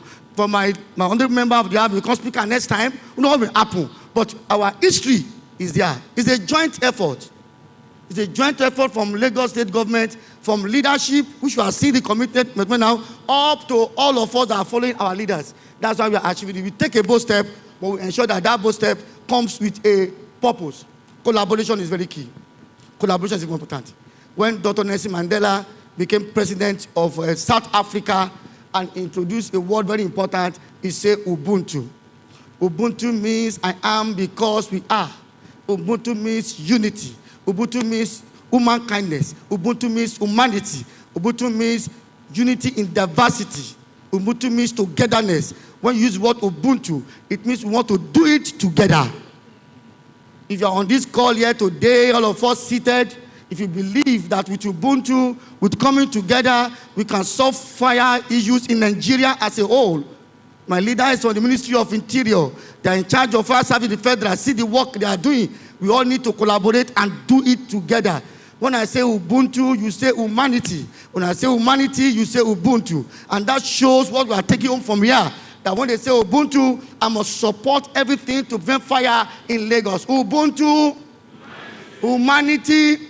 You need to say this the way you want our prospect to be in 2025. You must say it such that you put energy and you want your blessing to be high. Say it small, 1,000 naira. Say it very high, billions of dollars in your pocket. Ubuntu, humanity. Let me check those on the last table, whether they like money or not, whether they want future or not. Last table, Ubuntu, humanity. Your voice is low. That's more money. Let's go to the middle. Ubuntu, humanity. And the last part, Ubuntu, humanity. We need to all come together and work together. That is why Mr. Governor said, Teams agenda before. Mr. Governor now changed to Teams Plus. Everybody must be involved. Don't stay at the back and say, it no concern me. So we na fire for market. I no get market, I no get store there now. No, we must all work together. Mr. Governor says, we are strengthening and reinforcing teams with no one left behind. We must all be ready to support the cause. We are here today. If you don't come here, we will do the presentation and we'll not be able to get information back. But you have done good and you are here. Communication is very important. A professor was lecturing one day. A prof, big prof, and he was speaking big grammar. The contemporarism, oligarchical, colloquial activities in a conference like this. And everyone in the conference, including honorable and commissioner, they left the place. After they have left, somebody came from back and he sat in front like this. So Prof raised up his head and said, where are my audience? The guy said, they've all gone. Prof said, why? He said, they cannot understand your grammar. So they left. He said, but you are waiting. You are hearing my grammar, you understand? He said, Prof, I don't hear you too. I am your driver. I only want you to finish and I carry your bag and we go. You must communicate. So when you leave this place now, go back to various areas and communicate to them. So therefore, on this basis, I want to say, having known this, Collaboration is very key for us in Lagos because collaboration will make us to achieve what we want to achieve. With a collaborative mindset, it's very key to enhancing a greater Lagos. And a greater Lagos is what we are looking for. And that is why this present leadership of Lagos State says, Ìgbéga Ìpínlẹ̀ Èkó, Àjùmọ̀ṣe gbogbo wa ni. It's easy for the governor and his team, commissioner, to say, Ìgbéga Èkó, kò kọ́ anybody around yín. Are you from Lagos? Go away. Only Lagosian, enjoy Lagos. But they said it is all of us. We must all come together to practice that Ubuntu, to come together to practice that humanity, to come together to support Lagos State government. Ubuntu, humanity. I've landed my aircraft safely in Lagos now. So nobody has left Lagos or has left Nigeria all the way to Dubai. Thank you very much and God bless you all. Thank you. Thank you very much, sir. Please, can we keep clapping for him? In the same vein, before we proceed, please, I would like all the firemen in the hall to please stand. Please, can all the firemen and women in the hall please stand? Thank you very much. Please, we would like to take this moment to appreciate your braveness, your courageous way in the front line as a frontline responder. You risk your lives daily to protect us Lagosians. You protect our lives, you protect our property and our community. Please, everybody in the hall, can you please put your hands together for all our firemen and firewomen in the hall. Please continue putting your hands together because with them, we know that we are safe in Lagos State. Thank you very much. Please, can you sit down? So it's time for our lucky dip. So aside from the dignitaries who are seated in front, sorry, but you will not be participating in our lucky dip. Please, I would like everybody at the back to please stand up and look underneath your chairs. There is something there for you.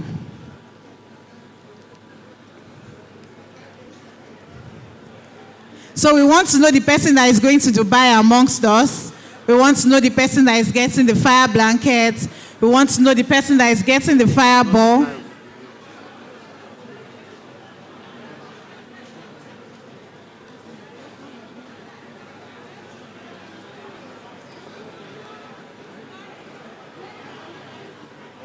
I can see everybody raising the chairs. Well, everybody should please stay calm. That's not what we are doing today.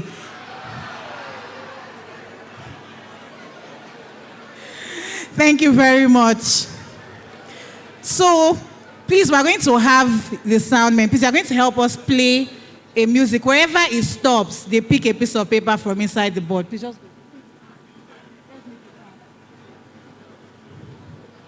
So, wherever the music stops, whoever is it, please just pick from the box and tell us what you have.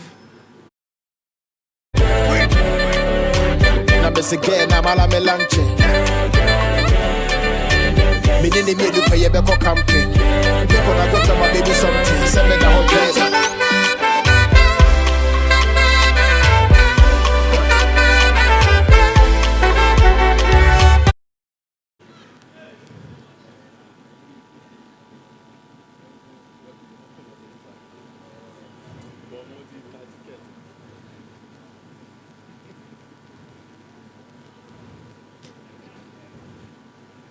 What do you have, Ma? A cold bottle of water. Thank you very much. Please, a round of applause for her. Can we continue, please? And please, can we make it a little bit faster? Thank you.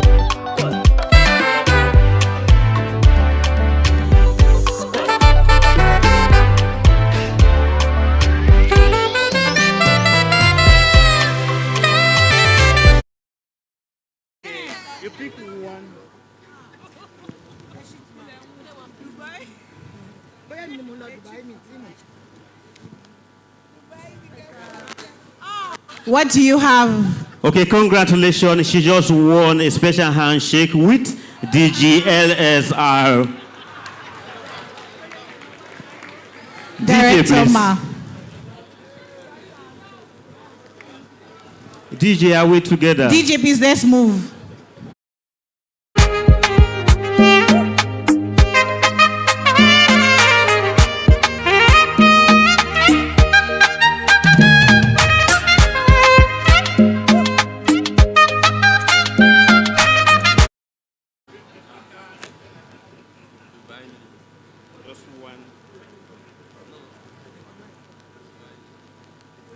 What do you have, sir?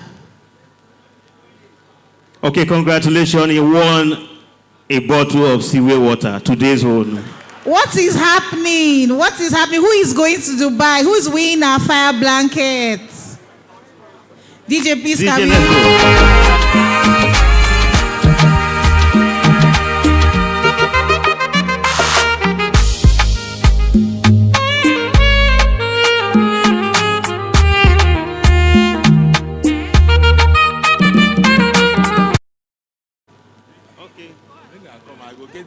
No, you only pick one. I'm not a big trip out.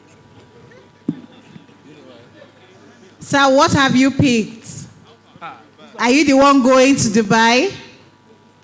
No, congratulations. A handshake with Commissioner, Special Duties and IGR. Please come forward for your handshake. DJ, well, let's go. DJ, please.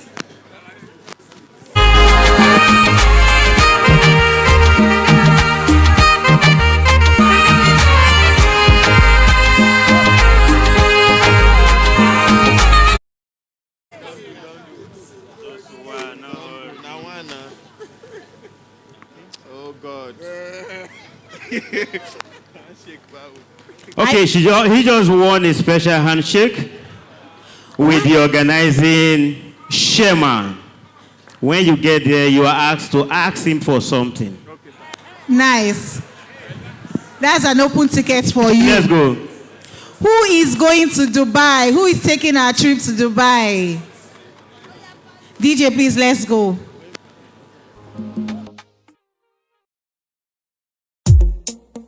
Abedipo. Charlie. Too conscious. Mr. Autry on the sax.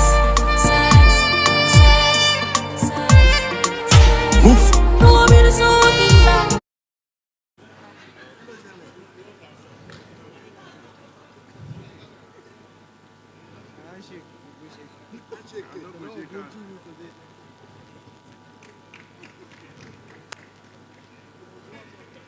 Wow, congratulations, you won in a handshake with your neighbor.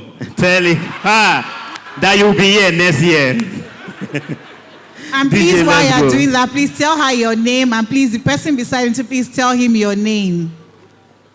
Let's build connection. DJ, over to you. Donzi. Donzi. Donzi. Donzi. Okay. Are you the lucky one?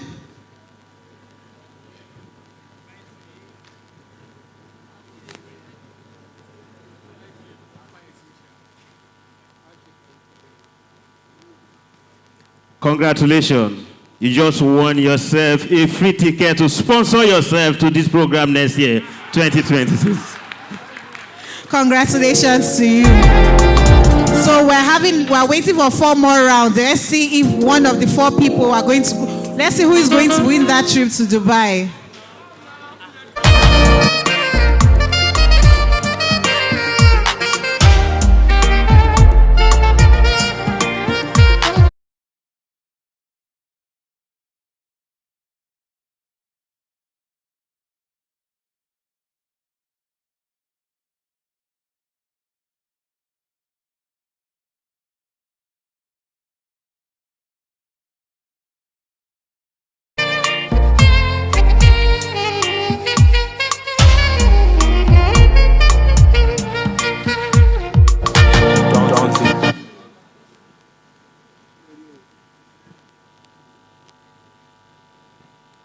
A special handshake with Permanent Secretary, Special Duties, IGR.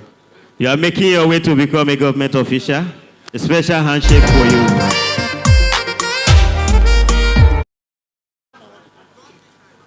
Pick one.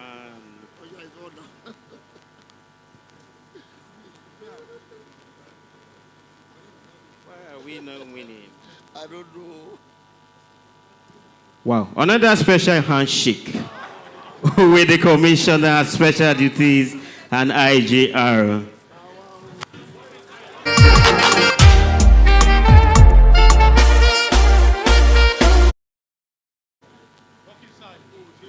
One of our winners is also a permanent secretary from Niger State. Oh, that's great. DJ, over to you.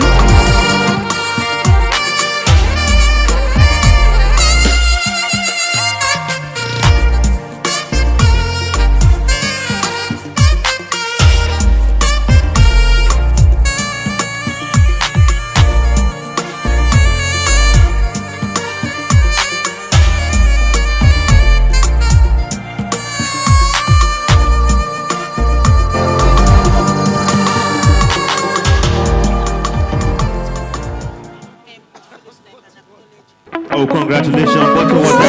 Water is life.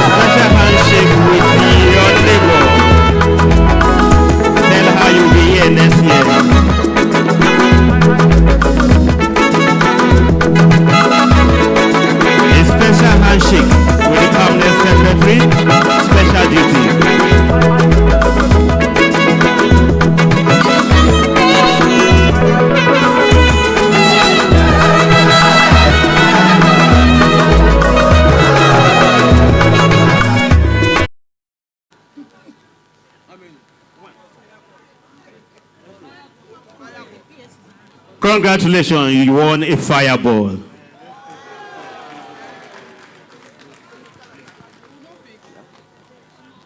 Let me see, to make it faster. Next year, you need to be here. One person per table.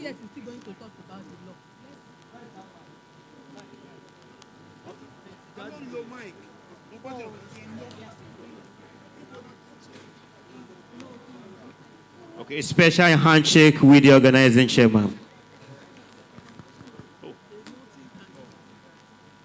That is Dr. Julius. Big one, sir.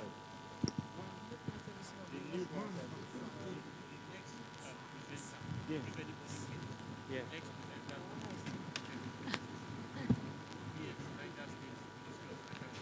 Okay, so she will handle that.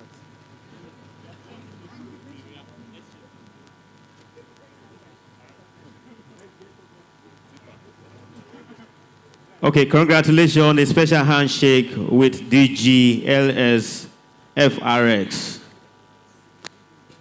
What do you win?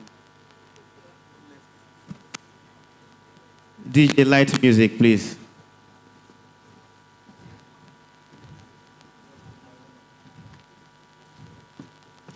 (2026). Welcome. The award should be given by the Permanent Secretary, Niger State Ministry of. Who is going to pick the trip to Dubai? Yes, we'll be ending now. Are your hands not lucky? This is Lucky Deep with Lucky. Congratulations, you won yourself a fire blanket. There are more gifts here. Congratulations, there will be no fire in your house. You won yourself a fire notice. Congratulations.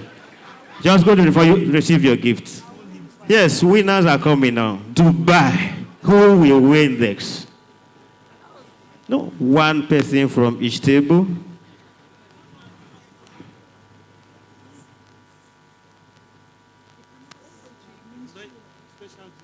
Who is picking the trip? The Permanent Secretary, Ministry of Special Duties, Niger State. Please, can you join them for the photograph, sir? Thank you very much. Sir? Please, can you go back so that he can join you for the Congratulations. photograph? 2026, we need to be here. 2026, don't miss it. You have more things to gain. Lucky Deep, you have 2 more minutes. Thank you very much. So the trip, I should take it back. DJ, Okay. please. You have 2 more minutes.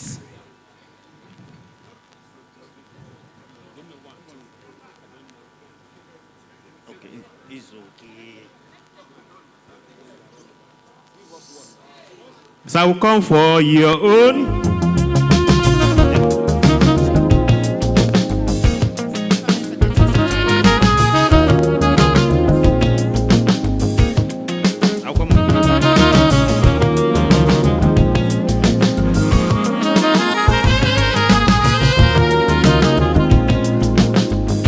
Okay, congratulations, you won Fireball. Take it to him, the Fireball. 1 more minute.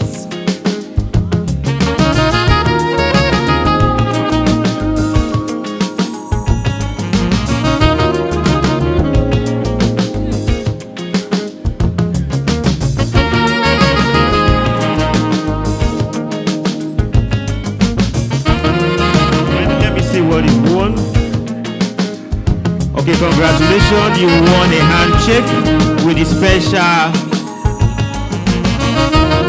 Okay, with Permanent Secretary, Special Duties, Niger State.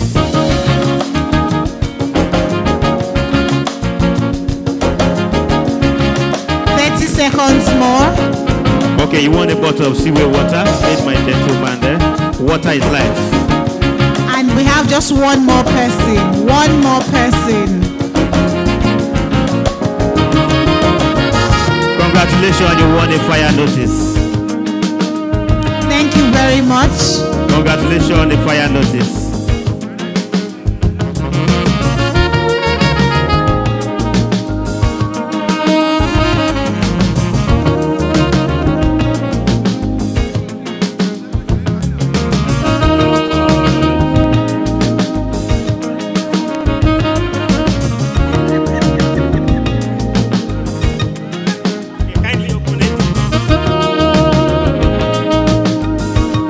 Congratulations, you won yourself 2 kg fire extinguisher. The Lucky Deep has come to an end. Thank you very much. Thank Fire you blanket, very come give me much. this picture.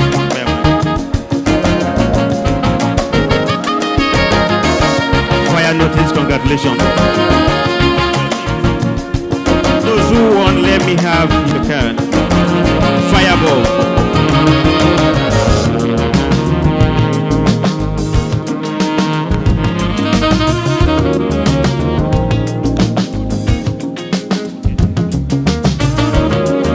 Thank you, DJ.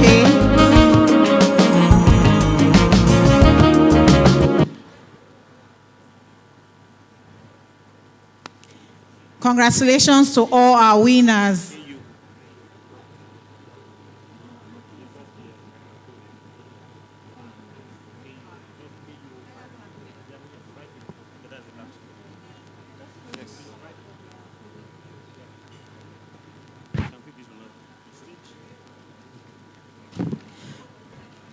I would like to invite KUO Fire for their product display. Thank you very much. Please, a round of applause for them. And a round of applause to all our amazing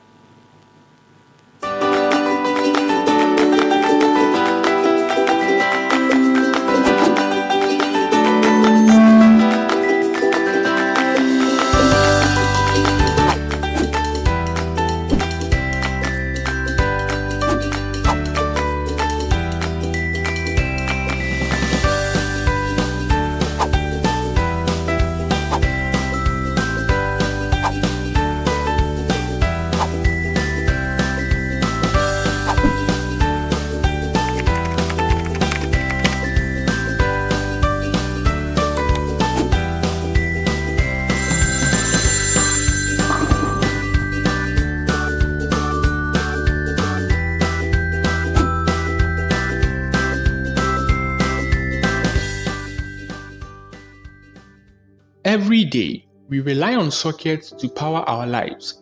But how safe are they really? Some sockets are pushed to their limit, overloaded with plugs and devices, and sometimes we are not so fortunate with them. Others are worn out from years of being used, and when our devices are connected to them, it exerts pressure on them. These small issues may seem harmless, but in an instant, they can spark a fire outbreak. But now, there is a smarter way to stay safe. Introducing the TS patch, your silent guardian against socket fires. Right from its protective wrapper, this small but powerful patch is designed to act fast. In this 2D demo, watch how it springs into action. A fire breaks out, but the TS patch detects it instantly, releasing a special chemical that quickly extinguishes the flames. No panic, no danger. And here is how it looks in real life. Once placed in the socket, the TS patch lies in wait. At first sign of heat or flames, it releases its fire suppressing agent, quietly doing the job, before danger even gets a chance to spread. The TS patch, smart protection always on guard. Get yours today and safeguard your home or workplace. Good afternoon again. My name is Mariam from Cool Fire Safety, and this innovative product that you just saw on the screen is called the Thermo Shield Patch.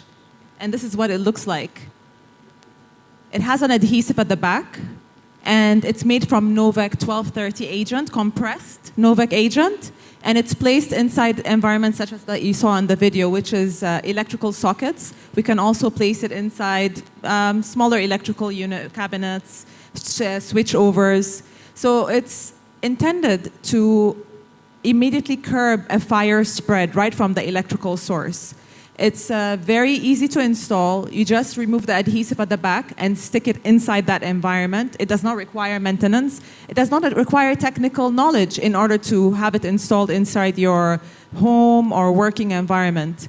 I think it's very helpful to reach different market segments, those that cannot necessarily afford a full scope fire suppression system or a fire hydrant system. Another product I wanted to shed light on is the Fire Pro suppression solution, which is another option of localized suppression solution. And it comes in various sizes.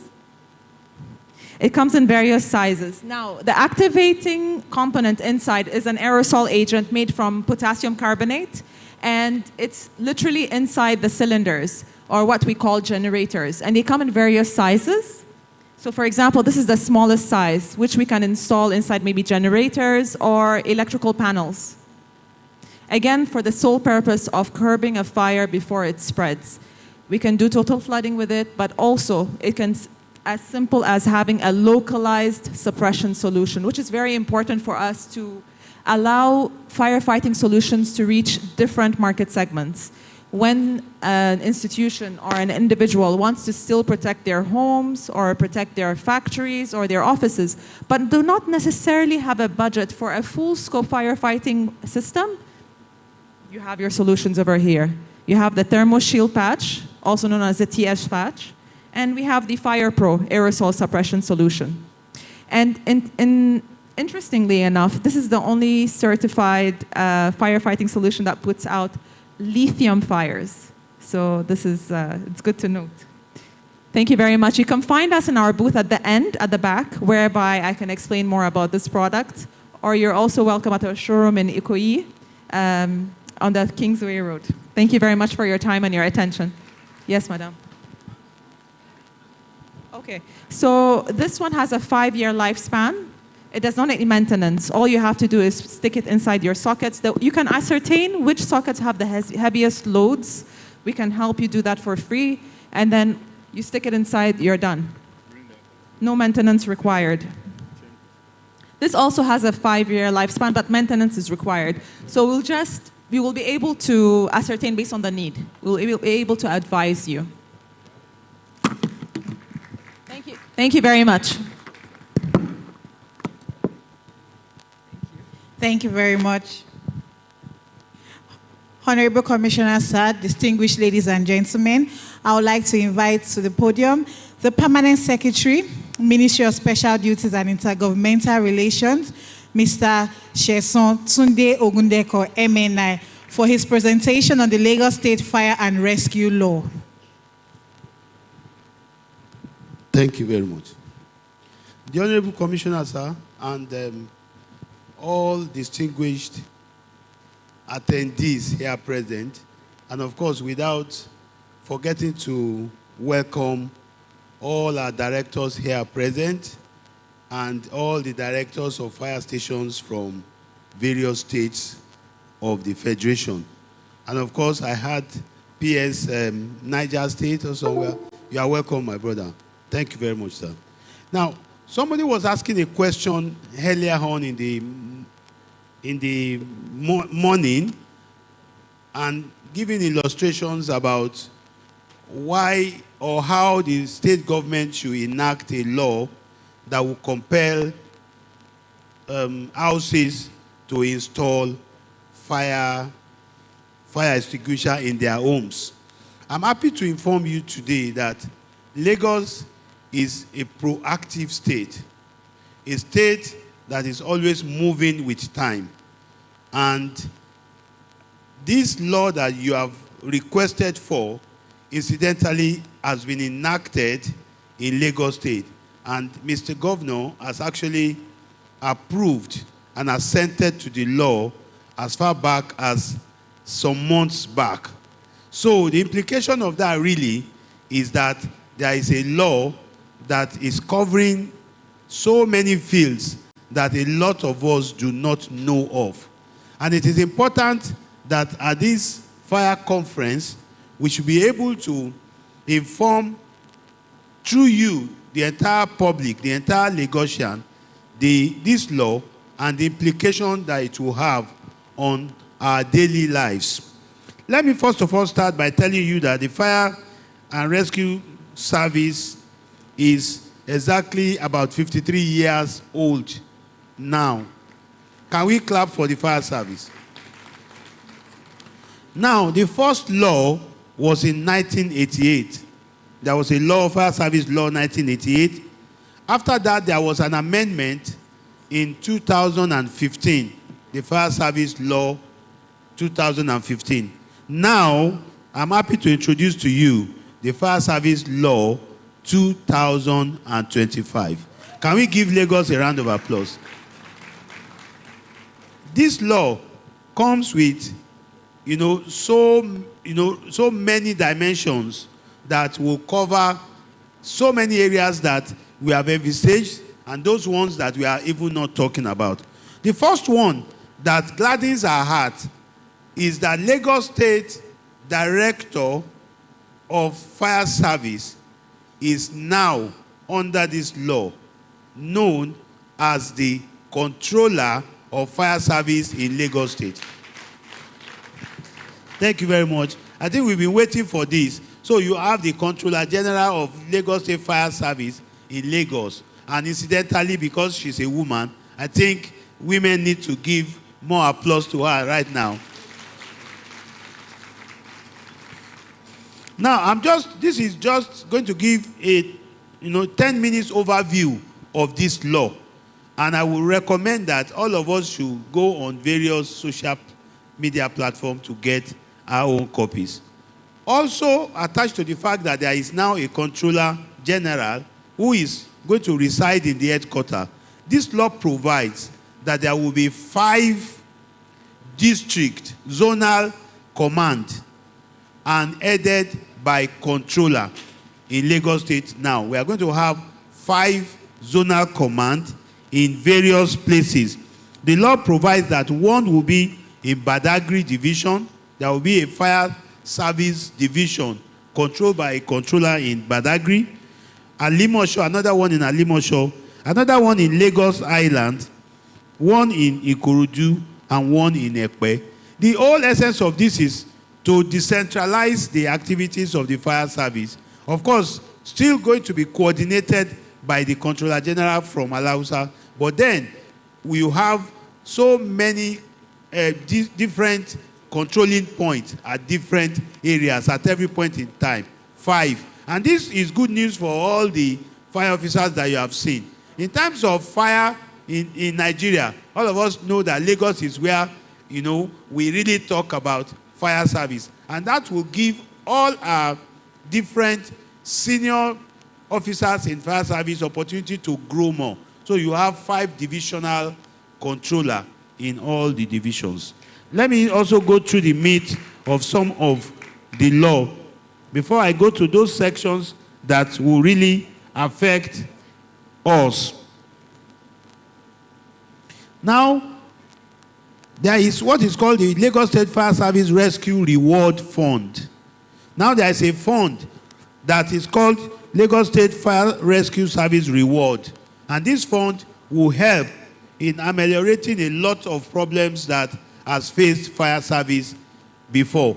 Like we all know, Mr. Governor is one of the, what you call, greatest supporter of fire service in Lagos. And that's why yesterday you saw Mr. Governor, Mr. Deputy Governor, the Speaker represented various commissioners of different states, and a lot of people here, just to give you an incline into the fact that Lagos State Fire Service is robustly supported by Mr. Governor and the entire Lagos State.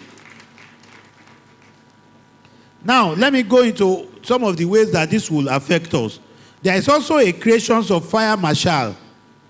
Last year we did establishment of fire marshals, but this law has given recognition to that. Now you have fire marshals, just like you have traffic marshals and whatever. You are going to have fire marshals in all the markets, in streets, in all the residential communities all around. You are also going to have volunteers and whatever. Now, Section 27 of this law provides that every building that is 15 meters in height,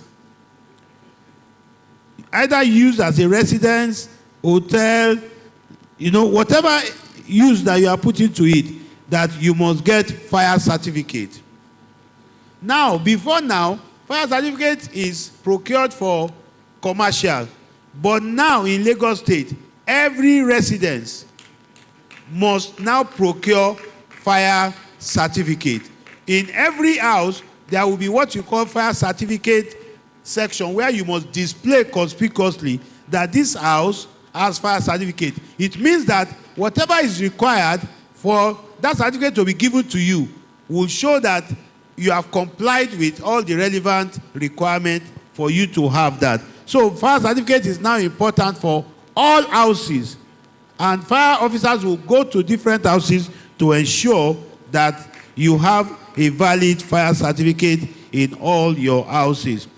Now, another important section is the right of fire service to enter into any premises or premises for the sake of firefighter.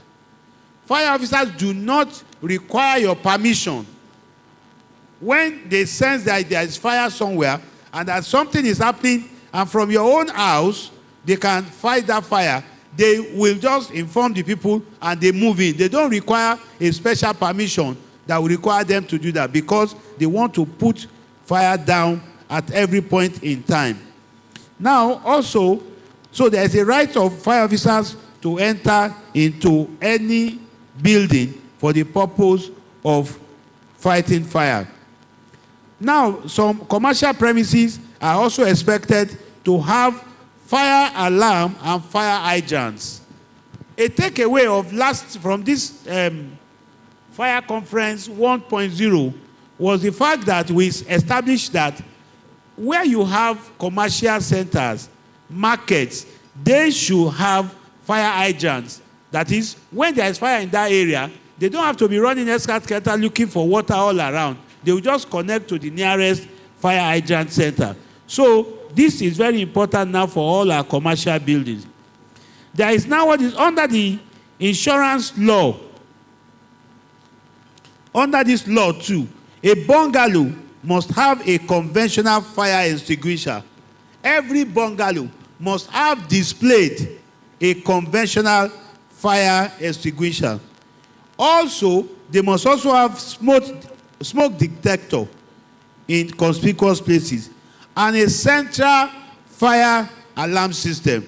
This is going to provide a lot of employment for a lot of people, because so many people in the building industries and in the electrical field and whatever, they will now have work to do. They will ensure that every building has a central fire alarm system, smoke detector.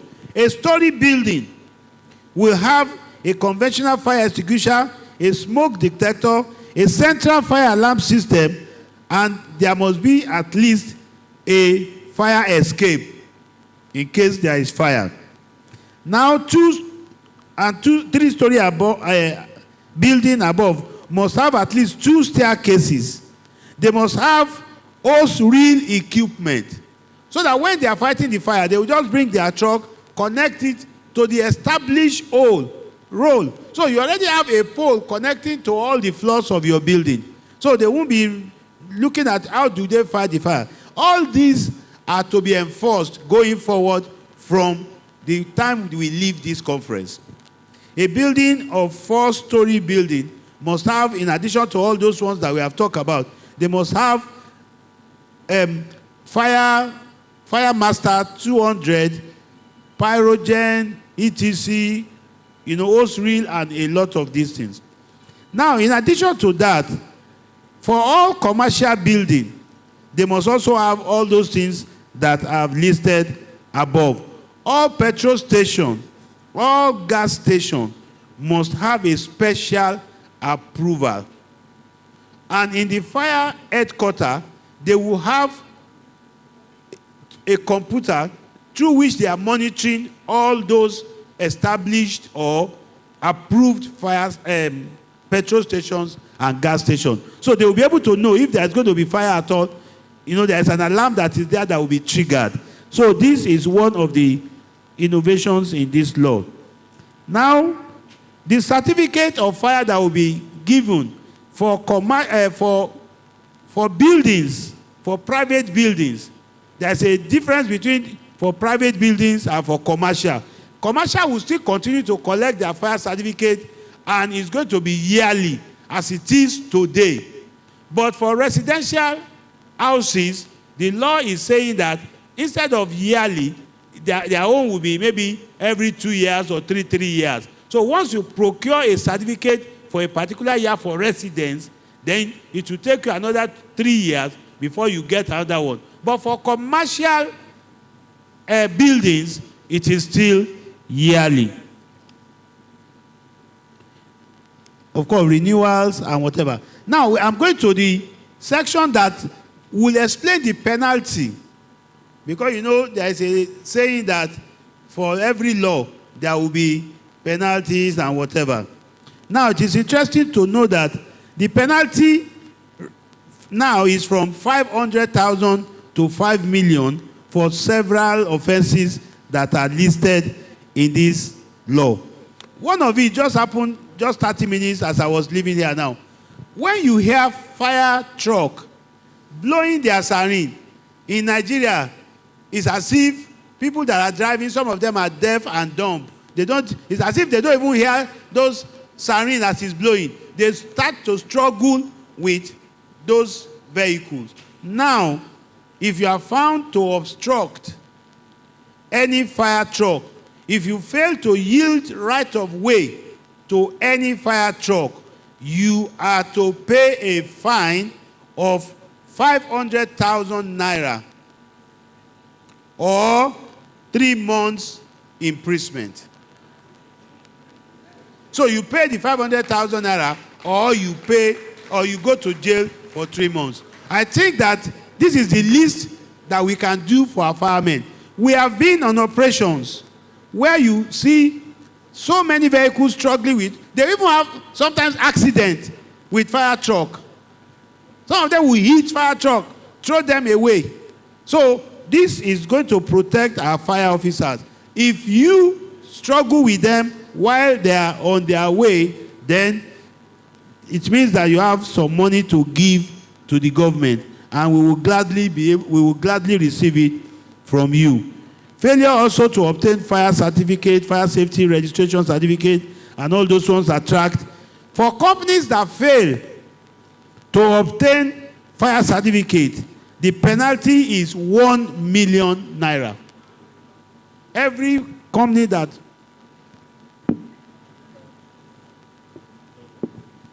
of course, I will still come to that.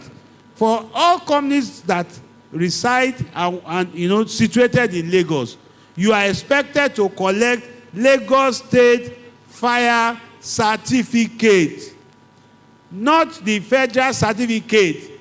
Lagos is the only state where you see federal fire service struggling with Lagos State Fire Service for the revenue that their law prescribes should be collected by the Lagos State Fire Service. Henceforth, any commercial premises that is hiding under the fact that, oh, I have obtained a federal fire certificate and I'm not going to obtain, your fine is now 1 million naira. Thank God the representative of the Minister of Internal Affairs is here. Please let us help us sound that note of warning to Federal Fire Service officials that they are not expected to collect fire certificate revenue from Lagos. In fact, there is another dimension to it. You see so many organizations that are either in the federal Tinkan area, some of them around airport, they will claim that this is federal territory. Under the physical planning law, all institutions and buildings are expected to comply. There's a Supreme Court judgment to that. All commercial buildings, all businesses are to comply with the building code of the state. So I think that last year we stressed this. This year also we are begging the representative of the Honorable Minister to please help us beg your people that henceforth don't struggle with us in Lagos for revenues that is due to Lagos. I have gone around several states and I know that they are trying. Of course, that's why Lagos State is, they have to. Just in one fell swoop, Mr. Governor purchased for Lagos State 62 firefighting trucks in just one approval.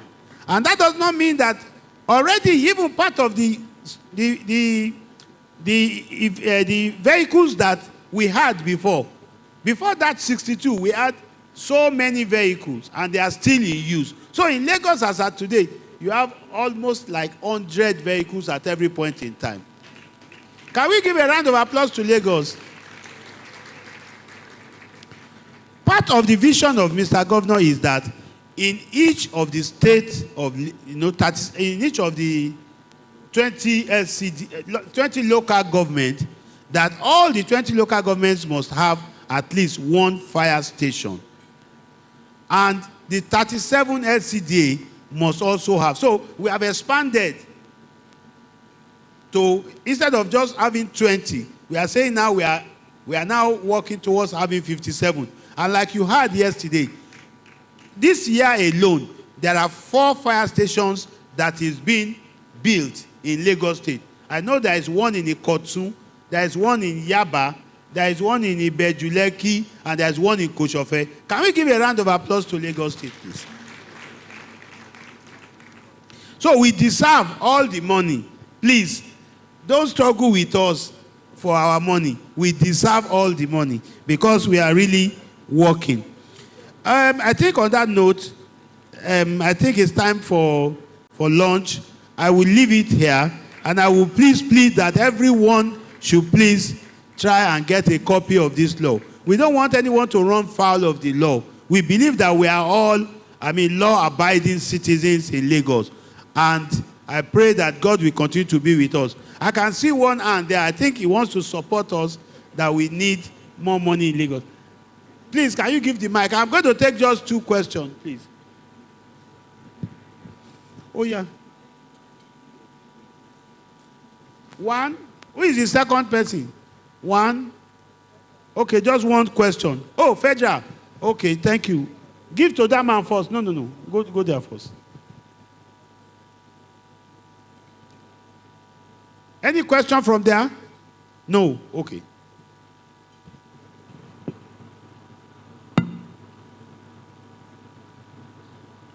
Hello. Good afternoon, all. My name is Fijabi Teslim, representative of Fabian's Oil and Gas. Please, I appreciate this gathering very much, but based on your talk now, I have a question that I want to put to this gathering. To avoid double taxation, there is something happening. We have Lagos State Safety Commission, and we also have Lagos State Fire and Rescue.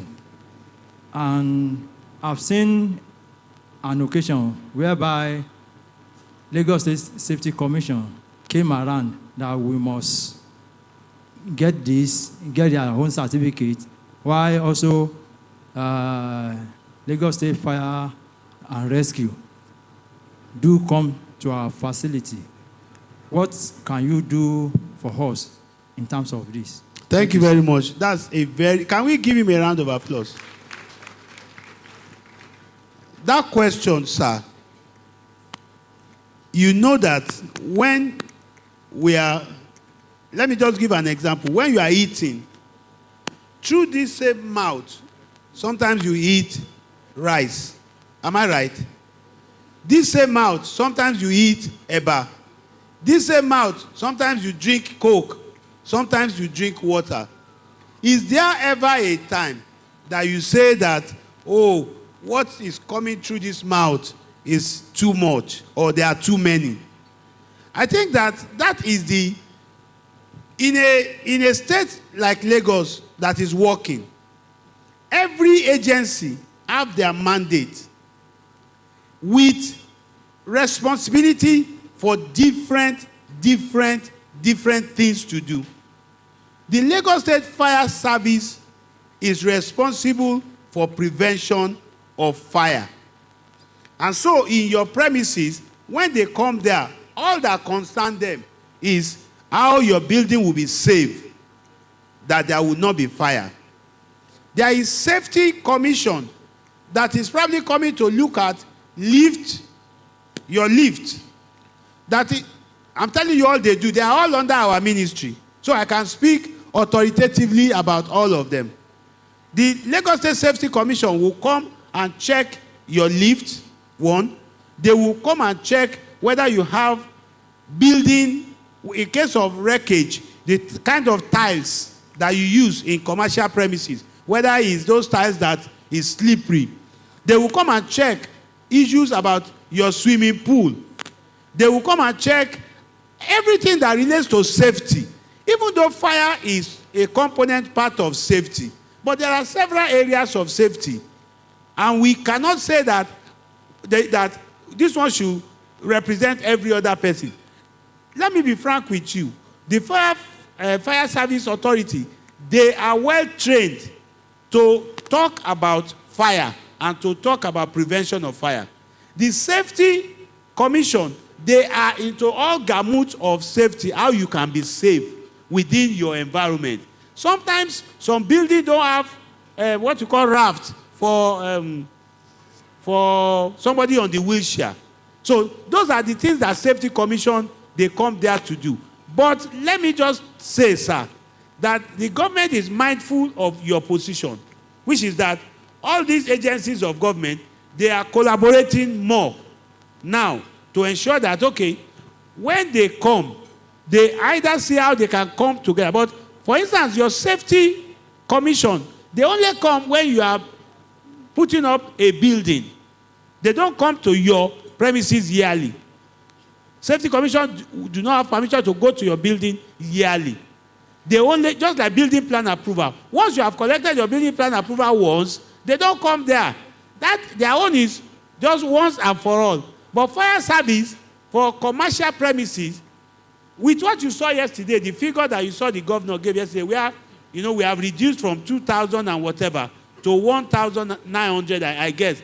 Now, because of this intensity of the visitation, to ensure that all buildings comply with, with fire service law, we are having reduced, fire in Lagos State.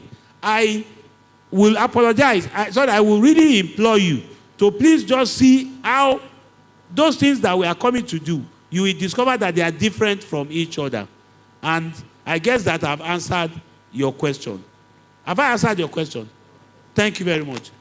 Oga, please give Oga from Abuja. Good afternoon, all. Thank you, sir. Distinguished participants. My permanent secretary, thank you very much for the insightful presentation. Just like we have spoken today over prevention, safety, and all this. The Federal Fire Service, as you have it, is now in all the states. They are here to support the states.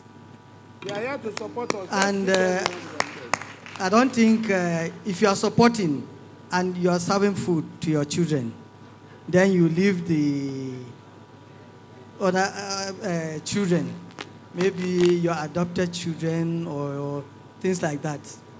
You can be magnanimous to put something on their plate too.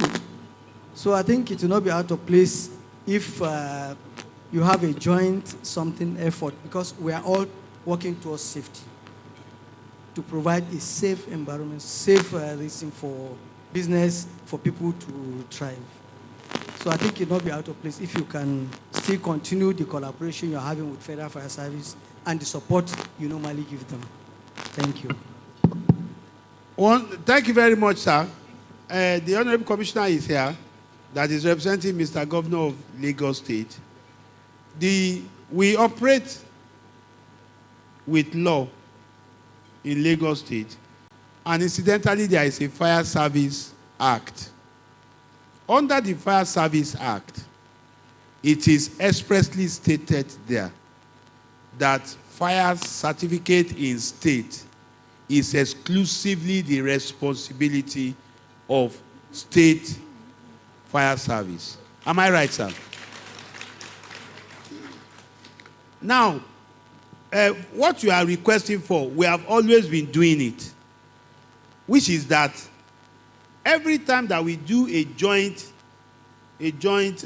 fire service, we fight fire together, like the one in Dosumu. The governor, through our commissioner here, has been magnanimous to ensure that things like welfare package is extended to them, which is synonymous with what you have talked about.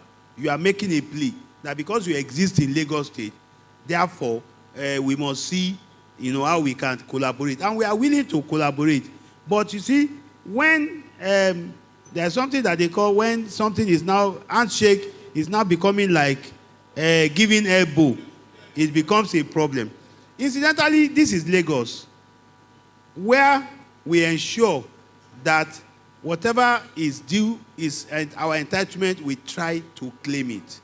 We can be magnanimous in ensuring that your welfare package, whatever, when there is one, we deliver it and we ensure you get it. But for something that is statutorily provided, I think that it is really a breach of protocol, and it's something that amounts to an unlawful act. When you know that I'm not entitled to this thing, and you go there and collect it, I think that it is very clear. The law says states should collect, and the state, in the process of collecting, will go to different places and hear or see that federal has come there to collect. I think that for the sake of rule of law, and to avoid children fighting with the father should maintain his lane while the children maintain their lane.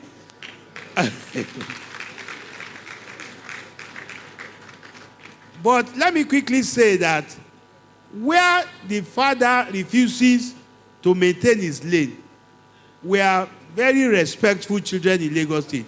We will not fight with our father. But those people that our father has led to pay money to them, they will fall under the imposition of this law. They will pay fine of 1 million naira, and in addition, they will still then pay the money. In order for federal government not to allow double jeopardy for a lot of organizations, I think it is better. But I will say, sir, that the Federal Fire Service in Lagos State can make a representation to the Honorable Commissioner, not about collecting, not by struggling to collect the money with your children, but by coming to make a plea that, Oga, we are in Lagos. In fact, our ministry supports several federal organizations. Our ministry, under the IGR department, we support several federal agencies, and we give them monthly, quarterly subvention. So many federal organizations in Lagos through Mr. Governor. So instead of you struggling with us, you should enhance the implementation of this law by telling your people that when they go out, they should rather be insisting that people should collect Lagos State. So we are not here to collect federal, to collect the fire certificate money. You can do some other things, but I think when it comes to fire certification, and like sir, every time we meet on the field, we appreciate your presence. But the truth about it is that I don't want to say something that my commissioner has not told me to say. Lagos has capacity to fight fire in Lagos. I won't say that the federal government should go to some other places where they don't have, where they have 2 or 1 fire trucks. If you are in that category of state, you can raise up your hand. If you need federal government help, but the truth is, we need our parents' support all the time. And the truth is that we are enjoying your support. But when it comes to that money, please let your officials know that that fire certificate should be collected from the Lagos State Fire Service. Thank you very much, sir. Now, we have the clear understanding of our representative of the minister here. And I believe that some of them are seeing us. Henceforth, Madam Fire, Madam Controller General, henceforth, there will not be any issue of federal fire certificate being issued in Lagos again. Thank you so much. And I guess the organizer, okay. Thank you so much, sir.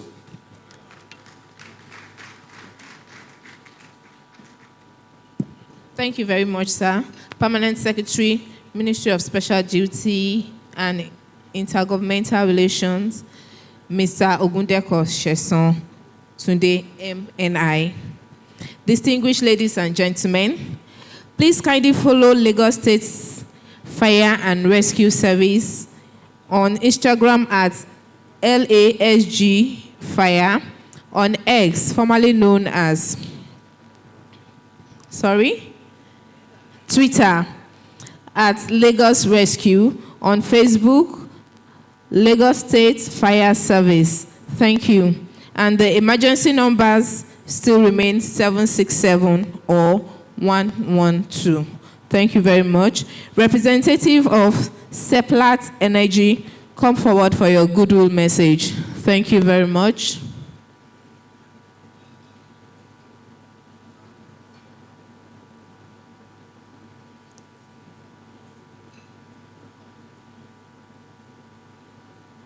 Representative of Seplat Energy, please come forward for your goodwill message.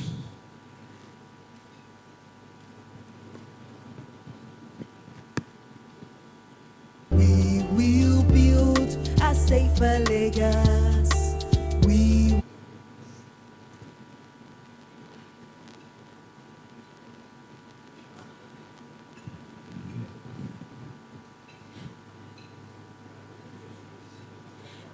Ladies and gentlemen, please take your seat. Lunch is being served, but it's going to be in an orderly manner. We will build a safer Lagos. We will build a safer Lagos. Whenever there is fire, call 767. Making it safe should be at topmost aim. Lagos is for every one of us. You can't be powering your gen and pouring in the fuel at the same time. Don't leave your candle on when you're sleeping. Have an extinguisher at home and turn off your gadgets before you go. And we will build a safer Lagos. We will build a safer Lagos. We will build a safer Lagos. Please, we would like you to scan to rate your experience at today's event. We would like to take your opinions, feedback as how it has been for the past 2 days. And it's going to be for the past 3 days by tomorrow. So please bring out your phones and please scan the code in front of you. Thank you very much.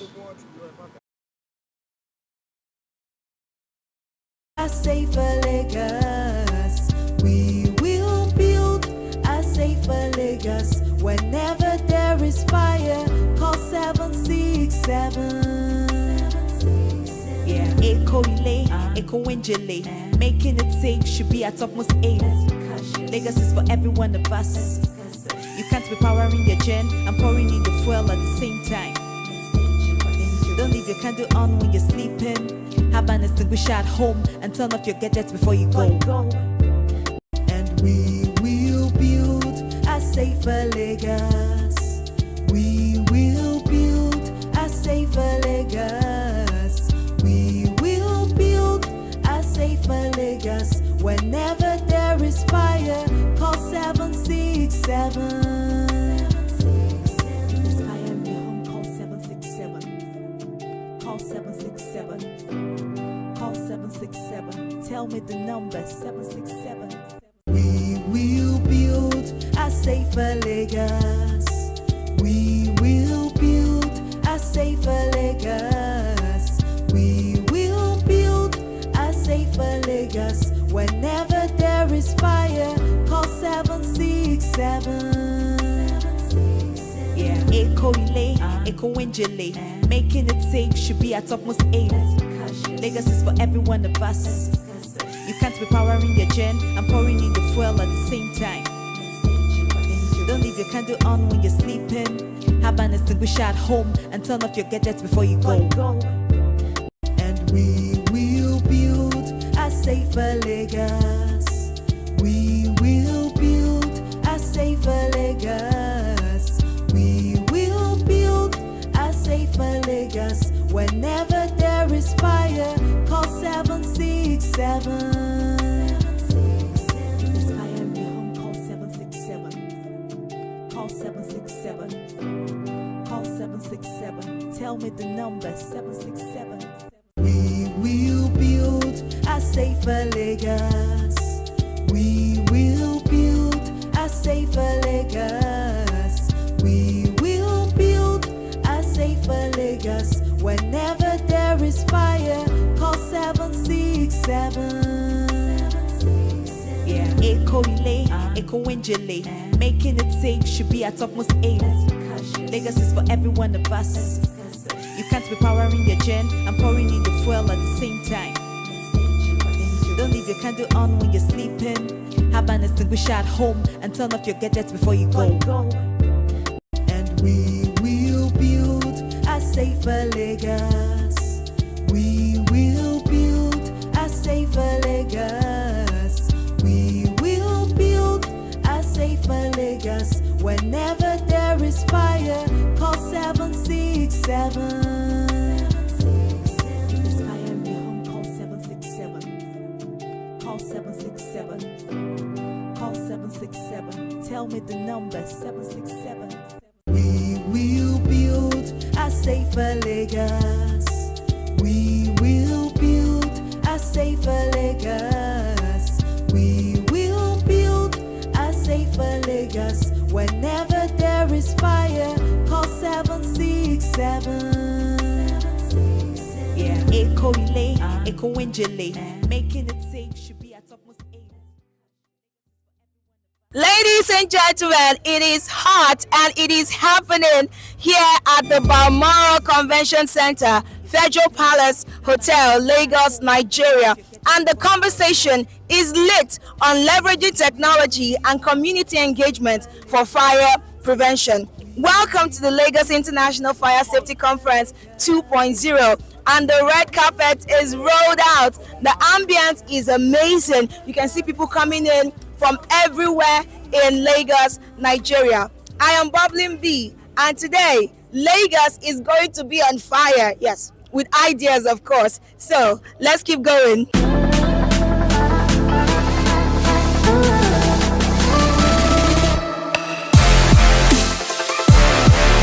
What should we expect from this year's conference? First of all, from last year, we already have a lot of fires reduced. So that was fantastic. First, we expect that after this one, we will bring down the number of fire incidents in Lagos State to its barest minimum. We expect that virtually everybody in Lagos State in all inter-communities are now fire safety aware, and they are able to talk to anybody about fire safety and how to prevent a fire.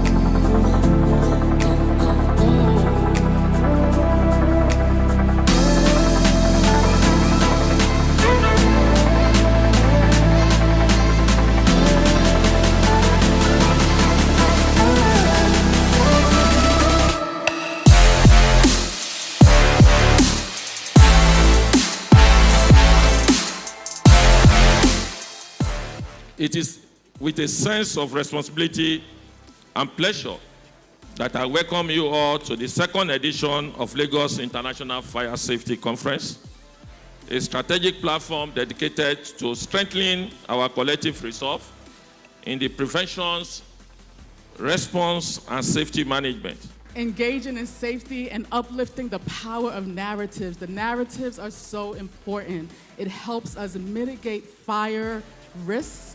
We are all community members and we have to be empowered. That's what this conference is all about. Statistic is more than just a number to know. It is a life, a story, a human to show. Let's remember the human cause of every statistic.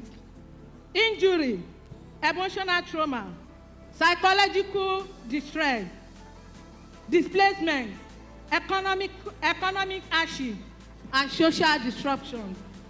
We fight not just to fight a fire, but light and future that shine with all the might.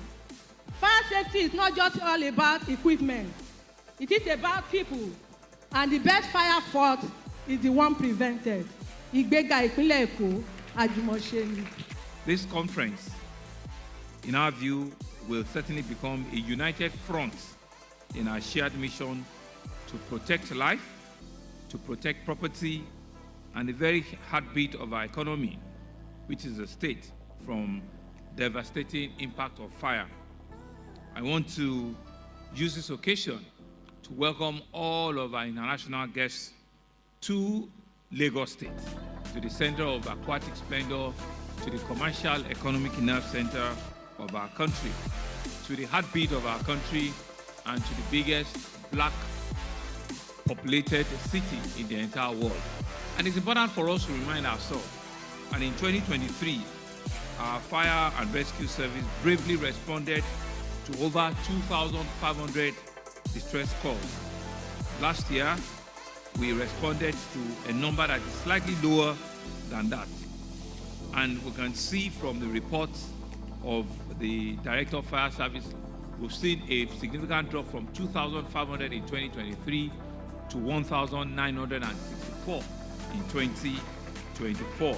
So what it means is that it's either our advocacy is working, people are becoming a lot more cautious, people are becoming a lot more alive to their responsibility, and the communication and engagement that we are hoping and we're seeking we have with them is working.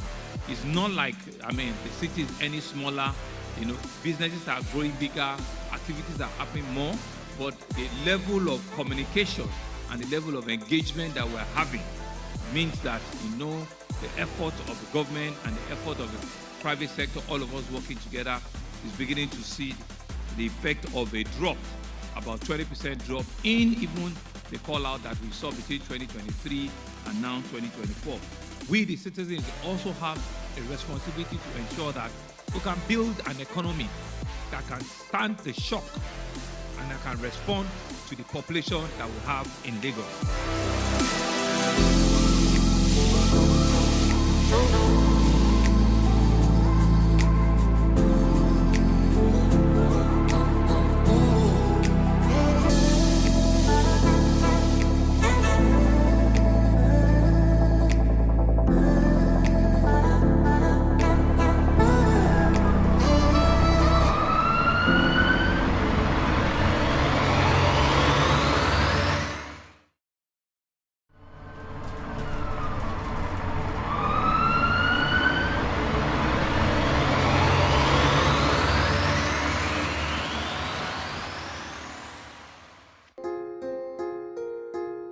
Following the creation of state in 1967 that gave birth to the Lagos state government, mindful of its social responsibility, deemed it necessary to establish a hunt fire service to complement the existing federal and western region fire service. The Lagos State Fire Service was then established by an editor of Lagos State Law Cap 42 of 1972 with its statutory responsibility of extinguishing, control, prevention of fire, protection of lives and properties, as well as rendering other humanitarian services within the Lagos State metropolis.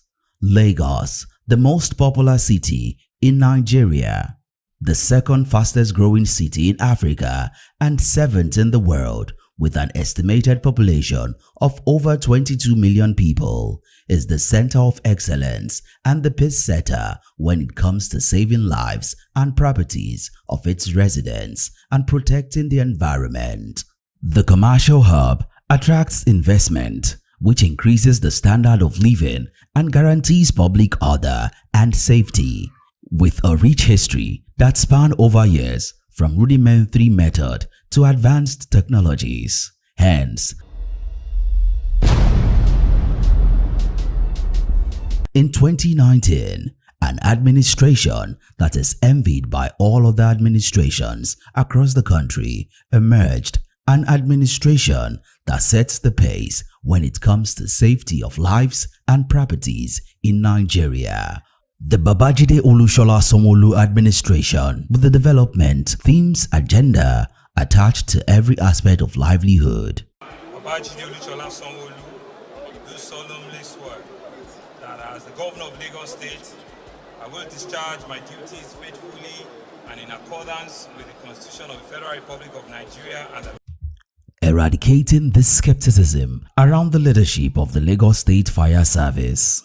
As Mr. Musibau Razaki disengaged from public service on July 2, 2019, Mr. Governor took a vibrant decision that turned around the history of the Lagos State Fire Service by appointing Mrs. Adesheye Margaret Abimbola as the acting director of the Lagos State Fire Service, making her the first female in Lagos and the second in Nigeria to hold such position in the State Fire Service. She assumed office on July 2, 2019, after the statutory disengagement of Mr. Musibau Razaki from public service. While prioritizing the lives and safety of Lagosians, Governor Sanwo-Olu approved the autonomy and upgraded the Lagos State Fire Service to an agency with a new nomenclature of Lagos State Fire and Rescue Service.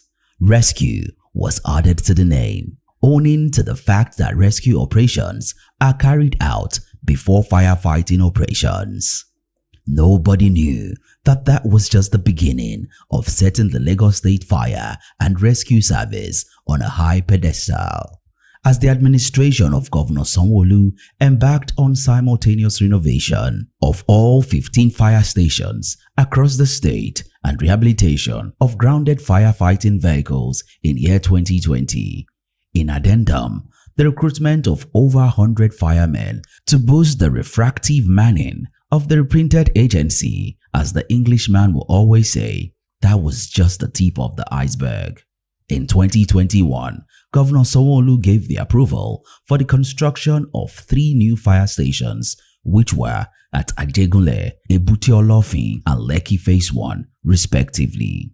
He then took a step further by approving the total reconstruction and upgrading of the agency's headquarters to a state-of-the-art agency headquarters at Alausa Ikeja in 2022. Governor Sanwo-Olu's led administration procured a whopping 62 feet of firefighting vehicles as equipment. He also approved the dispensation to recruit 435 firefighters, which has been the highest number of personnel recruited in history, as posited by visiting US fighters.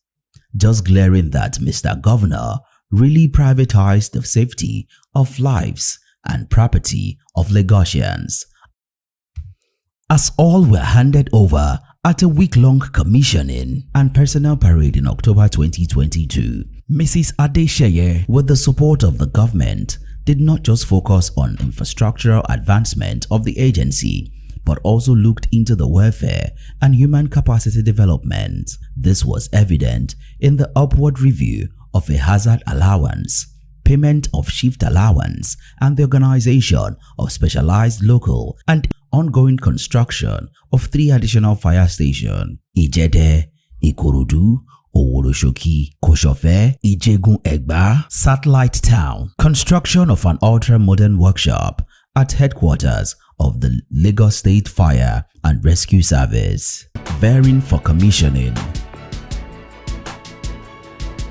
The projection for a better future for the agency includes the following expansion of fire stations to cover all 20 local government areas and 37 local council development, digitalization of the information management system of the Fire and Rescue Service to detect fire at incipient stage and send signal to the agency for prompt response and monitor emergency real-time, exploring the use of artificial intelligence in preparedness and response to fire and related hazards.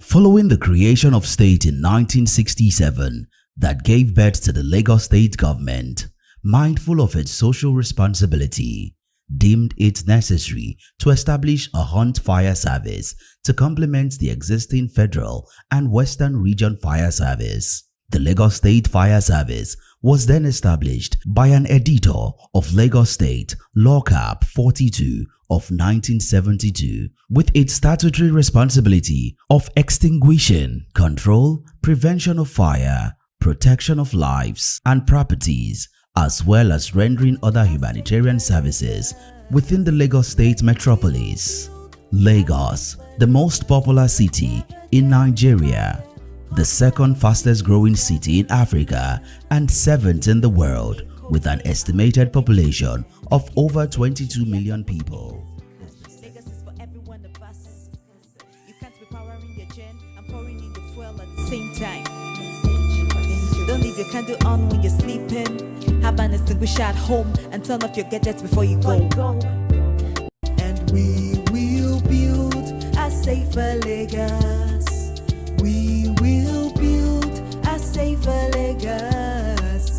We will build a safer Lagos. Whenever there is fire, call 767. If there's fire in your home, call 767. Call 767. Call 767. Tell me the number, 767. We will build a safer safer Lagos. We will build a safer Lagos. We will build a safer Lagos. Whenever there is fire, call 767. Yeah, Echo Relay, Echo Winjile. Making it safe should be our topmost aim. Lagos is for every one of us. You can't be powering your gen and pouring in the fuel at the same time. Don't leave your candle on when you're sleeping. Have an extinguisher at home and turn off your gadgets before you go. And we will build a safer Lagos. We will build a safer Lagos. We will build a safer Lagos. Whenever there is fire, call 767.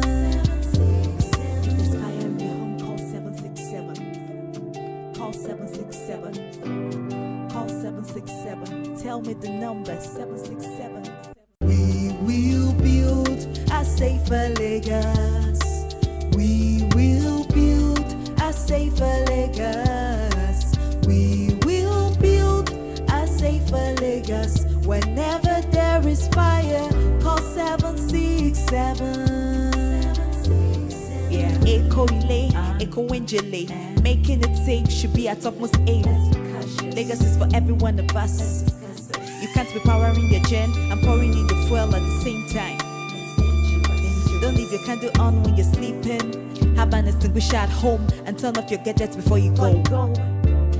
And we will build a safer Lagos. We will build a safer Lagos.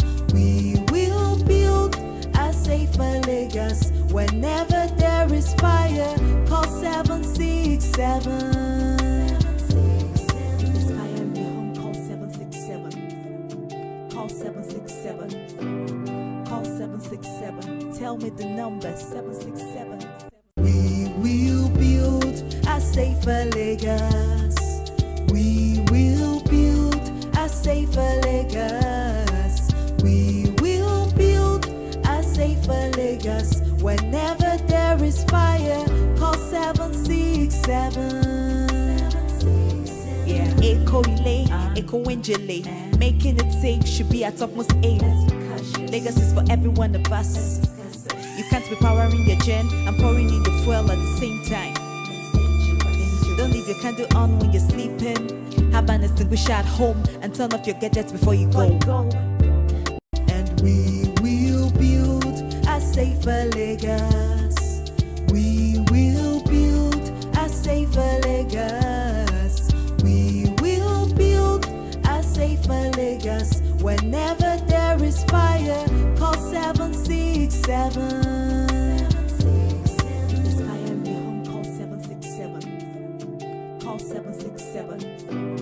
Call 767. Tell me the number, 767. We will build a safer Lagos. We will build a safer Lagos. We will build a safer Lagos. Whenever there is fire, call 767. Yeah, Echo Relay, Echo Winjile. Making it safe should be our topmost aim. Lagos is for every one of us. You can't be powering your gen and pouring in the fuel at the same time. Don't leave your candle on when you're sleeping. Have an extinguisher at home and turn off your gadgets before you go. And we will build a safer Lagos. We will build a safer Lagos. We will build a safer Lagos. Whenever there is fire, call 767. There's fire in your home, call 767. Call 767. Call 767. Tell me the number, 767. We will build a safer Lagos. We will build a safer Lagos. We will build a safer Lagos. Whenever there is fire, call 767. Yeah, Eco relay, eco winjile, making it safe should be our topmost aim. Lagos is for every one of us. You can't be powering your gen and pouring in the fuel at the same time. Don't leave your candle on when you're sleeping. Have an extinguisher at home and turn off your gadgets before you go. And we will build a safer Lagos. We will build a safer Lagos. We will build a safer Lagos. Whenever there is fire, call 767.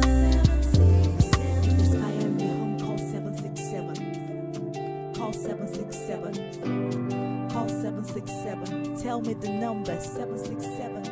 We will build a safer Lagos. We will build a safer Lagos. We will build a safer Lagos. Whenever there is fire, call 767. Yeah, eco relay, eco winjile, making it safe should be our topmost aim. Lagos is for every one of us. You can't be powering your gen and pouring in the fuel at the same time. Don't leave your candle on when you're sleeping. Have an extinguisher at home and turn off your gadgets before you go. And we will build a safer Lagos. We will build a safer Lagos. We will build a safer Lagos. Whenever there is fire, call 767. If there's fire in your home, call 767. Call 767. Call 767. Tell me the number, 767. We will build a safer Lagos. We will build a safer Lagos. We will build a safer Lagos. Whenever there is fire, call 767. Yeah, eco relay, eco winjile, making it safe should be our topmost aim. Lagos is for every one of us. You can't be powering your gen and pouring in the fuel at the same time. Don't leave your candle on when you're sleeping. Have an extinguisher at home and turn off your gadgets before you go. And we will build a safer Lagos. We will build a safer Lagos. We will build a safer Lagos. Whenever there is fire, call 767. If there's fire in your home, call 767.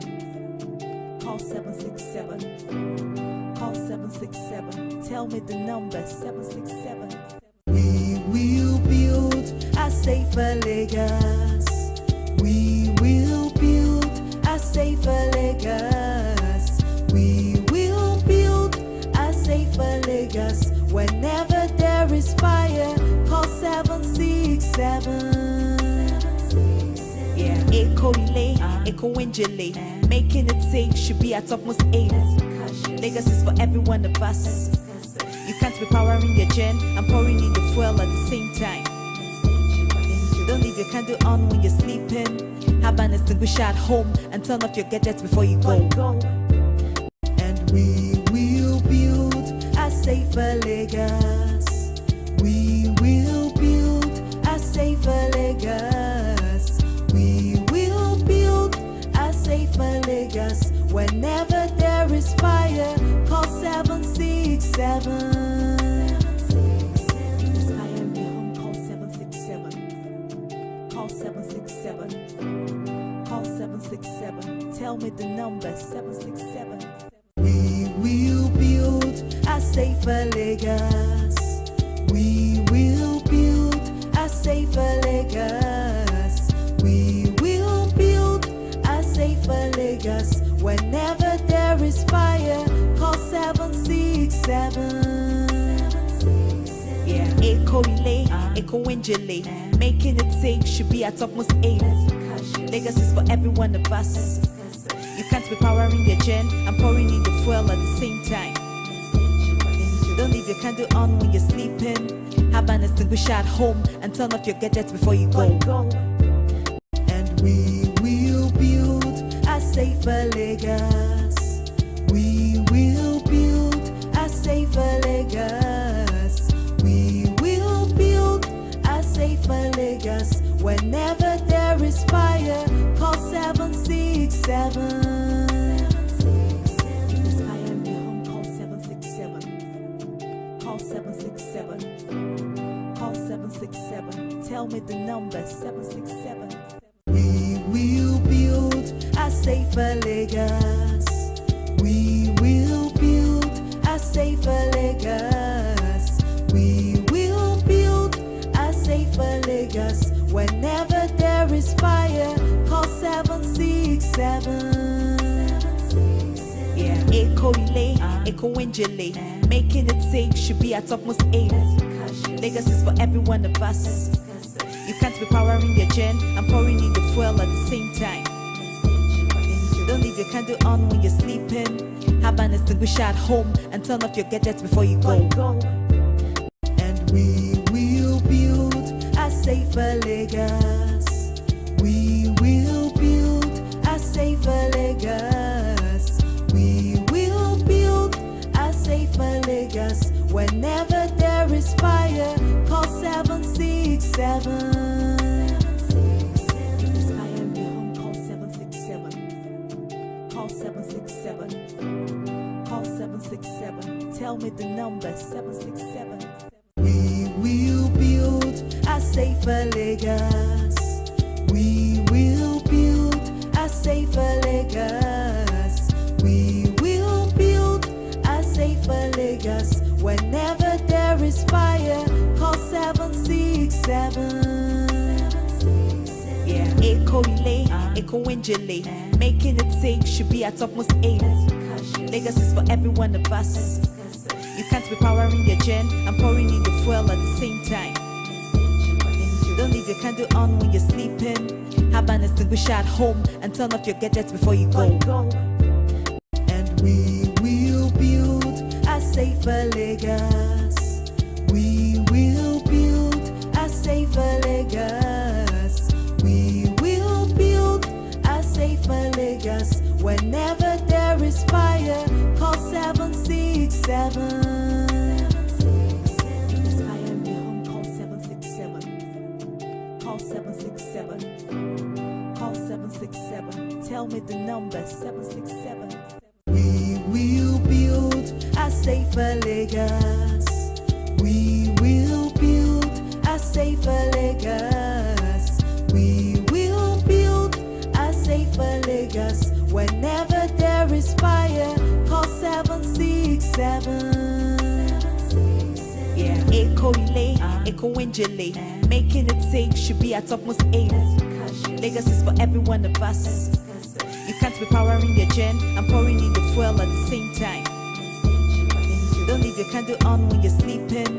Have an extinguisher at home and turn off your gadgets before you go. And we will build a safer Lagos. We will build a safer Lagos. We will build a safer Lagos. Whenever there is fire, call 767. If there's fire in your home, call 767. Call 767. Call 767. Tell me the number, 767.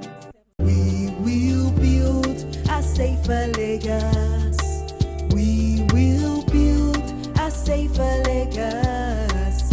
We will build a safer Lagos. Whenever there is fire, call 767.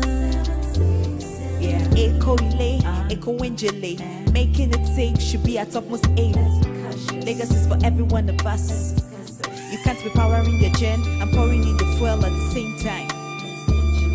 Don't leave your candle on when you're sleeping. Have an extinguisher at home and turn off your gadgets before you go. And we will build a safer Lagos. We will build a safer Lagos. We will build a safer Lagos. Whenever there is fire, call 767.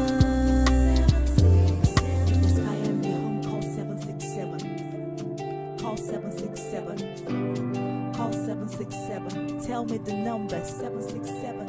We will build a safer Lagos. We will build a safer Lagos. We will build a safer Lagos. Whenever there is fire, call 767. Yeah, Echo relay, Echo Winjile. Making it safe should be our topmost aim. Lagos is for every one of us. You can't be powering your gen and pouring in the fuel at the same time. Don't leave your candle on when you're sleeping. Have an extinguisher at home and turn off your gadgets before you go. And we will build a safer Lagos. We will build a safer Lagos. We will build a safer Lagos. Whenever there is fire, call 767. There's fire in your home, call 767. Call 767. Call 767. Tell me the number 767. We will build a safer Lagos.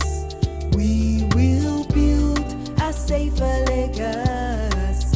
We will build a safer Lagos. Whenever there is fire, call 767. Yeah, Echo relay, Echo Winjile. Making it safe should be our topmost aim. Lagos is for every one of us. You can't be powering your gen and pouring in the fuel at the same time. Don't leave your candle on when you're sleeping. Have an extinguisher at home and turn off your gadgets before you go. And we will build a safer Lagos. We will build a safer Lagos. We will build a safer Lagos. Whenever there is fire, call 767. There's fire in your home, call 767. Call 767. Call 767. Tell me the number 767. We will build a safer Lagos. We will build a safer Lagos. We will build a safer Lagos. Whenever there is fire, call 767. Yeah, Echo relay, Echo Winjile. Making it safe should be our topmost aim. Lagos is for every one of us. You can't be powering your gen and pouring in the fuel at the same time. Don't leave your candle on when you're sleeping. Have an extinguisher at home and turn off your gadgets before you go. And we will build a safer Lagos. We will build a safer Lagos. We will build a safer Lagos. Whenever there is fire, call 767. There's fire in your home, call 767. Call 767. Call 767. Tell me the number 767. We will build a safer Lagos. We will build a safer Lagos.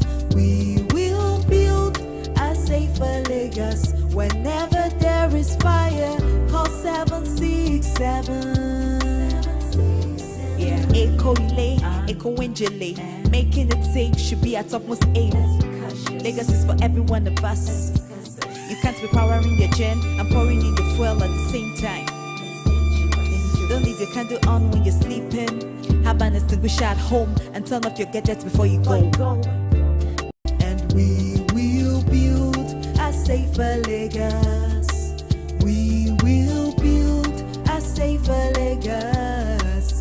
We will build a safer Lagos. Whenever there is fire, call 767. There's fire in your home, call 767. Call 767. Call 767. Tell me the number 767. We will build a safer Lagos. We will build a safer Lagos.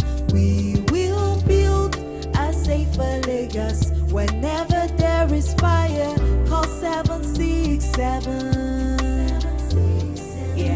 Eco-relay, eco-winjile, making it safe should be our topmost aim. Lagos is for every one of us. You can't be powering your gen and pouring in the fuel at the same time. Don't leave your candle on when you're sleeping. Have an extinguisher at home and turn off your gadgets before you go. And we will build a safer Lagos. We will build a safer Lagos. We will build a safer Lagos. Whenever there is fire, call 767.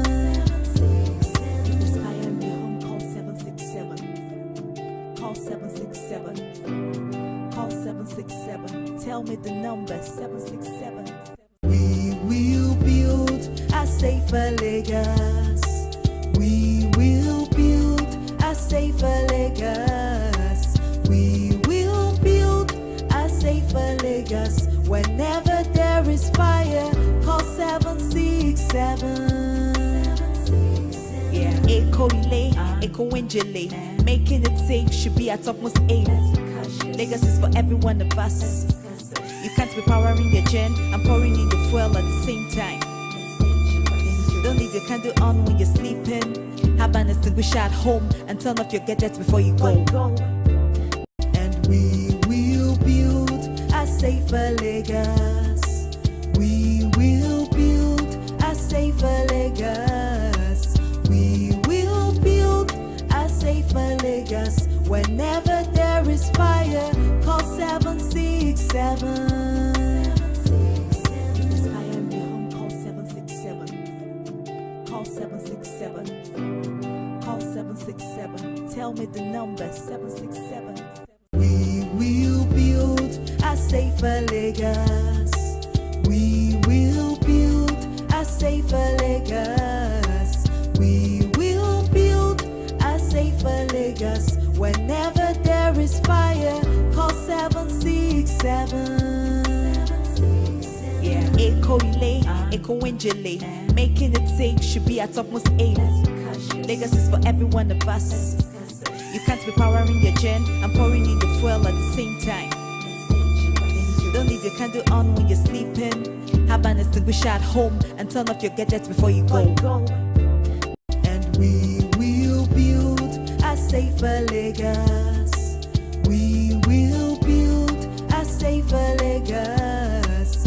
We will build a safer Lagos. Whenever there is fire, call 767. Call 767. Call 767. Call 767. Tell me the number, 767. We will build a safer Lagos. We will build a safer Lagos. We will build a safer Lagos. Whenever there is fire, call 767.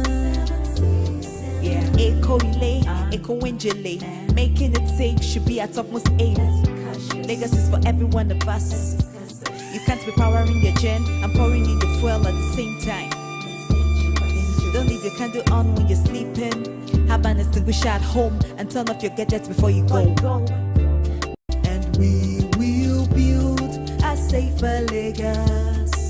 We will build a safer Lagos. We will build a safer Lagos. Whenever